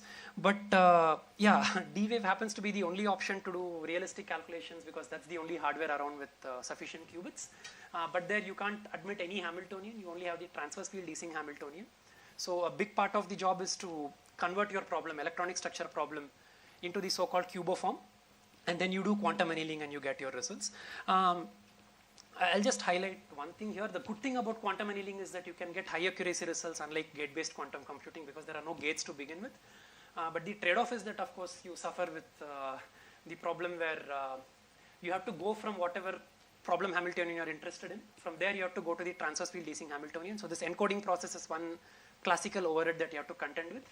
But more critically, you don't have an all-to-all connected hardware for D-Wave. So the so-called embedding option that embeds your problem graph into the machine graph, that's extremely costly. So that's the trade-off. And at this point, what we found in Ashna's work is that you can't even realistically do systems whose Hamiltonian is, say, even like not even 20 by 20. Because then the embedding cost becomes so large that all 5,000 qubits are finished. So they're all used up and you don't have any more qubits to do your calculations. So Ashna's poster is on avoided crossings using QAE. And yeah, I think with this, I'll stop. So thank you for listening. Thank you, Prasanna. Questions? Prasanna, can you say something by from your atomic molecular systems, from the physical systems, can you say that which of the algorithm at least can be used much efficiently looking at the system's structure and other things? Okay, I'll repeat the question just to make sure I didn't misunderstand. So I spoke about 3 algorithms, VQE, HHL and QAE. What I mean to say, let's fix, for example, HHL. There are a lot of gate counts and other things. Okay, so can you, is it possible to say that, okay, if my system, like Hamiltonian system, has some kind of symmetry or some kind of physically motivated structure, that will allow me to run the HHL algorithm most efficiently? Right. This type of thing, is it possible to make so that one can use those systems to run in these algorithms? Yeah, you can do that. So there is this idea of point group symmetries that you can leverage here. And depending on the geometry of the molecule, you assign some point group or the other. And if there is more symmetry to the system, let's say you have the D2H point group, for example, which is rich enough in its structure. In principle, you can get rid of a lot of Hamiltonian matrix elements without having to calculate them because you know that it's zero via symmetry. So yeah, that can be done. That's where the sparsity will come. Okay. Yeah. Sparsity, you can determine the sparsity that way easily. But then usually in atomic molecular systems, the matrices are already sparse. If the matrices are not sparse, we can't even use HHL or QPE. Because the log n speed up comes from the Hamiltonian simulation part, that is e power minus IHT of the control e power minus IHT of QP, which is in turn in HHL. So you need a sparse. So that's why the complexity of HHL also goes as S square. Yes. So if S scales not polylogarithmically in system size, then you lose all the advantage from HHL. Thank you.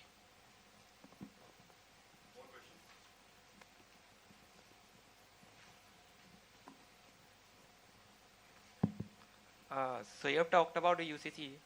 So as we know, we use first order totalization for the implementation. Right. So do you think if we use some higher order totalization, I know they are not feasible. Okay. So will we get something different or will it be the same, like in terms of energy? At least for the kind of system sizes we deal with, first order first step totalization is good enough. Yeah. So you are saying it is not dependent on what order of totalization we are doing? Oh no, it does. It's just that you are not going to look for the 6th decimal place precision in your energy or some such stuff, right? You're typically happy with the millihartry level precision. So at least in my experience, I have not seen the trotterization approximation affecting the result at the 3rd decimal place. So, okay. Yeah. Thank you. More questions? Yeah.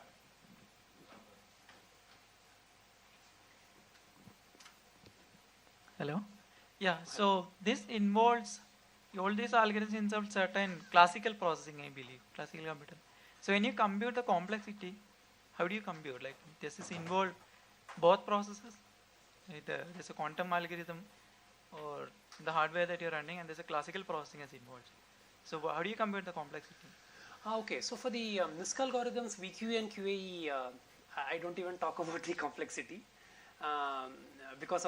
precisely because of this. With HHL, when I mention the complexity, it is assuming that you don't do all this circuit optimization routines to run HHL. But if you do, of course, it's going to consume a big chunk of your time. So whenever I stated complexity, it was just for HHL, just the quantum algorithm alone.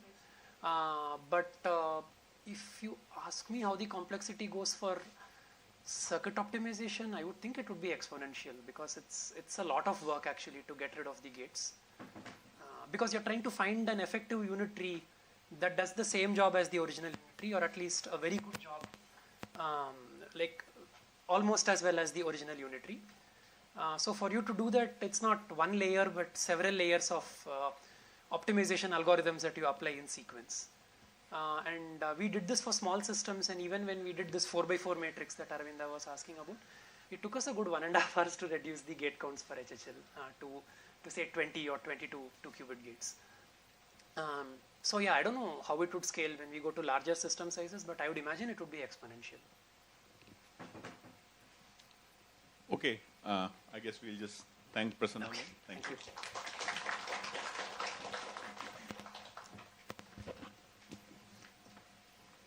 If there are more questions, you can probably find him.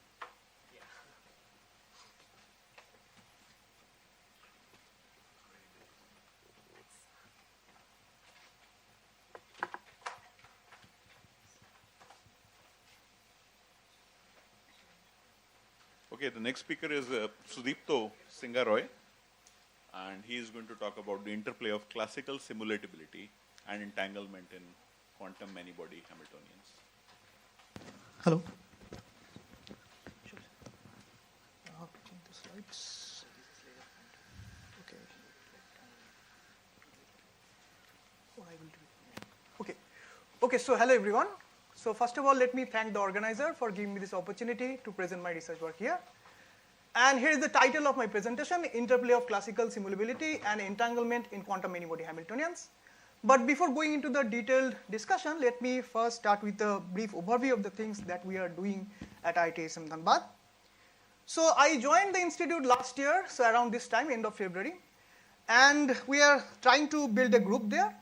So there are few people who joined the group last year. So one of them to the left, we have Orko Prabhu, who is also sitting in the audience and presenting a poster. So I'll talk about that. And to the extreme right, we have Prasant. So he's also another PhD student who joined the group a couple of months back. And Haindavi is doing she's a final year BTech student, so doing her thesis, bachelor thesis with me. So we have also active collaboration with different groups in India as well as in abroad. So we are closely working with the group in HRI, Professor Ujjwal Sen. Anindita is here from BIT India, BIT Mesra, India. So we have collaboration with my past postdoctoral group. So one is in Trento, which is led by Professor Philip Auke. Also, we are working with Shomik Bandyopadhyay, who is also a postdoc there. So there are people from Spain, which is happened to be my another past postdoctoral group, so led by Professor Herman Sierra. So and there are other people, Javier Rodriguez Laguna and Professor Silvia Santa. So what we are trying to do in all these times. So I am a theorist working in the field of quantum information theory. So this is my background. But apart from the problems that are core to the quantum information theory, so we also try to apply the tools of quantum information theory to other areas. For example, the one that I'm talking about is in the quantum many-body systems, open quantum systems, to some extent quantum computation. And very recently, we have also started working in the paradigm of non-Hermitian systems. So if I get time, I will highlight some of the things that we have found in that areas, which is basically the generalization of the eigenstate thermalization hypothesis for non-Hermitian systems, and to come up with a formalism that quantifies the non-hermiticity of a given model. So that could be instrumental to design or to generate resource pool states for quantum technology. So I will maybe quickly highlight if I get some time. So overall, so what is the main thing that we usually start with? So if we have given a system, so then the primary aim is to characterize the quantum correlations that we have in that given system. And the associated question that comes out is that, so if we have a quantum system which is characterized by a given quantum state, so how easy is to prepare this quantum state? Okay. So, and then how also what is the how easy to control the parameters that of the system that we are dealing with. So whether the state is a resource state for accomplishing different quantum information theoretic task or computation based task. And if it's yes, then how can we protect the quantumness of the states, or how can we protect the quantum correlation against different kind of perturbations? So this is basically the overall things that we try to do. And the topic that I will be talking now, so that if I need to categorize this topic in all those things, so that fits mainly in the preparation case. Okay, it's not exactly, but if I need to fit it in some of the areas, so that the overall thing that I will be talking, so that is relevant to the preparation of resourceful states for quantum information theoretic as well as computation-based tasks. So in the title, you can see that though this classical simulability comes first, but I will start with the entanglement first, and then we will go to the classical simulability of the the physical system that we are talking about. Now, so we have in past talks, which we have, we all know that entanglement is a bizarre concept of modern quantum mechanics, but it can serve as a resource for many important tasks. So yesterday Anita gave a talk on the detection of the entanglement. So there she tried to motivate that the entanglement can be useful for different quantum information theoretic tasks and also computation tasks. So here the entanglement can be beneficial in many cases.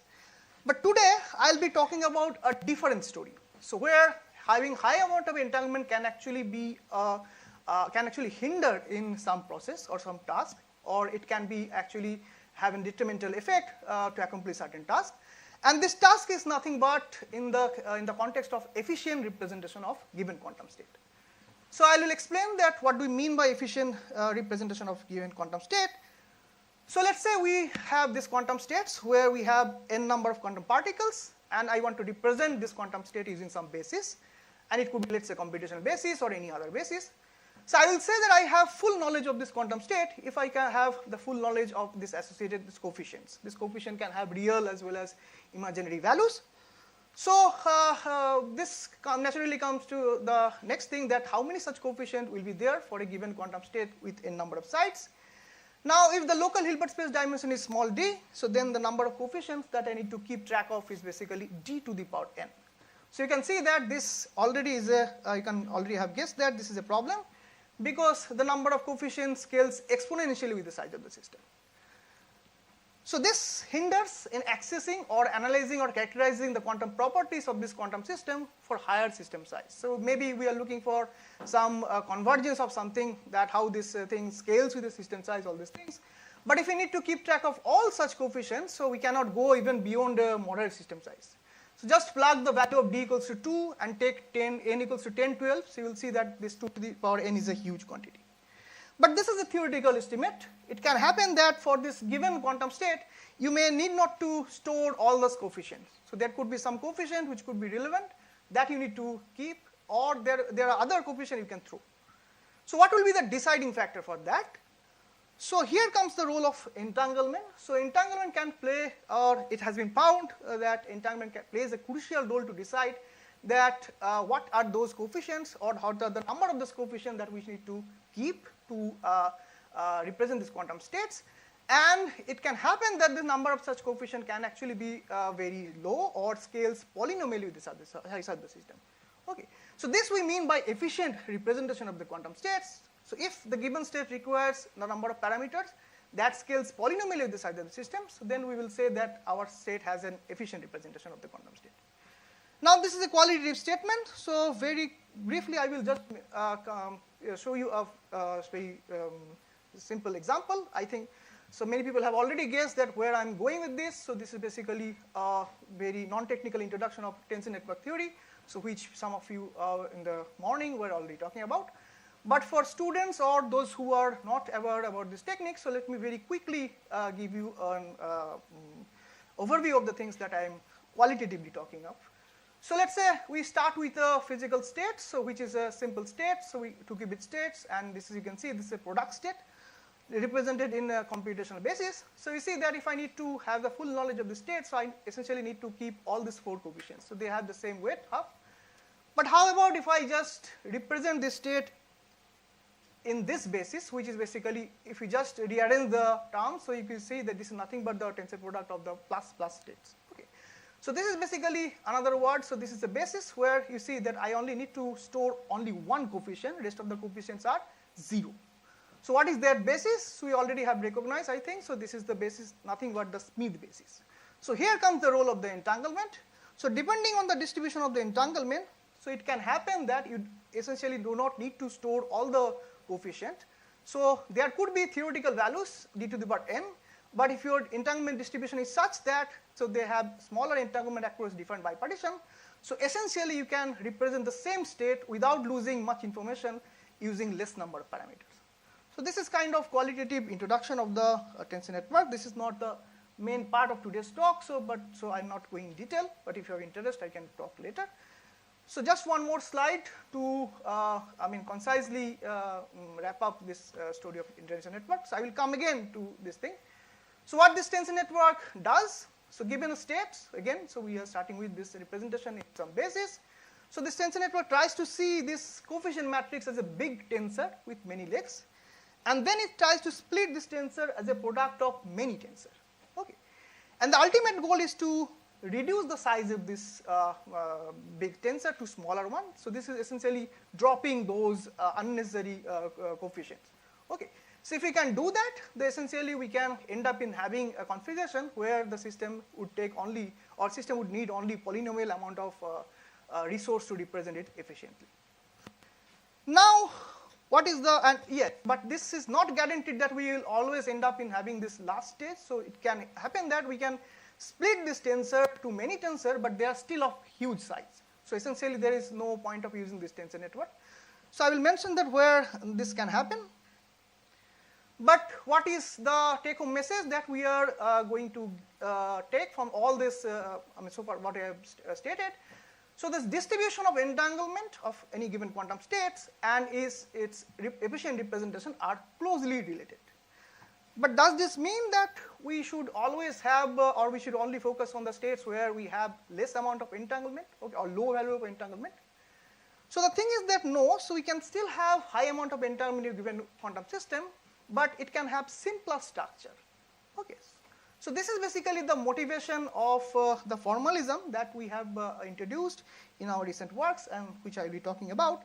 That what do we mean by this simple structure of entanglement, and if we have this simple structure of entanglement, what will be the benefit, both fundamentally how this is important and also application wise. So that will be the thing that I will be discussing in the coming 10-15 minutes. So this is basically the formalism. So that is our focus for a while. So let me first introduce this formalism. So what does this mean? And the main statement of this formalism is very simple. So let's say you have a given quantum state, again with n sides, so which is defined on some lattice. Let's say simply we start with one dimension lattice. And our goal is to find out, let's say, and we divide, let's say, in some bipartition, A and A bar. And our goal is to find out the entanglement across this bipartition. So we are asking very simple question to analyze the entanglement characteristics, that how much entanglement this quantum state has across this bipartition, A and A bar. So yeah, I need not to remind all of you the definition of entanglement here, but just for completeness, so we are here, let's say, dealing with the pure state. So mathematically, we can say that the state is entangled if we cannot write it as a tensor product of the wave function of the local Hilbert space. Now, this is again qualitative statement, so we need to know also that how much entanglement is. So we need to let's say consider a measure of such measure of entanglement.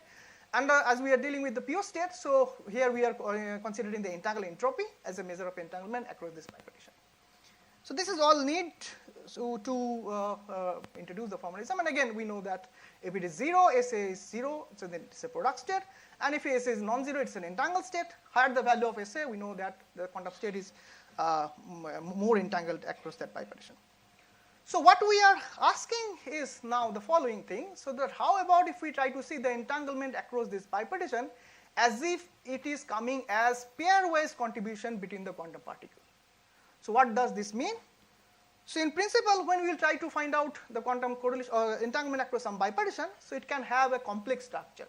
So it can maybe some particle of some block is multi-party entangled with other. So there could be k-party entanglement between the sides those belong to A bar to the A or all these things. So all this complex thing can contribute to the entanglement across that bipartition.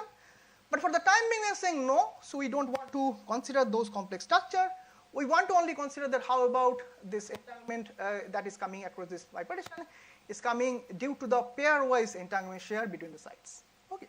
So this we call the link representation, and if we want to formulate in mathematical language, so this means we are considering there is a link which connects the sides those belong to the block A to the sides those belong to those we are denoting as I to the sides J which belongs to the block A bar. So and the integral entropy across this bipartition admits this kind of decomposition, which is sum of all these Jij elements connecting these two blocks. Okay. And the only constant that we are putting here is the Jii is 0. So if there is a link going in, connecting the sides which is inside A or A bar, so that is not obviously going to contribute to the entanglement across that bipartition, and they are non-negative. Okay. So for now, so you can think this Jij is nothing but the entanglement contribution that is coming out from the side I and J. So that's why entanglement cannot be negative. So that's why this condition is essential. So this we want to have not only for a single bipartition, but this we want to have to hold for the all possible bipartition of the states. So if you want S1, so let's say which is a single side entropy, so that can be written as a sum of this Jij element, S12, two side entropies, S1, 2, 3, and all possible. If this happens, whether exactly or approximately, so I will of course tell you what to mean by approximation, then we will call this quantum state that we are dealing with as this link representation of entanglement. Okay. So now to wrap up the story that I have already mentioned regarding this link. So what is the starting point? So given a state, so we are trying to fill, so this is an unsearch first of all. So this is the unsearch that we are trying, and we are trying to see that, we'll see that where this unsearch holds exactly, where it deviates, what is the consequence of deviance, if it deviates from the formalism, all these things we will discuss in a while. But just to recap, so given a quantum states, so we are trying to see that whether the entangled entropies across all this bipartition of this given state admits this link structure or not. If you are happy with this approximation, so I will tell what do you mean by happy or unhappy, so I will quantitatively tell. But if we somehow agree that, okay, so this has a link representation, so we are going to get a J matrix, okay, so that will be the focus. So we'll see that what we are going to do with the J matrix. Tell me. Will there be any restriction on this J based on the monograph? Yes, there will be.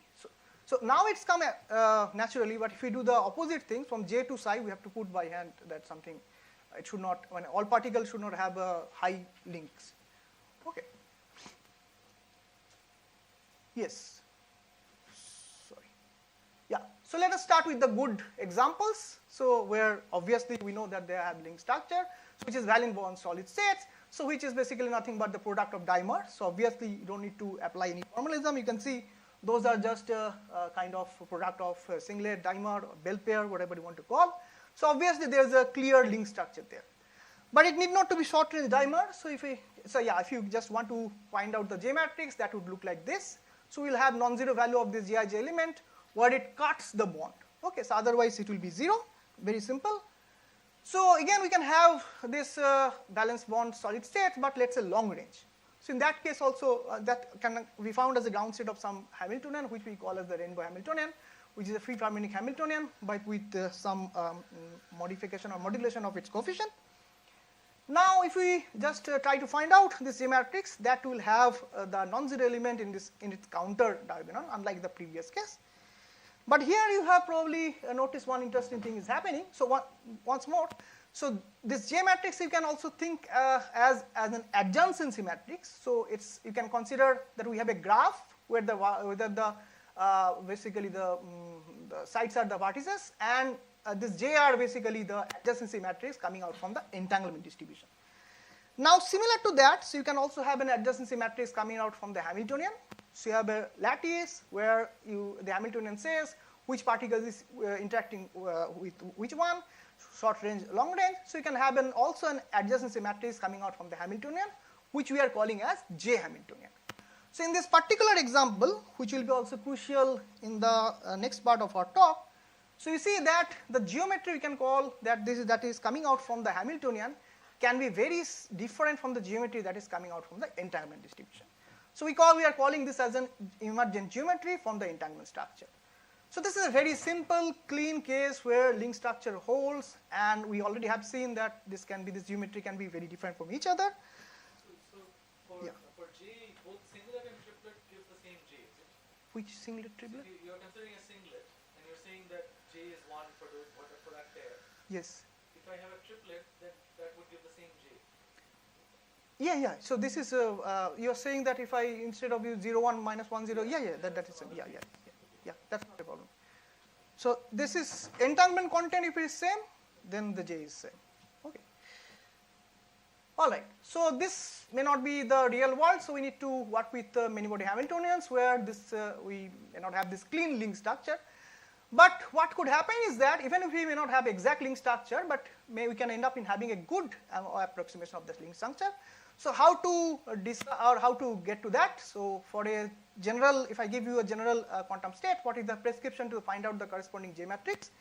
So probably you have already guessed. So the idea is very simple. So you have this set of equations, so which are basically using which you are trying to find out the entanglement entropies, or you are trying to see that this is basically coming from the unsuch.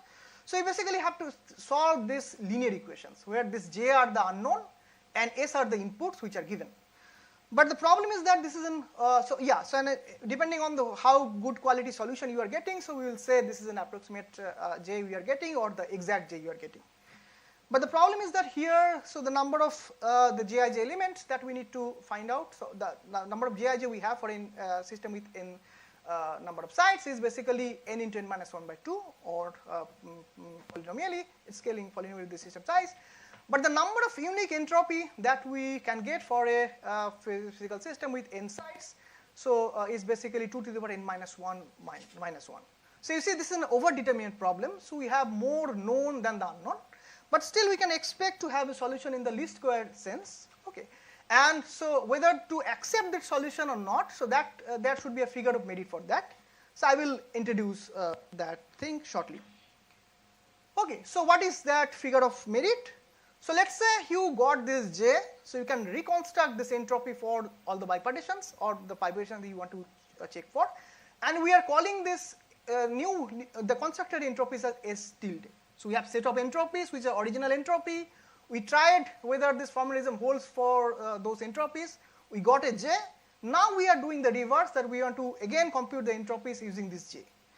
So if so this is just a prescription that how to compute. So for example, S12, so what we have to do, I have to basically sum up the links which belongs to this 1-2 block, that's connecting the sites belong to this 1-2 block with all other sites, those belong to this other block.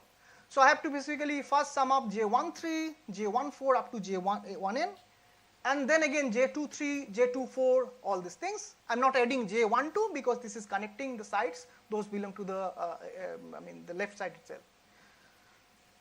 So the quality of the approximation depends on that how close these two sets of entropy. So we have started with the entropy, and this S tilde hat is basically the entropy that we are again deriving from this J. So that you can estimate. For example, one way to quantify this closeness of these two sets of entropy is that you fix a bipartition, you take the difference between the actual entropy and the entropy constructed from this Jij, and then do it averaging for all possible bipartition. So essentially, if there is a clear link structure, ideally this should be 0.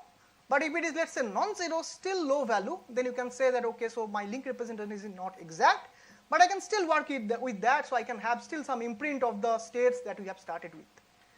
So in other words, you can have let's say, corresponding to given state, so you can have a link state, which of course is maybe exact, or maybe not exact, still it can capture the integral entropy values to some extent. Now, what could be the cases where this should not hold?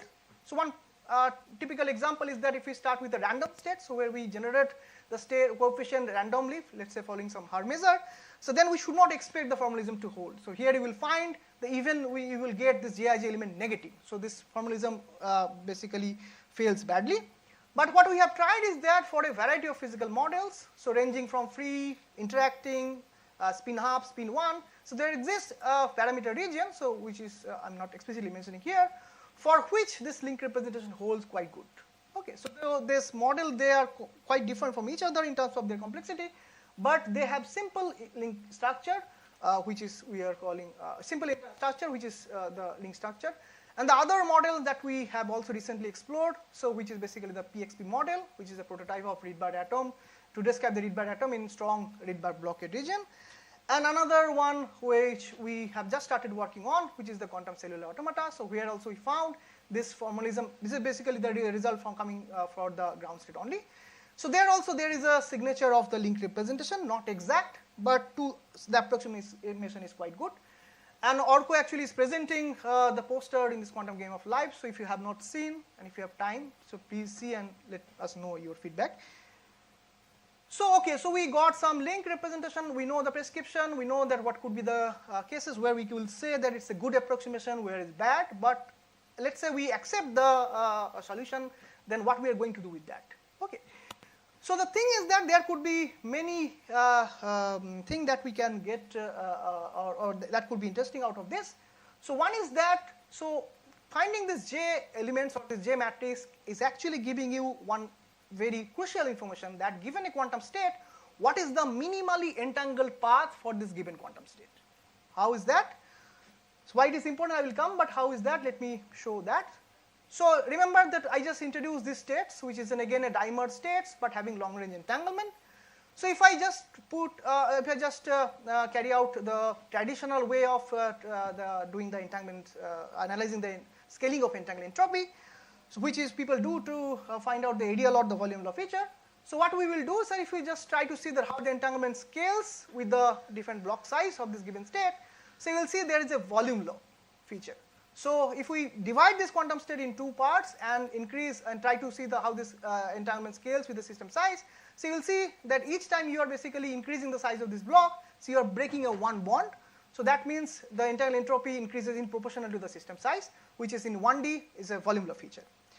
But you remember that I showed you that the J matrix comes like this. So if we follow the information or the instruction that is coming from the J matrix, so this will tell you that so there could be another path which is nothing but this, so which is very simple to even without formalism we can recover. So where if we try to see the system that okay, so this is a long range, but we can actually do some folding and see they are basically nearest neighbor thing, but this geometry is not a bit different. So according to this geometry, 1 is sitting to n, 2 is sitting to n minus n on all these things. So this is a very specific example. So as again I'm mentioning that to find out this minimally entangled path, you do not need our formalism. But what would happen if I give you a generic quantum state? So this we are calling that the formalism actually helps you to find out this thing, that whether the given for this given quantum state whether there exists a minimally entangled path, or which we are calling as whether there is a notion of generalized area law. Okay, so it could be area law irrespective of how we are looking at the system. So that's why we are calling it a generalized area law. And it can have immense application. So one is, as I have already talked about, that entanglement has a one-to-one relation in the context of efficient representation of this quantum state. So then I also talked about very briefly the tensor network theory. So that where the tensor network tries to split this initial big tensor as a small tensor, and ultimately the goal is to reduce the size of this tensor by throwing the non-relevant Smith values or Smith coefficients. But the thing is that if you execute this whole thing across a wrong path means across a path where system has high amount of entanglement, you may not get a success. You may not succeed. For example, if I can try to implement my tensor network formalism across a different path where the system has high amount of entanglement, so in that case, we may not reach to this final stage. That means we can factorize, but the size of the tensor will not be sufficiently small, or we still need a parameter which is beyond polynomial. So that's why the information about the right path is important, and in this case, the right path means low entangled path. And in our case, we are not only trying to give you the minimal, the right path. So this is basically the minimal internal path across all possible bipartition. So you can think, so this is one attempt to generalize the conventional tensor network formalism. So by keeping track of the entanglement distribution across all bipartition, or somehow the multipartite notion is coming to the picture. So whether we can apply it? So I would like to mention this one work by Nishino and his co-workers, where they have recently used this formalism. So this is one paper, and there is subsequent paper which I forgot to attach. So there they have used this formalism to study or to find out the quantum properties of a 1D system, where the physical state has this tree-like structure. Okay.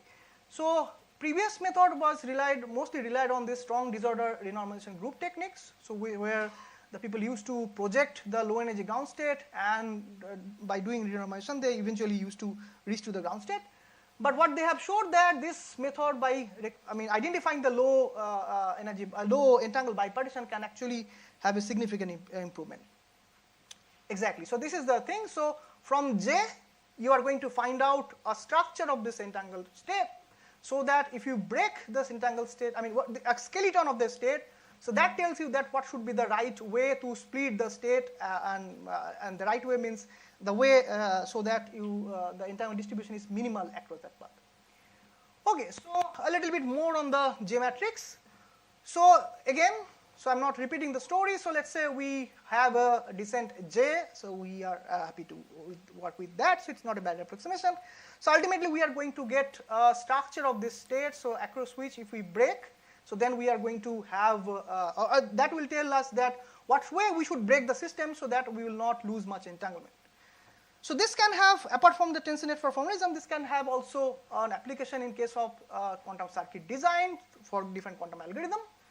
So for example, from the J structure, you can actually identify what are the strongest bond. So this is your first guess. Okay, so these are the sites that I have to first entangle strongly. Then will come the sites where I have to entangle loosely, and eventually I will generate, or I will try to recover the exact state. So this can have an application, as I mentioned, in the algorithm. So one such case that we are digging now. So this is based on, this is in the case of WA algorithm, quantum approximate optimization algorithm. So last month we basically, this is a paper that got accepted last month. So where we have showed that for this kind of algorithm, so the role of genuine multiparty entanglement. So usually, as you know, that the role of entanglement and the success of quantum algorithm is subtle. So there are algorithms which do not need entanglement at all. But what the recent recent result reports is that, so there may be initially though no entanglement, because we are starting with the product state. Finally, we will also have a product state, but in between there could be entanglement generation. Okay, so the more the faster the system disentangle itself, so that actually is related to the success of this algorithm. So this is a qualitative state. I'm not going into detail, but what we have done is very recently is that, so this is not part of that result. So we have tried to see that how this J evolves when we execute this algorithm, and this is inconsistent with the appearance of the entanglement barrier in this algorithm. So you see that initially this is 0. Nothing is means there is no entanglement at all. So then there is a cluster of the J non-zero J element, and eventually more we are reaching to the solution subspace. So we are basically this means we are basically getting low J values. So this structure can give you a hint that maybe in order to implement some quantum algorithm, so what will be the resource that we need to choose? So you can see that some of the sites are highly entangled, some are the low entangled. So that can give you a way to reduce the non-local gates that you may need in realizing this quantum algorithm. So that is still in the investigation period. So we are digging deep. So yeah, this I want to skip. So last couple of minutes, I want to just tell you the second part, which is again something we are working now. We don't have much result till, but one of the results that we got, so that motivated us to dig deeper, which is basically the other part of this talk. So the classical simulability of a given quantum state. So we just learned that, okay, from the first part, that there could be entangled state, but having very simple structure which we are calling as the link structure, and that can have application in many contexts. But what about the simulability or the classical simulability of the state? So by classical simulability, I mean that can we simulate those quantum state using short range or short depth quantum circuit? So the textbook definition of the classical simulability comes from this Gottesman-Neal theorem. So that states that if we have an initial state, whether entangled or product, whatever, so if I can create this entangled state, or if I can generate this entangled state starting from a product state by using a restricted set of gates. What is that restricted set? Is basically we will choose the gates only from the Clifford group, and of course we will do the measurement. Then the simulation of this quantum state would take ideally polynomial time, or we can basically simulate this quantum state in our day-to-day using our day-to-day quantum day-to-day classical computer. Okay, so this is the notion of classical simulability, and those kind of states we know if this happens, so we will call that those are the stabilizer states, because for them we can design this kind of circuit which and that helps us to realize those states in polynomial of time. But there are states where we cannot do that. So irrespective of whether they have entanglement or they are product or separable. So where this is not enough, so we need to, and in other words, so they need more than polynomial type in case of their efficient simulation. So this is the thing that we are trying to do now. So we have came up with, and of course we need a measure. So I cannot always check given a state whether I can build a circuit, so I need a proper measure, so that will tell that whether this quantum state can be simulated using a Clifford circuit or a circuit which is runs polynomial in time. So and there exists not much computable measure. So one measure that is available in the literature is basically the stabilizer any entropy, which we are considering, but this has its own problem in particularly scalability, so I'm not going to that. But if this measure is 0, so this means we can simulate this quantum state using our classical computer. So these are not we will say the states having quantum advantage. But if its SR is non-zero, so then we will say those are the states, those are likely to give us the quantum advantage. So what we are doing now, I need maybe 1 minute more. So what we are doing now is that, so we know that these are the typical state we have started with, the link structure, entanglement is simple, all these things. But what about their classical simulability? But for this case, yeah, we don't need to compute SRE, so we know that this is just some product of dimers, so we can very easily generate them from using some C0 and local gates. But if we just take the superposition of these two, so then we will see that what we have found is that the link structure still remained as it is, so there is not much change in that, but this SRE value turns out to be non-zero. Okay, and this happens to be not only for this case, other kind of link state that we are working with, so that for that this kind of thing happens. So this tells you that though this kind of states have very simple entangled structure, but it may not be simulated using very simple or this Clifford, the quantum circuit with consists of only the Clifford gates. So this is the direction that we are exploring. So we have some preliminary result that we are 1D we don't have much option for this covering, but as we go in higher dimension, this is ladder, so where we can come up with many configuration, many link configuration, and construct a state which is traditionally known as the RBB state. So there we try to find out how this, we eventually will compute this SRE, so how this overlap scales, and this overlap I did not mention, so that is there in the definition. Okay, so that we eventually need to compute to find out this SRE. Now the last two comments, so this is one of my students is doing, so he is just working on that. So the quick summary, so we have already seen the structure of entanglement that we, in the first part, that can have, the link states which can have a simple entangled structure. But just now I have told that this is not the end of the story, so they may not, in terms of classical simulability, they can be complex. Okay, and this is not only for this kind of states, we have tried this with the other models, so that I have mentioned, so where also the SRE is non-zero, even they have the clear entangled structure. So the two routes is open up, so which we are trying to dig deeper, is that what if we start with a state which has link structure and dope it with the T gates, which is missing from the universal set of gates. So we know that with the Clifford, and if we add T, so that gives us the universal set of gates. So we will start with a simple structure of entanglement, which is link, and the plan is to dope it using this T matrix, so it will increase its non-stabilizerness. So I mean, how this thing is going. For example, the one of the candidate will be the RBB state that I have mentioned, and the other thing is opposite.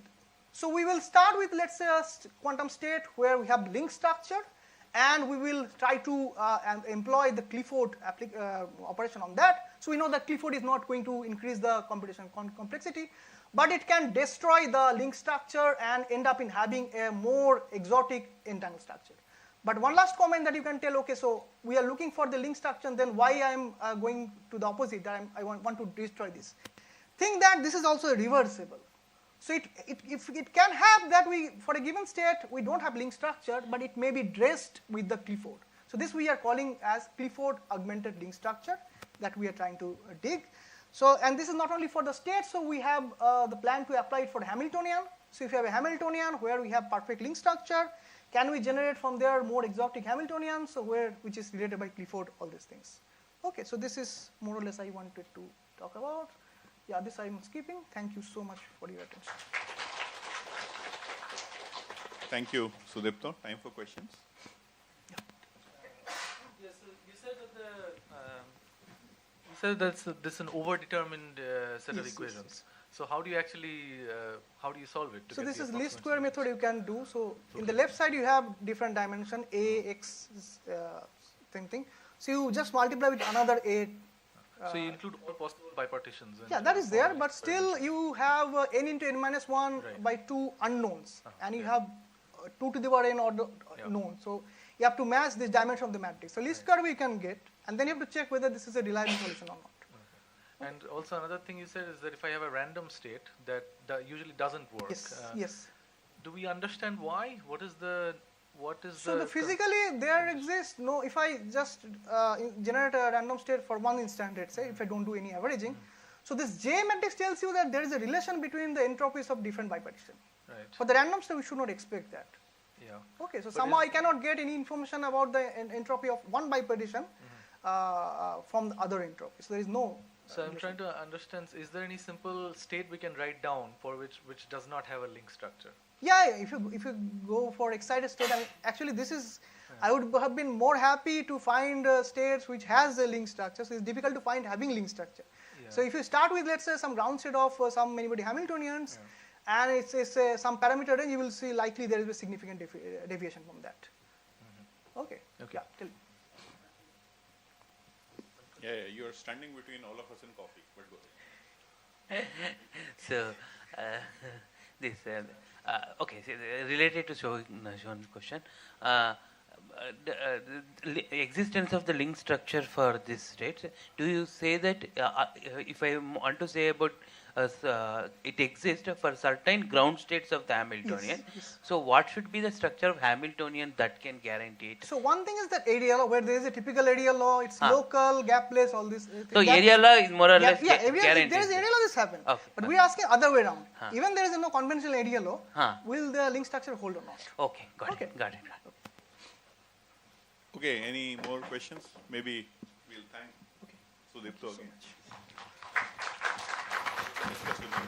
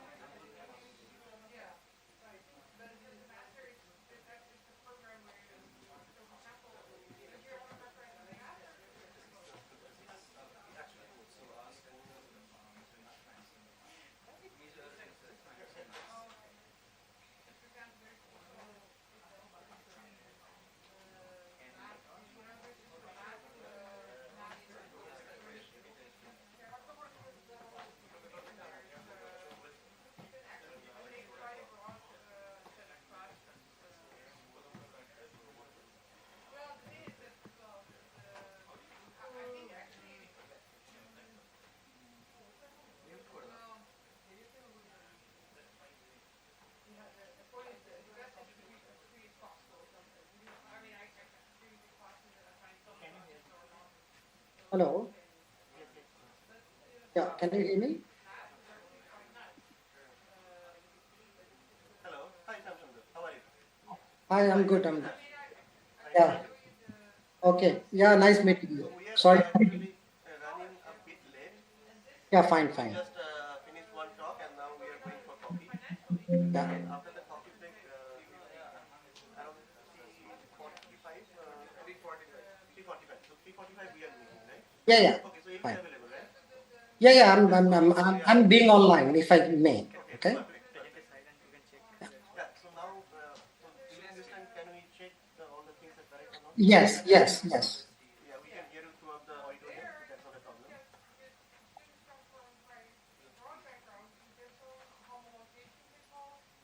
Okay.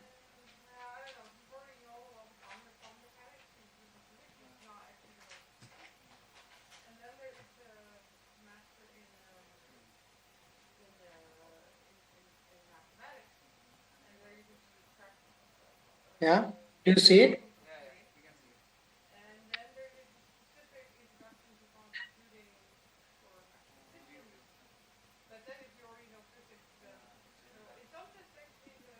You see my full screen or? Yeah, we can see your full screen. Okay, perfect, perfect. Okay. Thank you very much. So we're just stopping the video for now. Yeah. Yeah, so we'll come back around 3:45. Yeah, please. Yeah. Thank you. Thank you.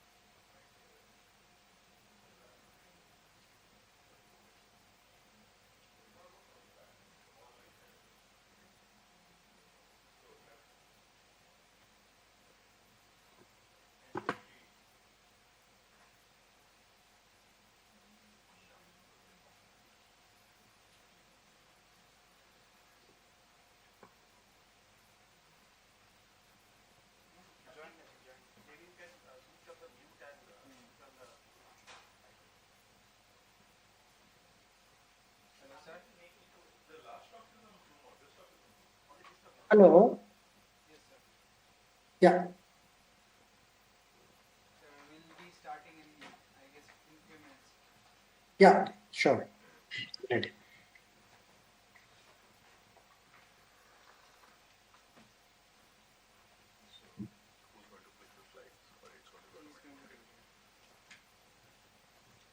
Hi, Sam Sundar. So we'll take 2-3 Hello. minutes to Yeah, please. No problem. the topic, right? Yeah. Thank you.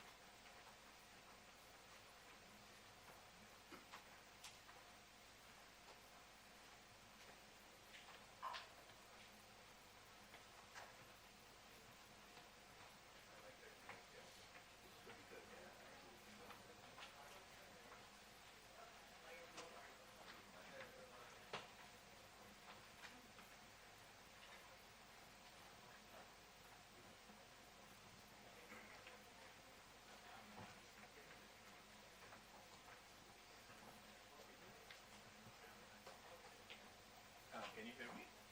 Yeah, I can hear you. Yeah, I can hear you. Yeah, just give us 30 more seconds probably to start. Yeah. How are you? Good, good. Nice to meet you. Nice to see you. Yeah. Thank you.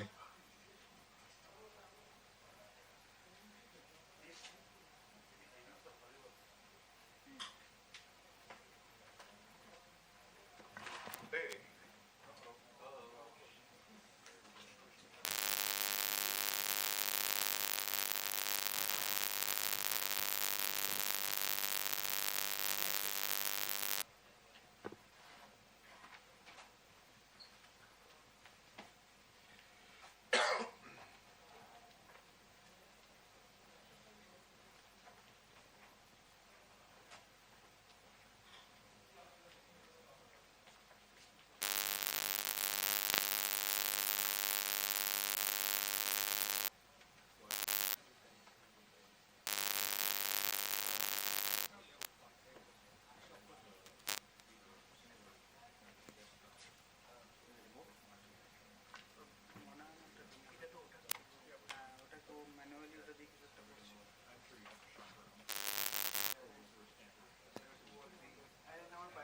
Yeah, we just had a glitch here.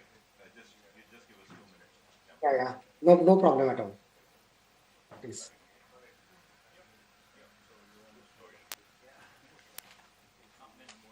Do you still want to reduce the volume? Carefully.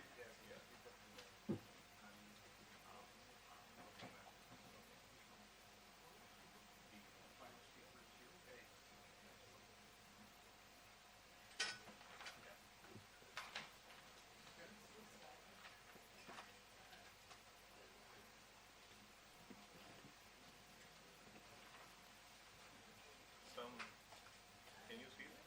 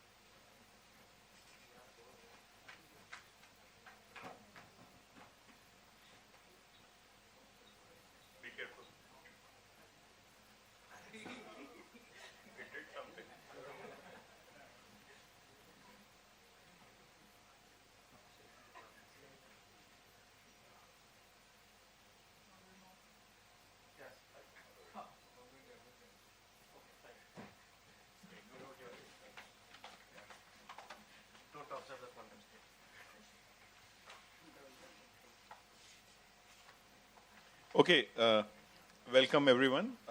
Next speaker is Dr. Shamsundar De from IIT Kharagpur. And yeah, Shamsundar, you please take over. Yeah. Can you hear me? Yeah, I can hear you. I hope I'm audible. Volume higher. Okay, just a second. Yeah, please go ahead. Yeah. Hello, am I audible? Yes. Okay. Yeah. Okay. Please go ahead with your talk. We'll crank up the volume. There's some. We don't know what's the appropriate volume. Go ahead. It's Okay. Okay. Yeah. So first of all, thank you very much. I thank the organizer for inviting me, and also I really apologize for not being able to be physically present there due to some medical emergency at family. To be honest, I found that I missed a great opportunity to interact with you all. But hope we will have future occasions to meet and discuss and to spend some time together. So as introduced, so I'm Dr. Shamsundar De from Advanced Technology Development Center at IIT Kharagpur.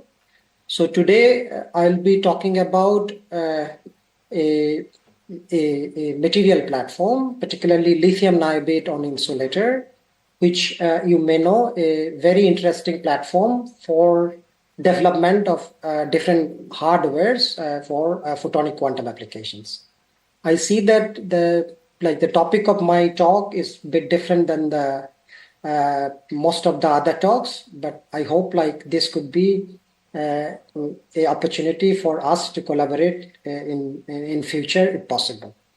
So my talk would be divided in mostly two parts. In the first part, I would be discussing the continuation of my work, which I was involved during my postdoc time in Paderborn. And in the second part, I'll be discussing some ongoing activities at IIT Kharagpur under the aegis of this recently initiated National Center for Quantum Accelerator Chip using lithium niobate. So this is a MAITI-sponsored center, and the goal of this center is to develop a complete ecosystem, meaning starting from material design, fabrication, and also applications of lithium niobate based photonic chip, including its application in the domain of quantum. So, of course, you are very familiar that photons are very interesting candidate for development of different quantum technologies. Thanks to its properties, including low decoherence, low loss, light speed transmission. Just a second. Yeah. Light speed transmission, its possibility to easily manipulate using standard optical tools, and also mostly of its room temperature operation, barring detectors in some cases, right? And thanks to these properties, all technology verticals in quantum, including communication, sensing, computation, and simulation, photonic platforms are very promising. So, for instance, as you are aware of, the first demonstration in the computation, so-called the quantum advantage, came in 2020 from the group of John Wei Pan in China. So, as you see here, right, the whole setup was built on a free space optical components. As you see, it's a monstrous setup on a large optical table, including a lot of bulk optics, but still they were able to achieve quantum advantage in large scale. As you see, compared to classical computation, they obtained it 10 to the 14 times faster, particularly in the context of so-called Gaussian boson sampling, which involved 50 squeezers, 100 mode interferometers, also in the detection, like more than 70 photon clicks together, right? Later on, but of course, as you can imagine, this solution, this bulk optic solution is definitely not scalable, not of course like suitable for making like product, and also like we don't want, let's say, our future quantum computer could be like occupying a whole room, right? So the next solutions, of course, for optical platform, then it would be chip scale, as I guess, in my opinion, the first time demonstrated by Xanadu, a startup in Canada. Again, like a similar boson sampling kind of experiment. They have demonstrated using a chip based on silicon nitride platform, like also demonstrating some quantum advantage for certain simulation or sampling tasks. In a very recent publication from the same people in Xanadu, they have also like demonstrated the potential for scalability of such kind of a photonic platform by integrating different functional modules through, for instance, standard fiber networks, where like different modules like source, processing part and detection part, all being connected with fibers, and each module is also rack compatible, or rack mountable, as for instance required for a practical quantum computer in future. Anyhow, like if we look into the functional building blocks of all these like photonic platform, basically it includes three building blocks: the source part, the so-called these linear optical network part in the middle, and the detection part. In the source part, there could be many variations, including single photons, entangled photons, squeeze light. In the network part, mostly it consists of interferometer networks, which includes a phase shifter, beam splitters, and in ideal case, if it's dynamically controllable, then this linear network could also be applicable for doing certain programmable operations, which is of course desirable in future. And eventually, in the detection part, there could be again, depending on the protocol, there could be different detection schemes, single photon detection, photon number resolving detection, or coherent detection, homota. So in this talk, I'd be mostly focusing on this middle part, these kind of how to realize these programmable unitary, programmable in a sense, in certain kind of where this linear network can be changed on the go, on the fly, while the photon is propagating inside the network itself. So this is the outline of the whole talk. As I mentioned, in the first part, I'd be discussing one approach for realizing such a network, which is so-called this measurement-based approach, which, as I mentioned earlier, it's a continuation of my work during my postdoc in Paderborn University. And in the second part, I'll be discussing our ongoing activities towards the development of photonic integrated circuit, again, for quantum applications. And in both cases, this is based on lithium niobate platform. To start with, why lithium niobate? For instance, lithium niobate has many interesting material properties, including, for instance, wide transparency window. So as you can imagine, if it has wide transparency window, then this is ideal for making low loss waveguides covering many different wavelengths, where, for instance, all possible light sources or detectors are available. So another interesting property is this electro-optic effect. For instance, this electro-optic effect can be exploited for making very high-speed switch, which could be exploited again for making programmable circuitry. Another interesting effect is so-called this nonlinear effect, which is exploited for making high-efficient quantum sources, as I mentioned earlier, the single or entangled photon source or squeezers. And for instance, there is also like possibility of like a high ferroelectric effect, which is again exploited for so-called periodic polling. And naively speaking, this is kind of dynamically changing or like, at different locations, changing the polarizability, the material polarizability by external applied field, which allows, for instance, making efficient sources, efficient nonlinear processes at desirable wavelengths within this transparency window of this material, which covers from like, almost near UV to kind of 350 nanometer to 5 micron.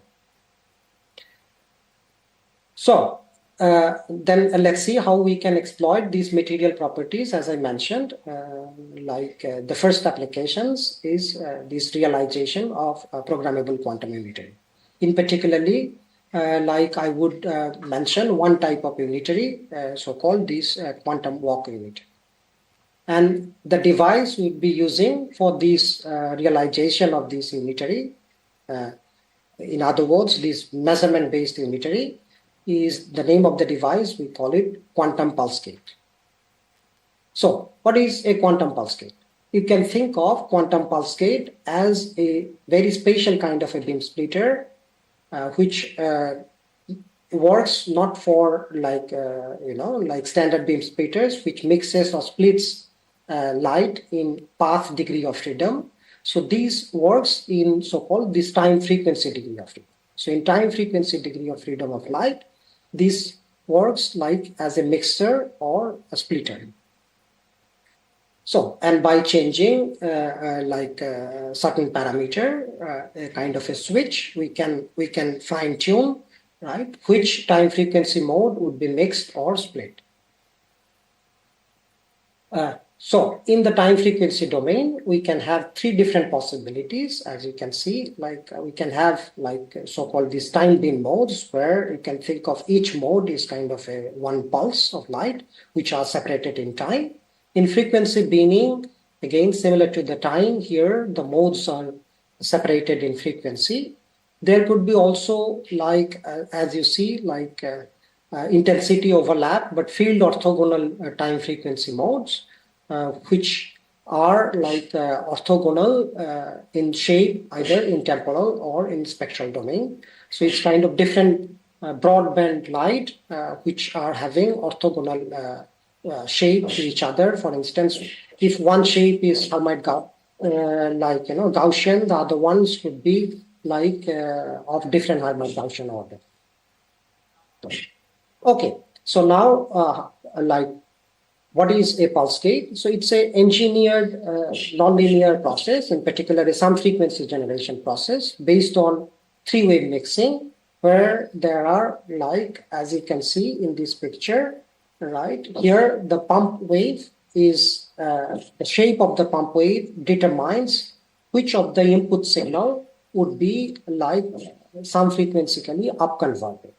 As you see, for instance, in the left side picture, if the pump mode is Gaussian in temporal spectral shape, and if the incoming light or the incident light consists of different temporal frequency modes of like Hermite-Gaussian shapes, then only the Gaussian pulse shape would be upconverted, rest of them would be left alone. Similarly, if we can change the pump shape of first order Hermite-Gaussian, then from the input, only the first order Hermite-Gaussian mode would be selected and upconverted, rest of them would be untouched, and so on and so forth. Even the pump could be shaped in a superposition of these different incoming modes, then their superposition would be like upconverted. In other words, this is kind of a projective measurement where the projection of these incoming state would be defined by the shape of the pump pulse. So in this picture, we have only shown the so-called this temporal spectral mode, but this is also applicable as shown in a lot of articles from this group. Right, this could be also applicable in time bin or frequency bin mode as well. So if we dig deeper into this some frequency generation process, so this is actually again a periodically poled lithium niobate waveguide, where this periodically poled meaning, right, the material polarization is controlled along the propagation direction with certain periodicity, and this periodicity needs to be controlled very exactly. As you can see, for this application, the periodicity is of 4.5 micron. And this is a so-called type 2 some frequency generation process. And also this is group velocity matched, meaning the pump and the input signal, they have same group velocity inside the material. And they have, as you see, the input signal would be having a wavelength like around telecom wavelength, and the like the corresponding pump wavelength would be around 860 nanometer. So for such kind of a controlled like some frequency generation process, if we look into the efficiency of the process, as you can see, this is the overlapping, this depends on the overlap integral of the spectral shape of the pump and the input signal. So, and if of course, like the spectral shape of the pump is orthogonal to the input signal, then it will not be converted, meaning the efficiency would be 0. Of course, if it's like perfectly overlapping with one of the input signal, then only that mode would be converted, meaning that we can do like projection of that input quantum state. If we look into the like transfer function of this some frequency generation process in the frequency space of this upconverted wavelength and the input signal, then this is the transfer function is a product of these the spectral profile of the pump as well as the phase matching function. However, this group velocity matching leads to the fact that the phase matching function is only dependent on the upconverting signal, whereas the the fact that the pump and the input signal bandwidth is much larger than the phase matching bandwidth leads to the fact that the pump the spectral contribution of the pump is only dependent on the input signal frequency. In other words, like the transfer function becomes separable, meaning like only one input mode would be mapped to the one output mode, where this mapping is only controllable through the spectral shape of the pump itself. So this is the simplified schematic of the experiment, where you see on the right side in the orange shaded box. So where the preparation of the signal occurs. So the input, in other words, the preparation of the the input occurs either in temporal spectral mode or in frequency bin or in time bin by playing with in the beam path a spatial light modulator based or SLM based pulse shaper.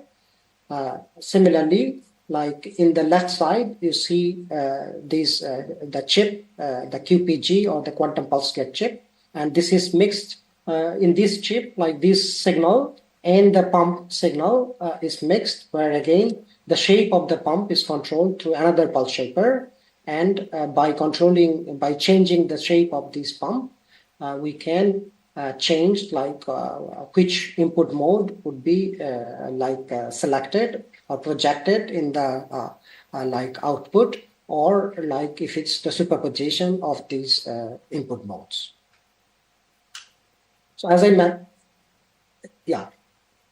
mentioned, I'll discuss only realization of one type of unitary, so-called these quantum walk unitaries.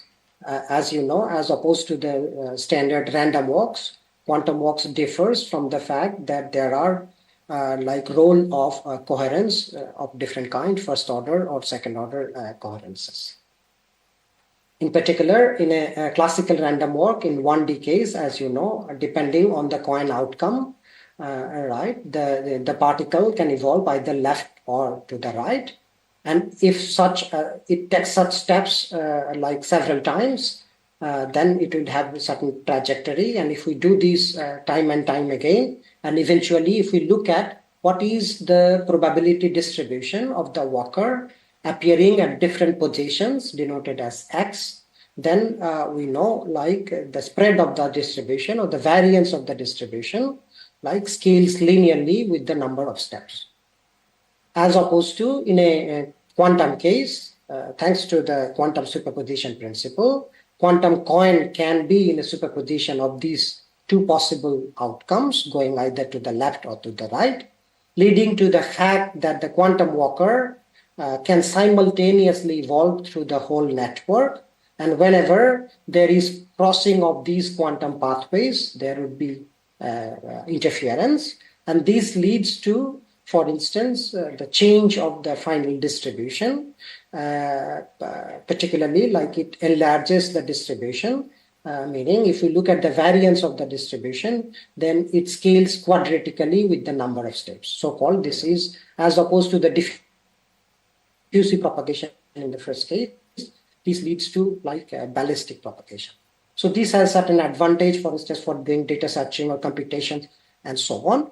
And if we look into like the mathematical form of it, so if we look into what is the output state, if we start with an initial state, as I mentioned, like then this initial state is evolved through these two different operators in each step, right? The coin operator and the step operator. So, and the combination of this coin and the step operator like leads to this unitary operator for a single step. And if we evolve these over n number of steps, then we will have such n unitaries, which would eventually lead to the total evolution operator U, which maps the initial state to the final state. And eventually, if we are only interested at the the distribution at the output, so it's like the projection of these final state on the position basis and modulus square of it, right? So that would lead to the probability distribution of finding the walker at different positions. So of course, like if this is done like the way we described, for instance, by putting different optical elements, then this would take, in this example, as you see, right, a lot of optical elements and also like a lot of detectors. So as opposed to this so-called this circuit-based method, in a measurement-based approach, like let's say this is the probability distribution of the walker. So as I mentioned earlier, right, this is psi final is the final state after the evolution of the walker through the network. And then it's modulus square over all the position bases. And then it's, let's say, traced out over all the coin degrees of freedom. So in case of a standard circuit-based approach, right, this U applied on the initial state leads to this final state, then we take the projection of this final state on the position basis. As opposed, for instance, like in this simple picture, as you can see, let's say in this very simplistic two-dimensional picture, let's say if we have a photon vertical polarized, then our measurement setting is in having two basis states, the vertical and horizontal. Then these, let's say, polarization rotator, like this wave plate. So these plays the role of this unitary transformation. So it changes the input state from V to V prime. Then we can measure finally, like in the standard computational basis, this V and H, right? So this is what happens in case of like standard circuit-based approach, right? However, we can like reverse the problem in a sense, like instead of applying this unitary on the initial state, we can think of like having a measurement basis which is rotated like proportionately to the way how this U we want. So in this polarization picture, this means instead of rotating this initial input state, we can rotate the measurement basis then the measurement outcome will be identical in these two cases. So this is, as you of course understand, this is kind of like equivalence of this Schrodinger and the Heisenberg picture. In our case, these position bases we mapped into frequency bin basis. As I mentioned earlier, the quantum pulse gate, our measurement device, can also do measurements in frequency bin basis, projective measurement on frequency bin basis, and also in superpositions of frequency bin basis. Right. So this is like in a nutshell what like these standard unit, like circuit-based method to the measurement-based method, how they differ in like operational approach. And at the bottom, we mentioned the experimental setup. Again, the frequency bin input state is prepared again by putting a pulse shaper in the input bin, and again, in which basis we'll do like the measurement is controlled by putting another pulse shaper in the pump bin. And again, in this non-linear waveguide, this projection happens through the group velocity matched sum frequency generation process, as I mentioned earlier. So, for instance, here, as you see, like it's a simulation of experimental demonstration of a quantum walk on a 4D hypercube. As you see, the walker started from one of the vertices of this 4-dimensional hypercube, then how it evolves over different time, like different steps through different vertices of this hypercube. And like we see the step number where these black solid lines are the expected theoretical prediction, and the solid yellowish lines are the corresponding experimental results. You can better visualize here. Here again, how this position distribution evolves for different steps in experiment and theory. As you see, like we obtain a very good fidelity or similarity of the order of 95%. And there are like different cross checks that, okay, indeed we do like this realization of quantum walk, and not only on like such kind of a closed graph. This could also be applied for long walk, meaning like over a really large number of steps, like also like by preparation of different kind of initial states and so on. Okay, so this is like, as I mentioned, this is like what experimentally was done like during my stay in Paderborn University, and finally I wrapped it up like during my time also in IIT KGP. And now I would move to like our ongoing activities as part of this national center I mentioned earlier for developing these lithium niobate based quantum technology, like which is one of its kind in India. To my knowledge, this is only one center which is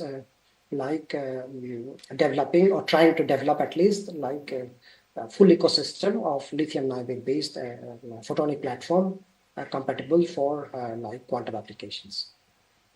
As I mentioned earlier, right, like for photonic quantum technologies, we need to tackle these three different building blocks: the source part, the network part, as well as the detection part.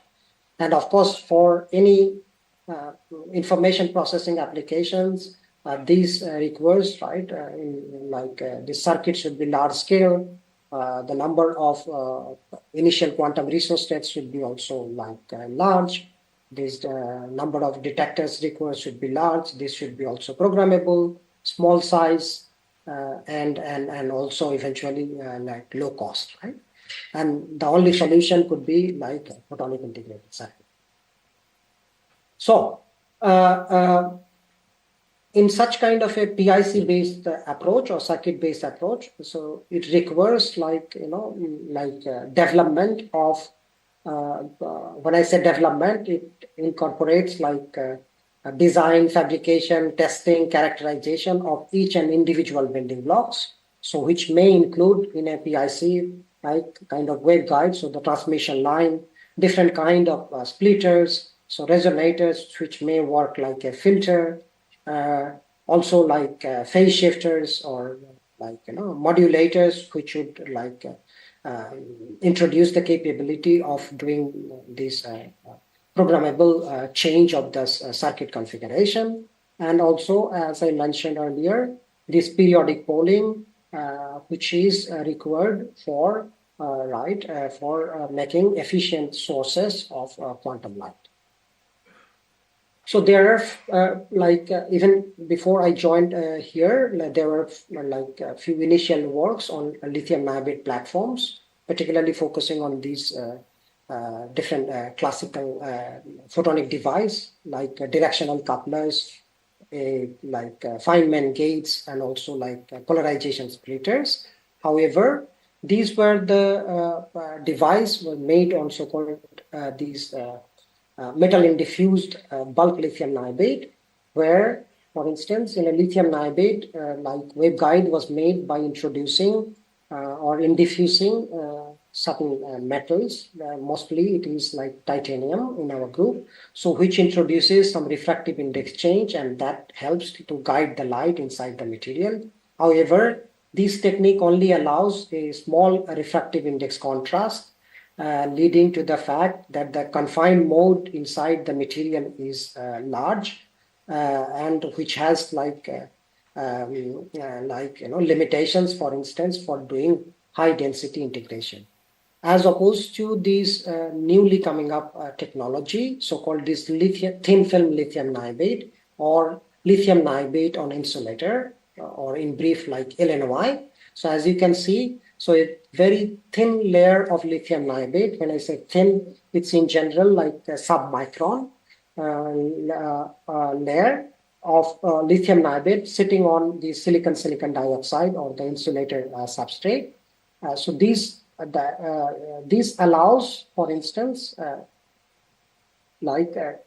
confinement of light in a very small scale, because this allows in vertical direction in large index contrast compared to these traditional bulk lithium niobate. So, and eventually this leads to tight confinement of the electromagnetic field propagating through this waveguide. So this leads to, of course, very small footprint, and also high efficiency nonlinear or electro-optic effect. So meaning this is one possibility which is scalable if we are talking about large density integration in future for making practical quantum devices. Of course, it brings with a lot of other challenges. For instance, and current technology is current efforts is ongoing across the globe, how to improve these LNOI technology for making low loss, high speed, and quantum compatible photonic devices. And this is also the objective of this newly development center at IIT KGP.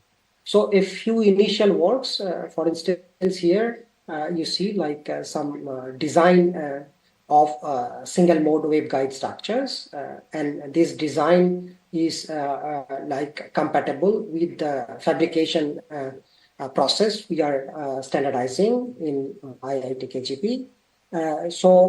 Particularly considering what would be the thickness of this device layer or the lithium niobate layer, the thin film lithium niobate layer, what would be the width of these waveguides, what would be the angle of these, the etched part of the lithium niobate, and so on. What would be the mode? Will it be only transverse electric? Will it be only transverse magnetic? Will it be both? In which wavelength we are working? So based on that, we are optimizing our design based on state-of-the-art design softwares like Numerical, COMSOL, RSoft. I guess you had opportunity to visit one of the poster of our student Mijanu, who was there. And if you want to know more, he would be the right person to discuss more. So for instance, there are also few initial fabrication attempts we are doing, particularly weight etching based. So as you see here, this is a microscope image of the waveguides. Here you see it's kind of profiling, its height, what would be the height of this waveguide, although this is now, as you see, few tenths of microns. So this is definitely not a single mode waveguide, but current work is going on to minimize the size to micron level, particularly to such that it becomes a single mode waveguide. There are also design activities on all the other functional building blocks, as I mentioned earlier, not only waveguides, but also devices like directional couplers and so on. So again, this is some design work on directional coupler, which you can think of like a 2x2 splitter or mixer. Again, if you want to know more, you can see either Mizanu's poster or discuss with him. Similar fabrication activities, again, some initial results are going on. As you see in the right side of the picture B, two close by waveguides fabricated, which defines, for instance, this coupled region of this directional coupler. Again, the width of the waveguide and their separation is not up to the scale what our design wants, but we are optimizing to approach at that level. Finally, as I mentioned, one of the potentiality of or the benefit of lithium niobate is its high nonlinear optic effect, and to exploit that, we need the facility for periodic polling. So in our group, we are also trying to develop this periodic polling facility, for instance, and this requires, for instance, a combination of microfabrication, particularly this microfabrication of these finger electrodes, which should be used, for instance, for developing micron scale periods as requires, as you saw in the first application, a period of 4.5 micron for the quantum pulse gate, right? So we need this micron scale period with in a waveguide which is single mode for both the pump and the signal. For instance, if we consider a pump to be 775 and quantum light or quantum signal in 1550, then these waveguides should be single mode for both pump and signal. So then in that condition, what would be the periodicity? How do we design, how do we fabricate a waveguide which is single mode for such kind of a wide wavelength range? And then not only design, then fabricating that. On top of that, making the electronic circuit, which is would be used, for instance, for applying external electric field, which would do this domain change in the material itself. So this requires, for instance, very fine control of the electric pulses being applied, which needs to be also very high voltage. So this by itself, it's also a challenge. We are actually already past. Okay, so I'm wrapping up in one slide. Okay, so this is the ongoing activities also going on in the group. So these are the few of the facilities we had, and we are also augmenting it in the group, and also a lot of new facilities coming up. Again, focusing on these development of LNY based PIC technology, and to finish, these are the group members. Few of them are in the picture, few of them are missing, and we have. For the students, if you are interested, we have many open positions as JRF, postdoc, and also the research engineers. if you find this topic interesting, feel free to reach us, contact us. With this, I thank you, and I'd be happy to take few questions if you have. Thank you very much. Yeah, do we have questions? Okay, please.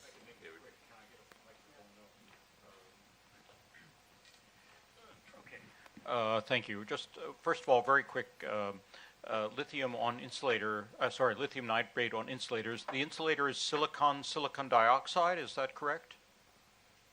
Can you hear me? Yeah. It's silicon dioxide. There are other versions. For instance, we are buying these like wafers from companies. So there are other versions like quartz or Okay, very good, but that's your current technique. Very slightly longer question. Near the beginning of the talk, you reviewed this very nice three-wave mixing device, and you had cartoons of your spatiotemporal pulses, and in the cartoons they were about 10 cycles in duration, which would make them femtosecond. Now, I presume they're not, but could you tell me what duration they are? I guess it's very tightly constrained by all the phase matching and all the matching conditions. Yes. And so what are the durations? So it was of the order of like it's a from a standard Myra Sapphire laser providing this around 150 to 200 femtosecond pulses and so on. Okay, so they are in the femtosecond region. Is there any prospect of making them shorter? Sorry? Could you imagine a different arrangement, a different choice of materials and so forth, where they actually were shorter in the few femtosecond region? Yeah, because then all this higher order dispersion becomes a problem. Yeah, I know reasons why it won't work, but can you tell me a way that it could work? Exactly. Particularly then this phase matching won't be kind of a linear, but it would be like bent with wrinkles on the sides. So then it becomes not like single mode projections become difficult. Then it becomes multi-mode and so on. Okay, so we need to really balance it a bit. In one word, your answer is no. Okay, thank you. Yeah. I mean, the question was that can you make it work shorter?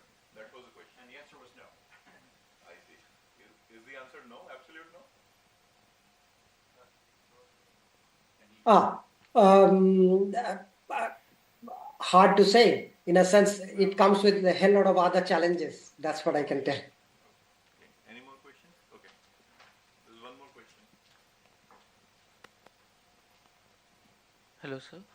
What's the resolution in the periodic polling that you could achieve? Okay. So there are recent reports of periodic polling resolution sub-micron. So yeah. Okay. Thank you, sir.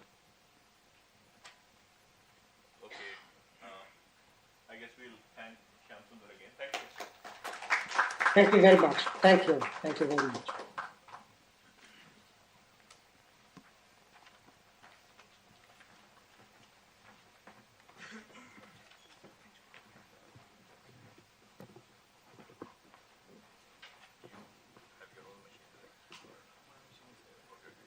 So should I just log out from here? Yeah, please do.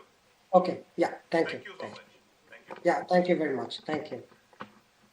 And apologize again for not being able to be there. Okay. That's fine.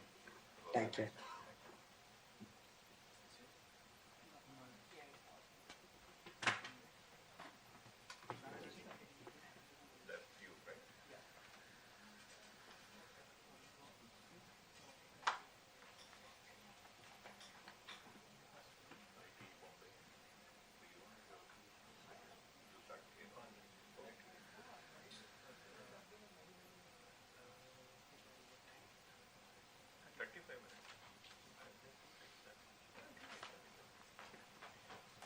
Okay, so our last speaker is Dr. Siddharth Santra from IIT Bombay.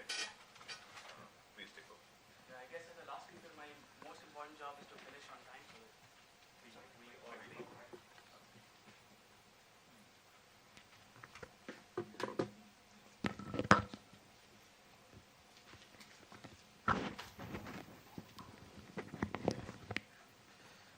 Yeah, I was saying I'll try to finish on time so that we can all leave as we planned. And let me thank the organizers, and let me jump straight to this slide, because no one wants to dwell on this too long, but the message that I would be trying to convey through this slide is actually one of optimism. So we know when this happened, and in addition to affecting the lives of people immediately at the epicenter, directly affecting, it indirectly affected many others all over the world immediately, which is because this happened to be very close to a switching station for the submarine cables that connected North America to Europe. And as a result, the internet traffic was affected, but not as much as you would have imagined. So it turns out that about a 10% drop in connectivity, measured in some manner, mostly by pinging different points, different source destination points in the internet. And the connectivity dropped about 10% immediately, but it was back to normal in 30 minutes. People have studied the behavior of a similar behavior in complex networks. So this axis is sort of the nodes they take out of operation, and this axis S is the fraction of nodes in that network which are part of a giant connected component. So you can see that even when a large number of random nodes, so the blue squares are random nodes, are eliminated, the network connectivity doesn't suffer a catastrophic loss. This is for randomly eliminated nodes. The situation is different for some other high importance, high priority, high connectivity nodes called the hubs, which can seriously, catastrophically affect the network connectivity. The point is that the classical internet, if you look at its network structure, is classified as a complex network. There are emergent structures and emergent properties of this network that give it a robustness that the designers of the network didn't initially plan on achieving. So something that happened organically. I work in entanglement distribution, and we are far from where a quantum network could be classified as a used for a more effective entanglement connection between 2 points in that network. So some sort of robust entanglement connection between 2 points of that network.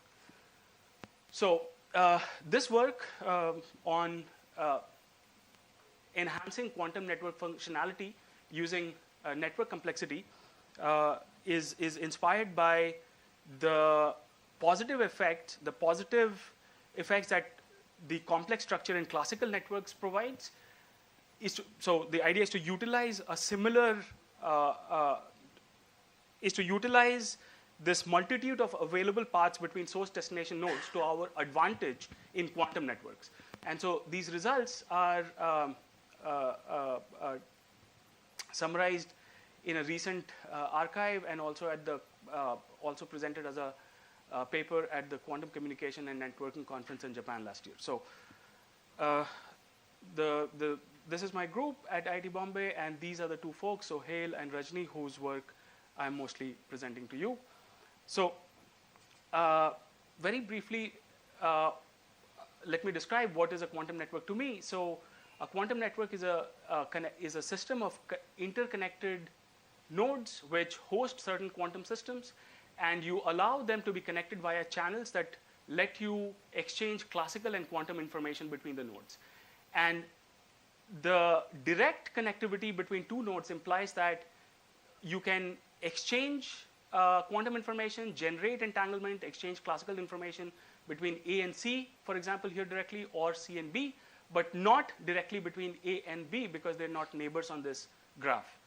However, quantum network operations do allow you to do that via certain intermediate quantum operations at the node C, for example. So if you had certain amount of entanglement, an entangled state on this edge AC and separately on this edge CB, you could think of connecting those two entangled states and forming a larger entangled state between A and B that would act as send classical information securely between the nodes, or send quantum information with high fidelity between the nodes. And so different different systems could be mapped to this framework. For example, a quantum circuit where you want to have a distributed quantum gate could also be analyzed as a quantum network, where this sending of quantum information essentially means that you are implementing a entanglement-based distributed quantum gate. So these two goals of either secure classical communication or quantum information or sending quantum information, both of them require as a resource these entangled states, which are in this notation 2-qubit entangling gates that are shared between two neighboring nodes, AC or CB. And the point is that while this is the ideal resource, the reality of the physical channels would never let you achieve this kind of resource. So the actual resource that you always obtain is some kind of a decohered version of it, where written in this form, it can include other physical processes such as losses in these channels and so on. So such a state, which is not ideal, so it has only some part, some component of the ideal resource, but some other, the complement being just noise or something that we cannot use for our purposes, is characterized by its fidelity. And the point is that you would want channels to have very high fidelity in order for you to achieve these goals to the best possible degree. So when you want to send, so we have established that complex networks can potentially allow you to have a multitude of paths between source and destination points. And so when you're sending classical data, the nice thing is that you can actually copy the classical data and make redundant data packets which you can send through these channels. And even if some of them don't make it, you are pretty confident that at least some of those packets will to the destination node. As a result, your ultimate goal of communicating to the other destination node is fulfilled. But that is not true for quantum data. If there is some quantum data here, you really cannot clone it. And so this kind of a redundant data switched information transfer cannot be performed. What can be performed, though, which is the purpose of this talk, is that suppose I had these three channels in three different colors, provide me states with three different fidelities, F1, F2, and F3, then could I combine them using some quantum operation and obtain an effectively higher fidelity channel between the source and destination nodes? And that I could utilize for sending quantum information, for example. So that is the idea of entanglement purification. So purification happens to be one fundamental quantum network primitive in addition to entanglement generation and swapping. So if you imagine A and F as your source and destination nodes, the idea is that the whole distance between A and B, the total distance has to be divided into multiple smaller pieces. You have probabilistic and imperfect entanglement generation over each smaller segment. And then you have these connecting operations, which are these swapping operations.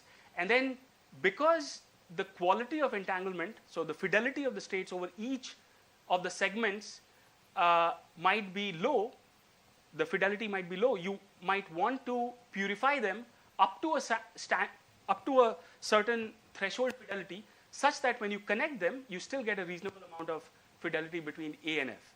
So purification, in a cartoonish way, this is what it does. It takes multiple copies of some state with some characteristic fidelity, and it gives me as an output a single copy, which is the effective quantum channel, with a higher fidelity than what you initially started with.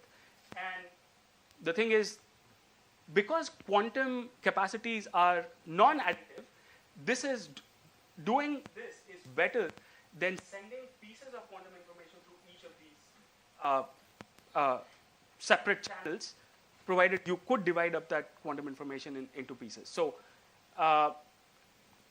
you would want to purify because you want a higher fidelity channel, higher fidelity effective a single higher fidelity effective channel between A and F.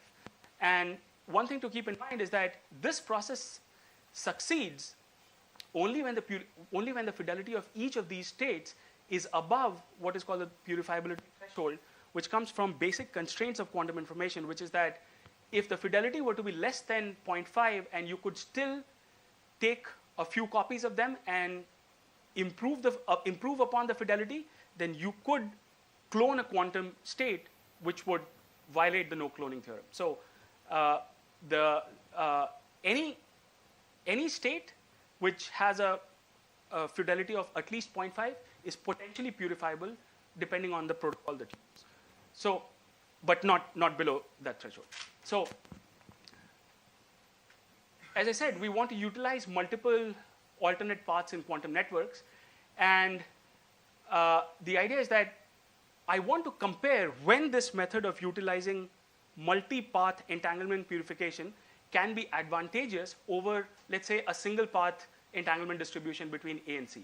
So if I had some connection, say some source and destination A and F, so A and F here, a basic protocol could be just a swap along, this one, just a swap along, say, A to D, D to A to E, E to D, and D to F, and that would form this link.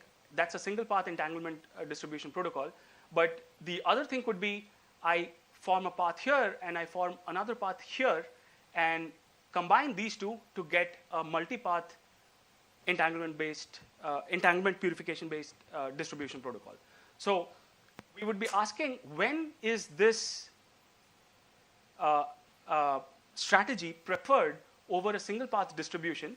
By adopting a statistical description of the quantum network where each of the edges of this network is described by the probability with which you have entanglement generation over that edge and the fidelity of the generated resource over that state, over that edge. So you can imagine each of these edges of the network to have a potentially different fidelity drawn from some distribution, and likewise the probability also drawn from some distribution. So that forms the statistical model of the quantum network.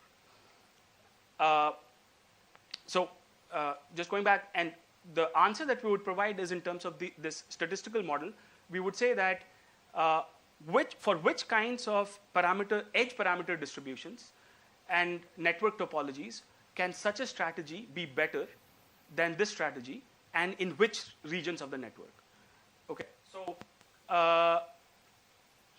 the idea of entanglement purification is, of course, is not new. It is one of the founding results, I would say, in quantum information. And so the idea of purifying noisy entanglement came about where the idea was that if you had A and B and you were getting states generated over this link separated in time, so this is the time axis, then you could take multiple copies of that and try to purify them. So 2 copy to 1 copy, multiple copy to a single copy, that kind of purification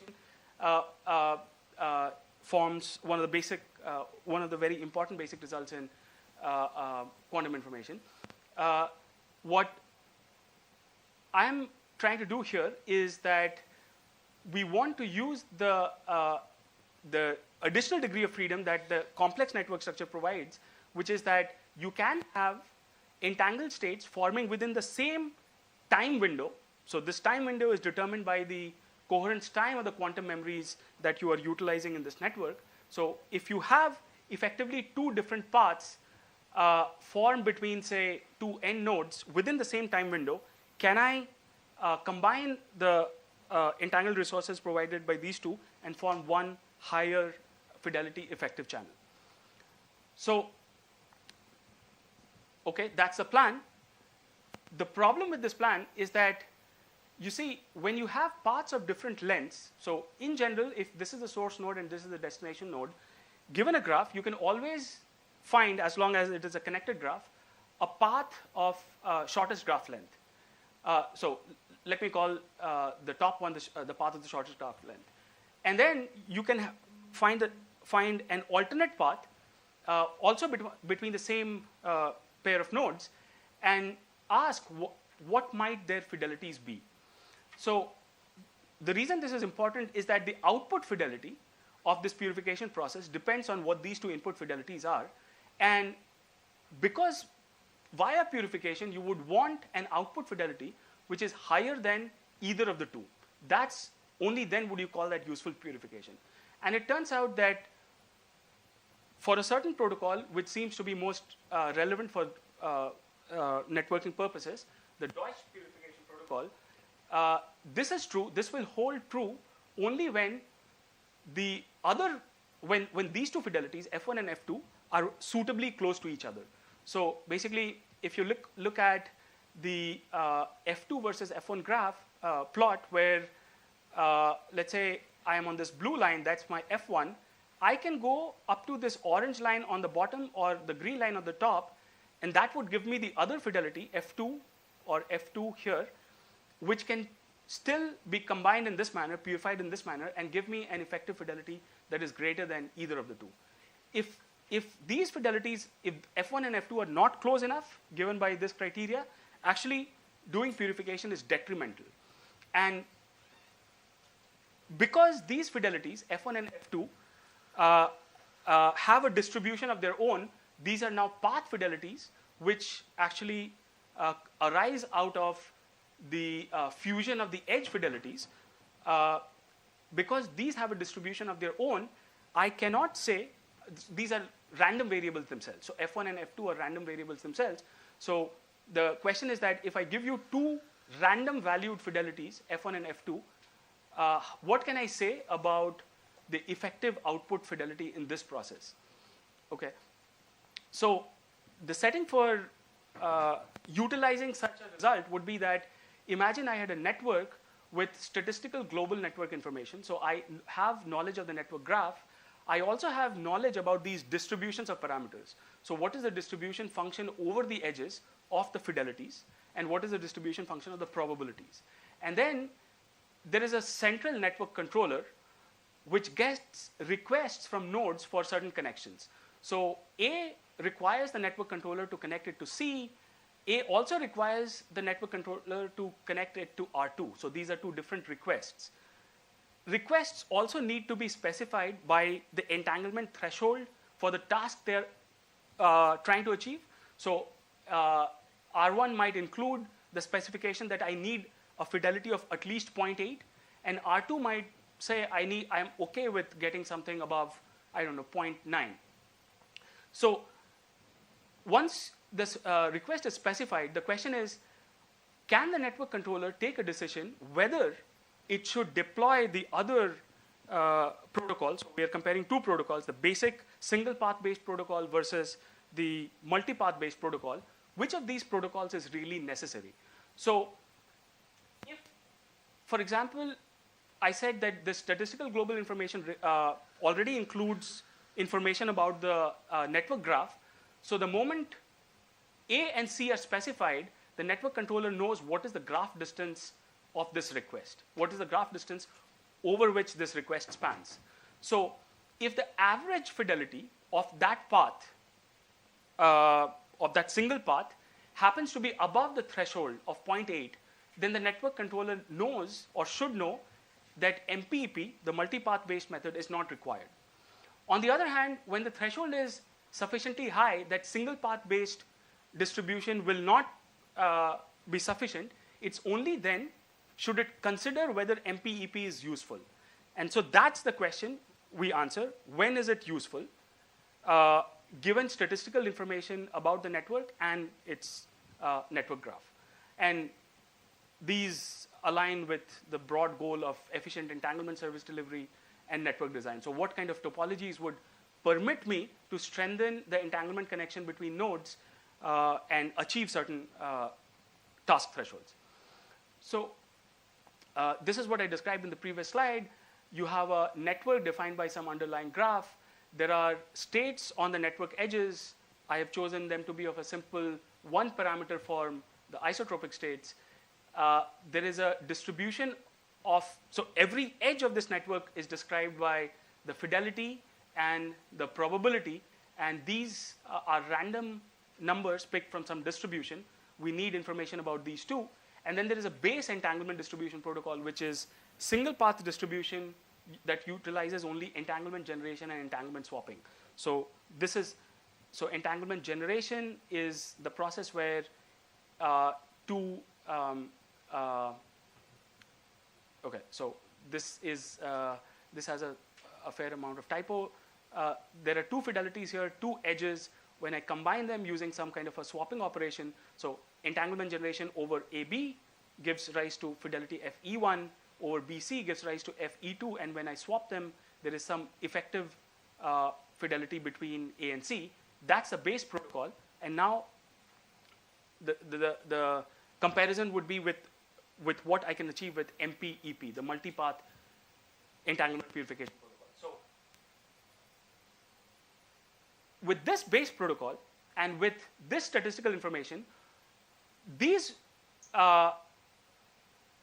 the algebra of how the edge fidelities fuse together to give me path fidelities actually give rise to a probability distribution function of the path random variables. So L here denotes the length of the path in terms of graph hops, and so because I had information about the distribution function over a single edge, a certain convolution of that would give me the distribution function over paths of different lengths. And by studying these path distribution functions and how close the distribution functions of two paths of different lengths are, we can say whether or not MPEP would be useful. So here is a PDF of path fidelity, and what happens is the different colors represent paths of different length, and so the blue one is for L equal to 1, which means single edges. So this is a uniform distribution between 0.5 and 1. That's a choice for this calculation. And then if you take paths with only two edges in them, this is how the distribution function looks. And as you increase the length of the paths, you can see that the peak actually keeps going lower and lower. It doesn't hit 0. There is a minimum of 1/4 that these states achieve after an asymptotically large number of swaps. So it will go and hit 1/4, and that's where it will stay. The point is that if now I had two paths between a pair of source and destination nodes, one which was length 1 and one which was length 6, you can see that they have very little overlap, but this overlap is required because F1 and F2 for the purification process needs to be sufficiently close. Otherwise, combining a path of length 6 and combining a path of length 1 would not be useful purification-wise. You can do this similar analysis with path probabilities, but let's focus on the fidelity now. So once we understand what's happening with paths of different lengths, we can come up with criteria to statistically determine when paths of length L0 and L0 plus D, where L0 is the shortest path length between 2 points, and L0 plus D is an alternate path, is the length of an alternate path, when combining the random fidelities provided by these two paths can be useful for entanglement purification. And so this expectation is over the different network, is over different pairs of network nodes S and D. In other words, it is basically the averaging over the distribution functions of these path fidelities. So this is the distribution function of this path fidelity. This is for the other path, and then given that I was purifying FL0 and FL0 plus D, this is the output fidelity that I get. And what the fidelity criterion requires is that the left-hand side, the expected fidelity, expected post-purification fidelity should be greater than the expected shortest path fidelity between these 2 points. Only then, on an average, can I say, would multipath entanglement purification be useful. Now, it's okay to have the post-purification fidelity to be higher on average than the shortest path fidelity, but what is also important is that these two paths should be available within effectively the same time window. And so this time window is determined by the coherence time of the quantum memories. And so the difference between the expected times, the expected waiting time for this state to form and for this state to form should be smaller than the coherence time utilized in the quantum network. So these are two criteria that you can devise to determine the L0, L0 and L0 plus D pairs where the multipath purification can be potentially useful. So this is what we see. You see, these are paths of, so L0 is the shortest path distance between 2 points, and D is the difference of the alternate path length and the shortest path length. So if you look at D equal to 0, so you have paths of similar length, you have paths of same length between a pair of SD nodes. You see that this quantity, which is essentially whenever it is positive, the fidelity criteria is satisfied, is always positive. So the fidelity criteria is always satisfied. And it's always satisfied up to a certain L, and that's because for such long paths, the path fidelity is actually very, very close to 0.5, the purifiable threshold. So there is no use in purifying the fidelity that you get out of very long paths. At the short path length region, it is also tending to 0, and the reason is that when you have a random network, so these are simulated in random networks, it is unlikely that you will have paths of, even though you may have paths of similar length, because there is a distribution of the edge fidelities, which is not a delta function, F1 and F2 here are not the same, and they might not have sufficient overlap for this to be sufficiently above 0. So intermediate ranges of length, which is the separation between S and D, are most effective to satisfy the first criteria. So when you take both criteria into account, what you notice is that the red line here represents the basic entanglement distribution protocol. The green line is the multipath based protocol. And there is a certain range of separations between the source and destination nodes where the multipath based approach can be beneficial. This is true provided the average fidelity of the network is sufficiently high. If that is not true, there will be no regions. So this green line is still the multipath based method, where the multipath based method can be useful compared to the basic method. A more illuminating example of the advantage that MPEP can give you is when you consider a slightly different network, but you see that suppose I wanted a task threshold of 0.89, something that is relevant for device independent QKD. For our purpose, a form of secure classical communication with stronger guarantees given by quantum mechanics. So the threshold is 0.89. You want the entanglement connection between source and destination to be above 0.89, but you see that with just the basic protocol, there are source destination pairs that are separated by 5 and 6 graph hops that cannot satisfy that threshold, but with multipath based methods you can always you can do that till up to L0 equal to 6. And while this looks like a small number, let me remind you that for random networks, the diameter of the network or the radius of the network scales as log n, and typically with 6 graph hops, it should be possible to go between arbitrary source and destination nodes. So there typically exist paths of length L equal to 6 that connect any two given nodes in a connected network.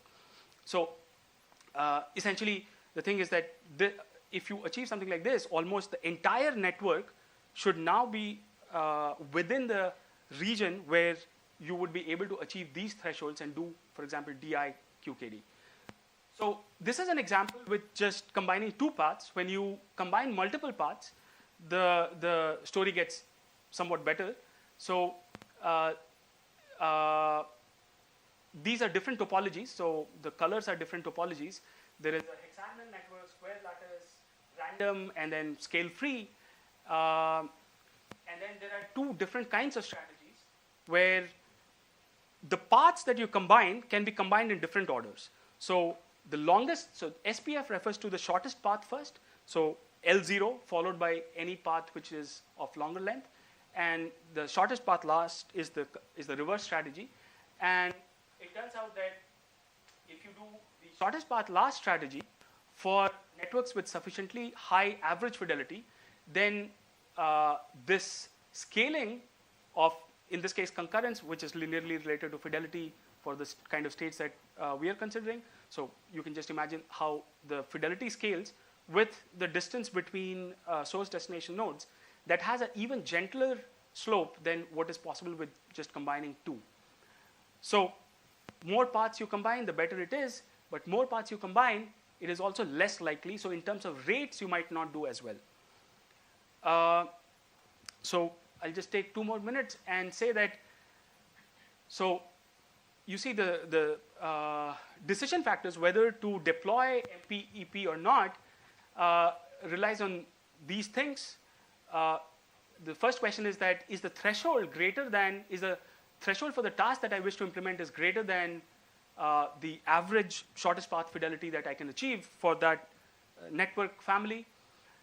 Is it useful? So if the criteria, if the two statistical criteria we suggested are satisfied, then we have seen numerically that it is useful in certain regions. How many paths to be combined? And we answer that as not too many. For networks with sufficiently high average fidelity, it turns out that the asymptotic fidelity that you can achieve using this particular Deutsch protocol is achieved after a few iterations of purification. So you don't want to combine too many paths because you would be using up the temporal resources and that would really kill your rates. What is the order of paths combined? The shortest path first and the shortest path last. We saw one of them outperforms the other one. And then the optimal topology, so whether, so what among the different topologies, we saw that actually random networks and scale-free networks perform the best because they have the most, they have the gentlest scaling with the distance between the nodes as we saw numerically. But we don't have a very good analytical understanding of why that is. So finally, the criteria that I suggested can actually be used by the network controller to pre-compute a decision table.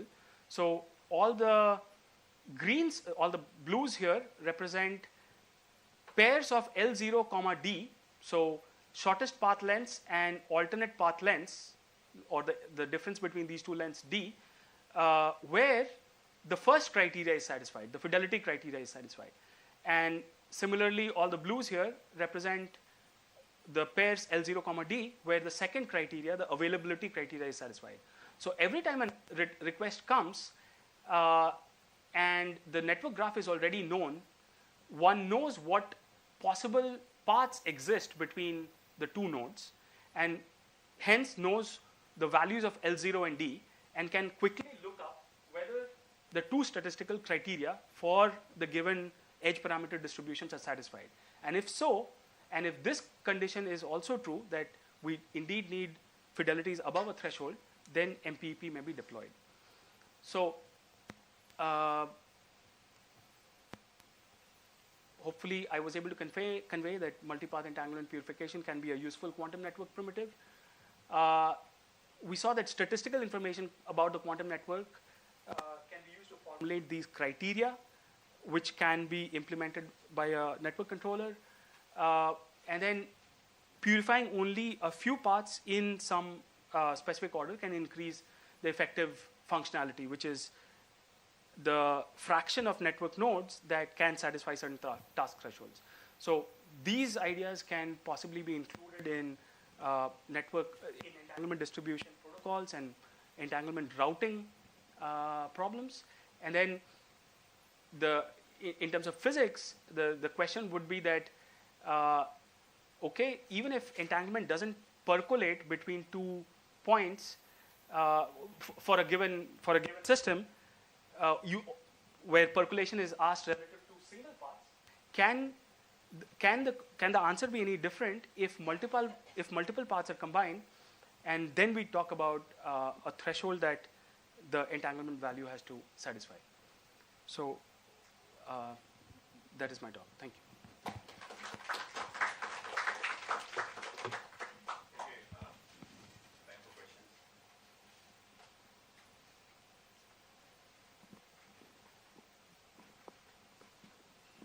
I had two questions. One about your, how did you get PDFs, these multiple hops? You presumably assumed that you have a uniform distribution between 0.5 and 1 for your single hop, single link fidelities, right? And is it just coming from your max F1, F2? Are you just calculating that out? Yes, we are calculating that out exactly, actually. So, okay. So this one is the given edge fidelity distribution. Mm-hmm. We assume it's reasonable to assume that when that the entanglement generation process is such that the network is such that there are paths of different lengths, and so maybe there is a minimum fidelity, there is a maximum fidelity, but more or less the fidelities are evenly distributed. So this is an assumption. Yes. But after you are given this, the basic entanglement distribution protocol says I just swap. So if I'm given fidelities F1, F2, FL, I know analytically what is the form of the output fidelity. Right. So this is what it turns out to be. So I just calculate the distribution of this output. So it's this the orange and greens are coming from that equation. Yes. Okay. And I had a remark on the last thing you said about the percolation in a large network. Okay. It's just a thought that you may be able to use some of these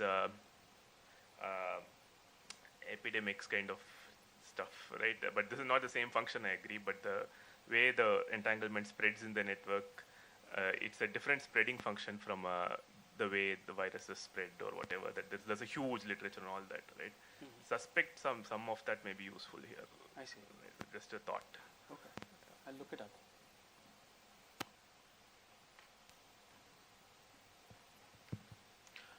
Thank you, sir, for the talk. The entanglement distribution that you are referring to, like, is it state dependent? Like you mentioned psi plus. So I'm assuming like you're using discrete variable entanglement. Is it also applicable for continuous variable entanglement? This is discrete. Whatever I discussed, discrete. Like these are qubits. I mean, yeah, these are discrete qubits. The same methodology can be used for continuous variable entanglement as well. So there are versions of entanglement swapping for continuous variable. There is entanglement generation, of course. There is entanglement swapping, of course, but I'm not an expert on continuous variable. Okay. Quantum information. Yeah. And you have you the swap gate that you have assumed, like what's the fidelity? Have you mentioned S there? Yes. Yes. So you're saying like you're assuming S to be 1 right now, like when you're only considering. No. So here S represents a function of the inputs FE1 and FE2, but in terms of the operation, if that is a question, then I just need to do a measurement in a maximally entangled basis. No, sir. So my question is like, what is the fidelity of that operation? Fidelity of that operation. Yes. So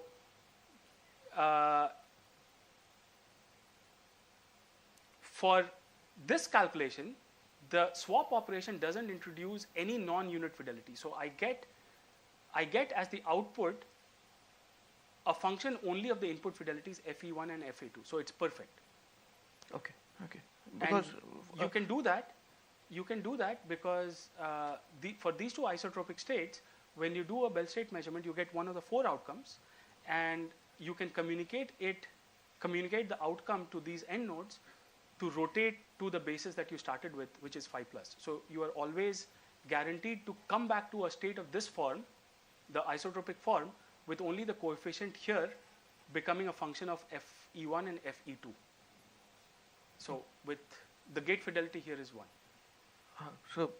Experimentally, like I would like to have gate fidelity of even 0.1. I would be happy. Yes, of course. I would be happier. More questions? Okay, then. Okay. Thanks. Okay. And all the speakers of the session.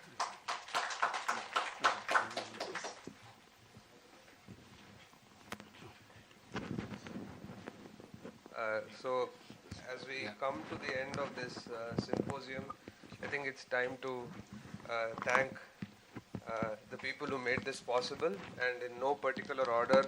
I'd like to start by thanking Anil and Arul, who were on the advisory committee and gave us useful advice as we were organizing this symposium. And special thanks to all the volunteers. Could you all please stand up so that you can get a round of applause? Please, it will be nice if you identified yourself so that people can see all of you. Very good. Okay, and thanks to all the session chairs, Arul, Raj, Vaibhav, and Tingray for coordinating the sessions. Thanks to Professor David DiVincenzo for the very nice colloquium. And thanks to Emphasis, who were very generous in their support of this symposium, and they really made this possible. Thanks to the Research Park for all the facilities, this hall and the new exhibition hall. Special thanks to Mr. Syed, who was there whenever I called him and asked him all my silly questions about drinking water and stuff. Special thanks to the housekeeping staff who ensured that the halls and this hall and the poster hall were clean for us. Thanks to Code NPTEL for the live streaming and the recording. And thanks to all the invited speakers, their group members, and also all the participants from IITM who made this, in my opinion, a success. Thank you. Yeah.